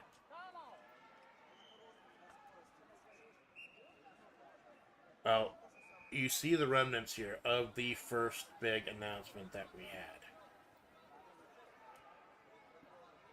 That we will be doing a draft. We will actually have a federation. And because of this, I feel like there are some things that we have to get rid of. Some things that we have to lose. And some things that we need back. I know this is the boring shit. I know people like dip out during the shit, but this is the future of the Federation here. So for those of you who are big heads, this is going to be important stuff, and I will bring it up again at our next event. So instead of just having like 700 random wrestlers, we're actually going to have a full roster, full group. Because of this, we will be getting rid of some championships. Now, the Hololive Championship, the Fighters Cup Championship, the Gensokyo Championship, the U.S. Championship, the Umamusume Championship, those were all well and good. Those were all important. Those were all huge.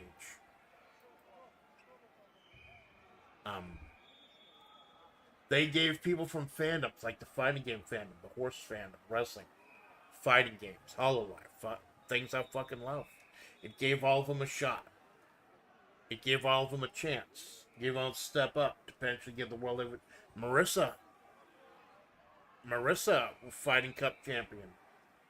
Undertaker, former, and just getting up to the top. But now that we've actually got a roster, we're putting a roster together, it's no longer going to be needed. So I am vacating all of our secondary titles. Or tertiary titles, not the tertiary titles. I'll be vacating the Hololive Championship. I'll be vacating the Fighters Cup. I'll be vacating the Gensokyo Heritage Championship. I'll be vacating the United States Championship. And I'll be vacating the new Umamusume Championship. That is one of the reasons I'm giving Umamusume their own stable going forward, their own group, as a make-good for this. We just announced it, and now it's going away. I understand. I understand if Umamusume fans are going to be pissed. That's one of the reasons why they're going to continue to have a presence on here. But we just had a whole bunch of matches with #1 contenderships. So the question is, how are we going to settle this? I'm actually going to kill 2 birds with 1 stone with this.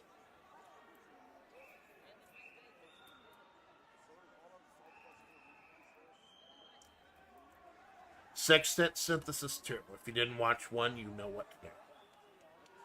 Sextet Synthesis was our version of the G1 Climax that Fire Pro, that New Japan does. He had 6 people in 2 different blocks, and the winner won a shot at the World Heavyweight Championship, Money in the Bank, any time they wanted. Any time.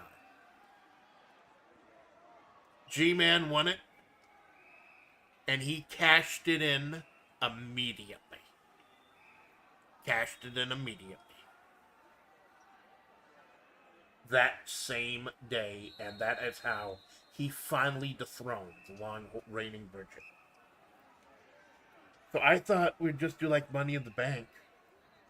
I thought we were going to do like the G1 Climax and only do it once a year. Nah. We're gonna do it again. In fact, we are gonna do it.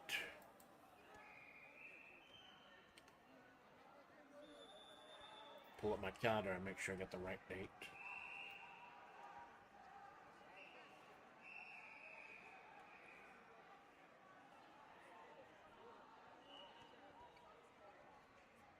We are gonna have 3 consecutive weeks of Fire Pro.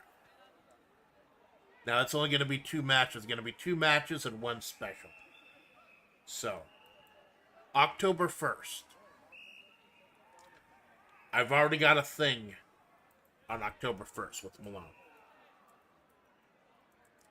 Now, obviously, if I die or something, all these are subject to change. But it's going to be October 8th. We'll do Sextet Synthesis 2.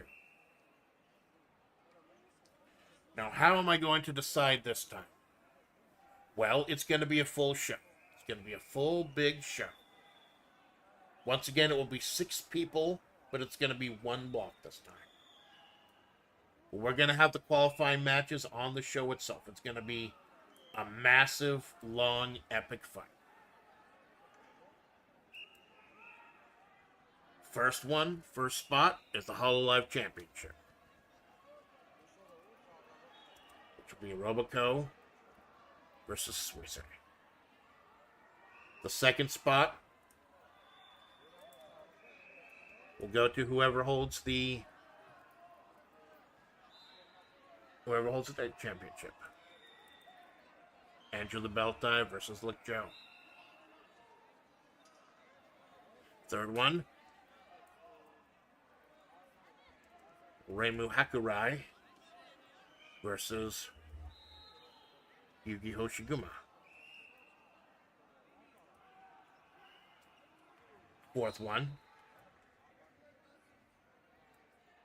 Rob Van Dam versus Ultraman Randy Savage. Ooh, yeah. The fifth one, Major Orion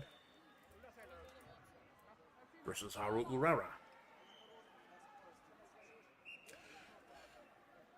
This will be the final title match for our tertiary championships. Having 10 belts is fine when I have like 700, 800, 900 wrestlers.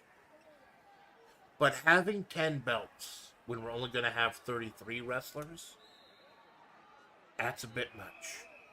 That's a bit much. So those are going to be 5 of the 6 spots. Sextet Synthesis 2 set up for October 8th. Now, what is the 6th spot? Well,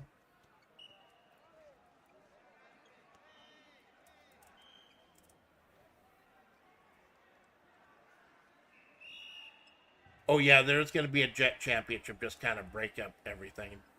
Championship has to be defended on every single show. Every show. But the Jet Championship's not going away, but there will be a match there. I'm thinking of pre-taping this one. Or just like breaking it up into 2 parts.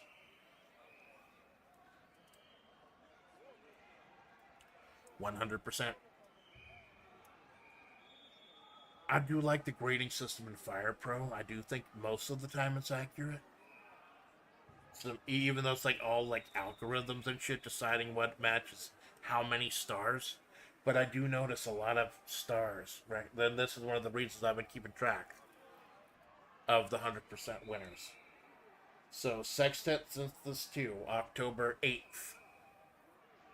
The 6 participants will be decided on that night. Roboco versus Suisse, Angela Beltai versus Lick Joe, Reimu Hakurai versus Yugi Hoshiguma, Rob Van Dam versus Randy Savage, Major Ryan versus Haru Urara, and who has won the most 100% matches. I'll start doing the math later today. The 6 of them go on. I believe though that having both of these on the same show would be too much. Having both of these, having Sextet Synthesis, would be a little much. Because Sextet Synthesis will be 15 matches.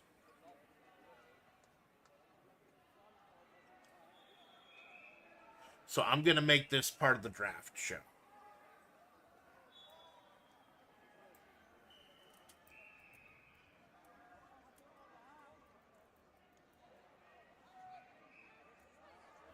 The draft and the belt vacancies, October 8th. We will start out setting everything up, and then we will knock everything down.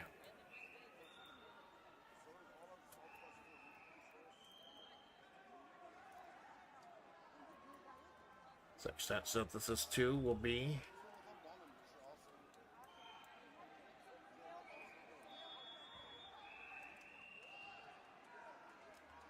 I'm kind of trying to figure this out in my head right now. I do apologize. Being October 22nd. I'm kind of splitting it up. Salted Caramel Wednesdays, Web P. Salted Caramel Wednesdays, Web P. Although Malone's not always going to be out at 7 a.m., but I think this is how I'm going to break it off in my head.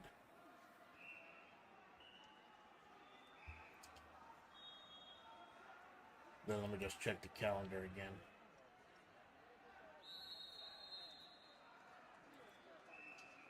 The 8th. Okay.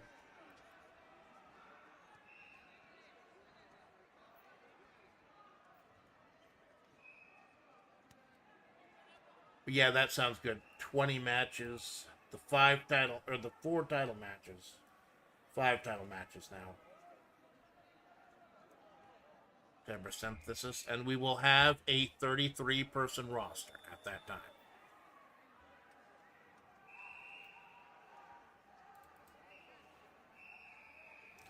And that's going to be a big setup for...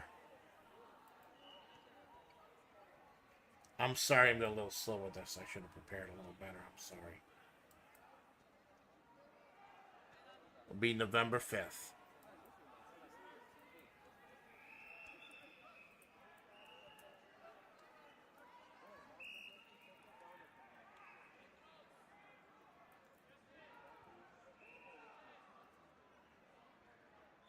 New tradition on this federation.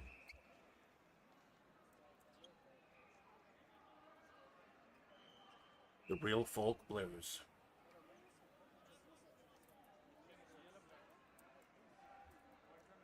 That is why I want this federation to start out with 33 wrestlers. Because on November 5th, the Real Folk Blues, there will be a one night 32-person tournament. The biggest match, 31 matches in one show for the World Heavyweight title. a #1 contendership. And everyone who is on the roster gets a shot. And the only person who's not wrestling is the World Heavyweight Champion.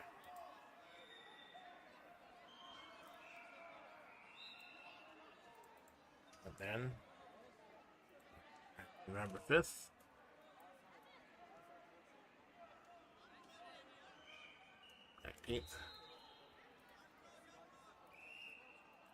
Stable Wars.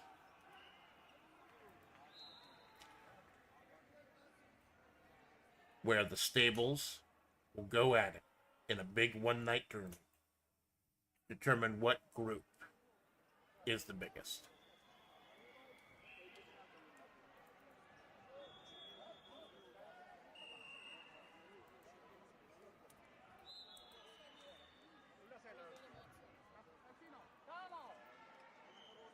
And then in December, we may take a break. We may just do one show in December, the 1-year anniversary of WebP. But past that, I think you're just going to take a break from it. We've spent a whole year setting up a federation. And I've just been fucking around. And I'm sorry, I've just been fucking around with it. I want to actually set up a federation. I want stables. I want storylines. And this is going to be the way we're going to do it. We're going to get it. So October 8th, we're going to have the draft. October 22nd, Sextet Synthesis 2. November 5th, the Wheel Folk Blues 32-person tournament. November 19th, Stable Wars for group domination. I do thank you for putting up with my shit, my fantasy booking. Instead of just randomly putting together random tournaments and stuff, this is really the culmination of what I want to do with this federation. I want to actually have an actual federation and not just like 700, 800 random wrestlers. I want to actually put together a thing. And this is going to be the next 2 months. The next 2 months are going to be critical for WebP. It's going to decide whether I want to continue with this or not. And I know I want to continue, but see how it goes. Thank you for your time. And now please enjoy the World Heavyweight Championship. Marissa versus the G-Man.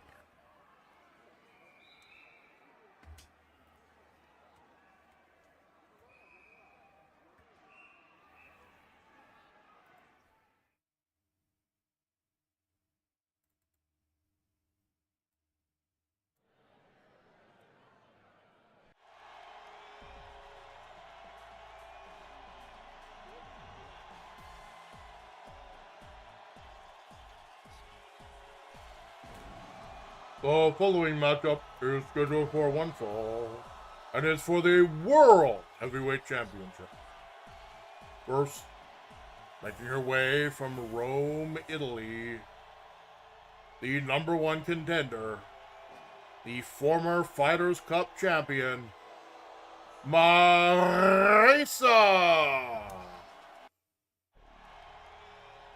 and her opponent, the World Heavyweight Champion, hailing from parts unknown, the G-Man.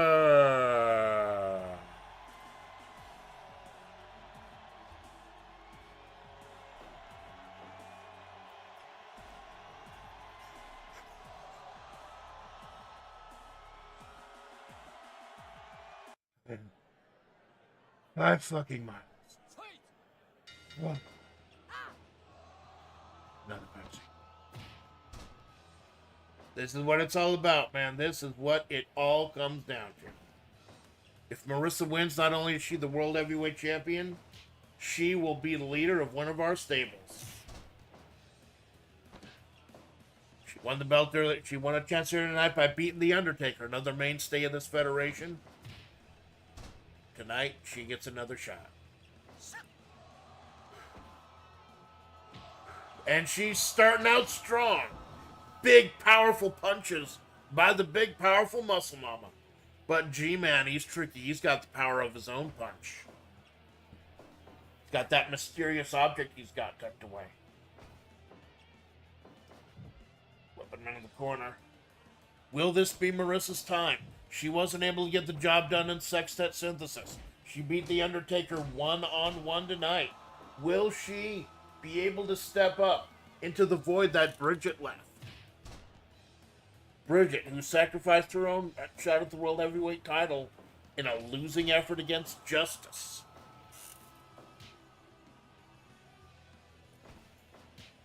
Punch by G-Man. Missing the Superman punch.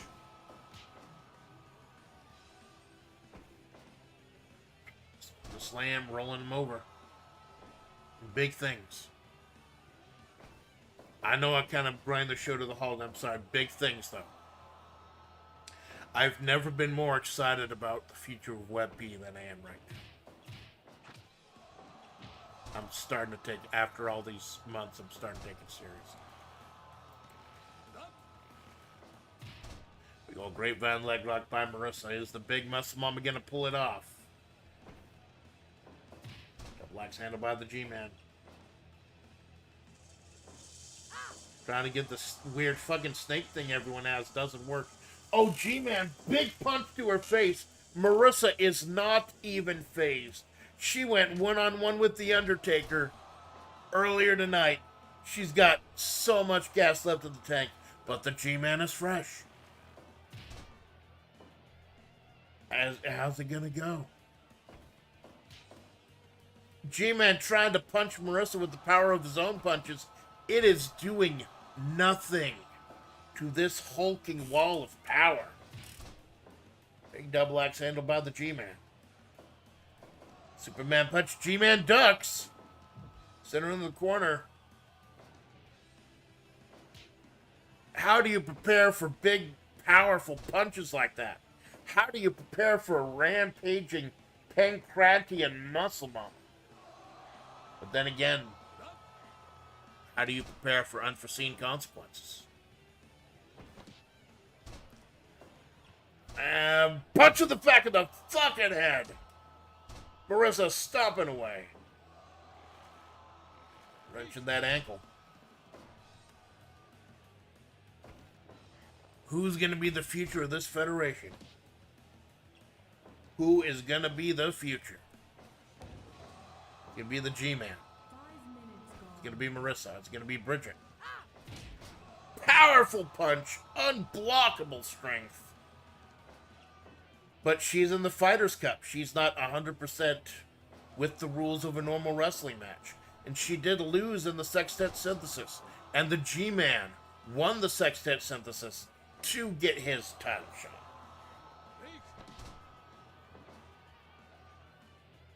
What are we going to do? How are we going to handle this? Punch to the back of the neck. Back of the fucking head.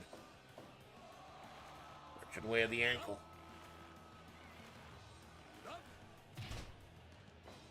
So in 2 weeks' time,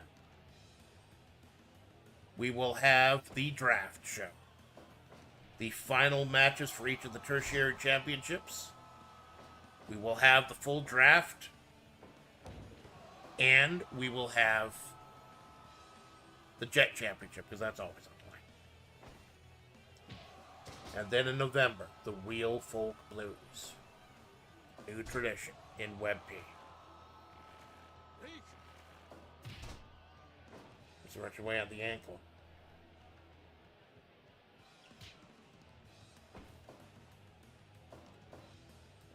Look for the power bomb. Nope. Russell lifting him up. Still has a lot left in the... Even after defeating The Undertaker, Marissa has a lot left in the tank. Former Mayor of Flavortown Championship, taking on the former Friday Cup champion. The G-Man seems to be slipping out of some of the worst of those blows. If he can keep her grounded, keep her up from striking, keep her from pounding him with those powerful arms of hers, he might be able to sneak out a victory. But not if the big muscle mama's going to catch him like that. Kiss in the fist. Big uppercut.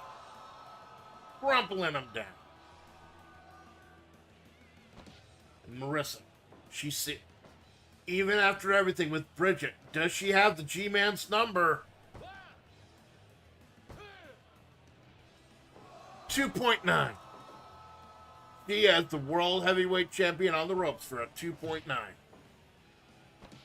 my god, wait. G-Man has that thing that is by his nutsack. The power of the thing by his nutsack. 2.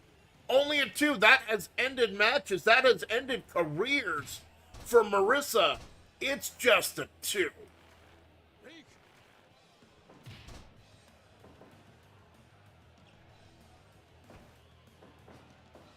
G-Man whipping Marissa into the ropes. Big spinning back fist.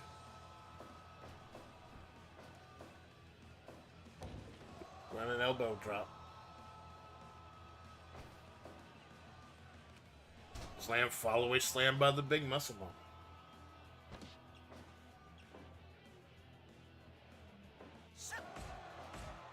Pounding away. Absolutely pounding away on the G.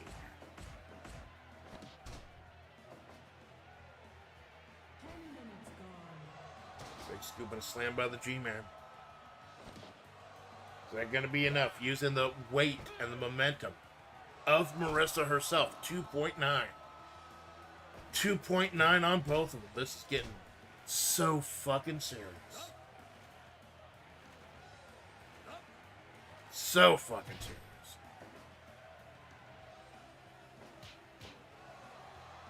Big strikes by the G-Man.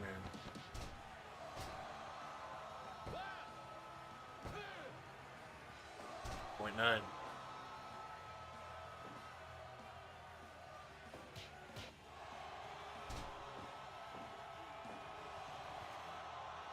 Yeah, 3 weeks from now. A mere 3 weeks. Because 7 days from now is creative writing. And then October 1st, Malone's coming out early morning for stream. And then October 8th. Another big, powerful punch by Marissa. Is this going to be enough? Has she cemented her place in history as we turn a new page in Web P? Pounding at the back of the G-Man's head. She's got to be very careful to come all this way, to make all this progress, just so she does not get disqualified. Marissa with that sexy leg lock. I don't know. I think that one was in the ropes. Maybe Judge didn't see it. I think that was in the ropes.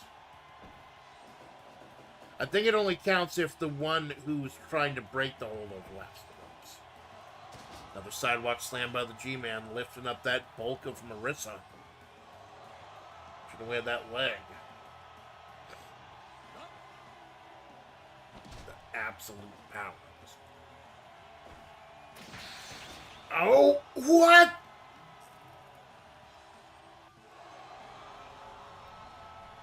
Ladies and gentlemen, have the referee check on him.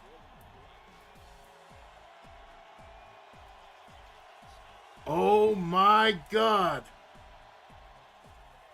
The absolute strength, the power of Marissa knocking him the fuck out.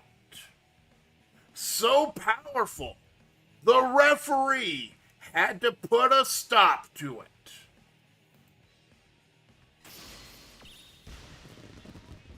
So powerful that Judge was fearing for the safety and the life of the G-Man.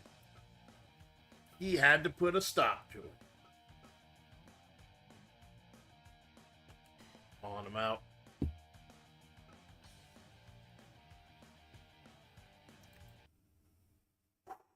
Wow. It has been a monumental day, a seed-changing day in World Extreme Battle Pro. WEBP. Tag team champions have changed.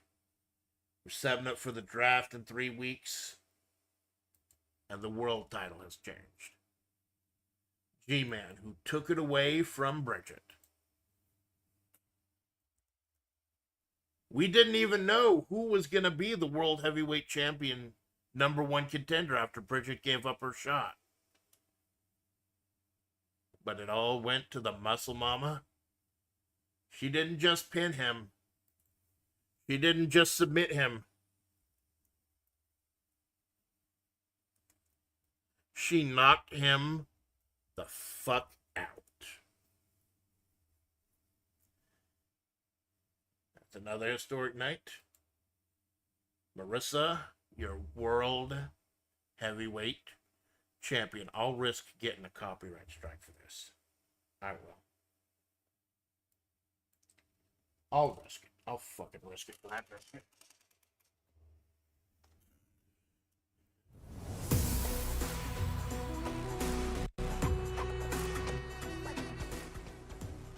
So as we say goodbye from Black Mesa, as we say goodbye to those who have stopped by tonight. Clanker, thank you for stopping by. Darren, thank you for stopping by. Jenks, thank you for stopping by. Malone, thank you for stopping by. Lurkers, VOD Watchers, Second Screen Saints. It's a new era. And it's signified by our new World Heavyweight Champion, Marissa. It's the era of the Muscle Mommy. It's the era of the draft.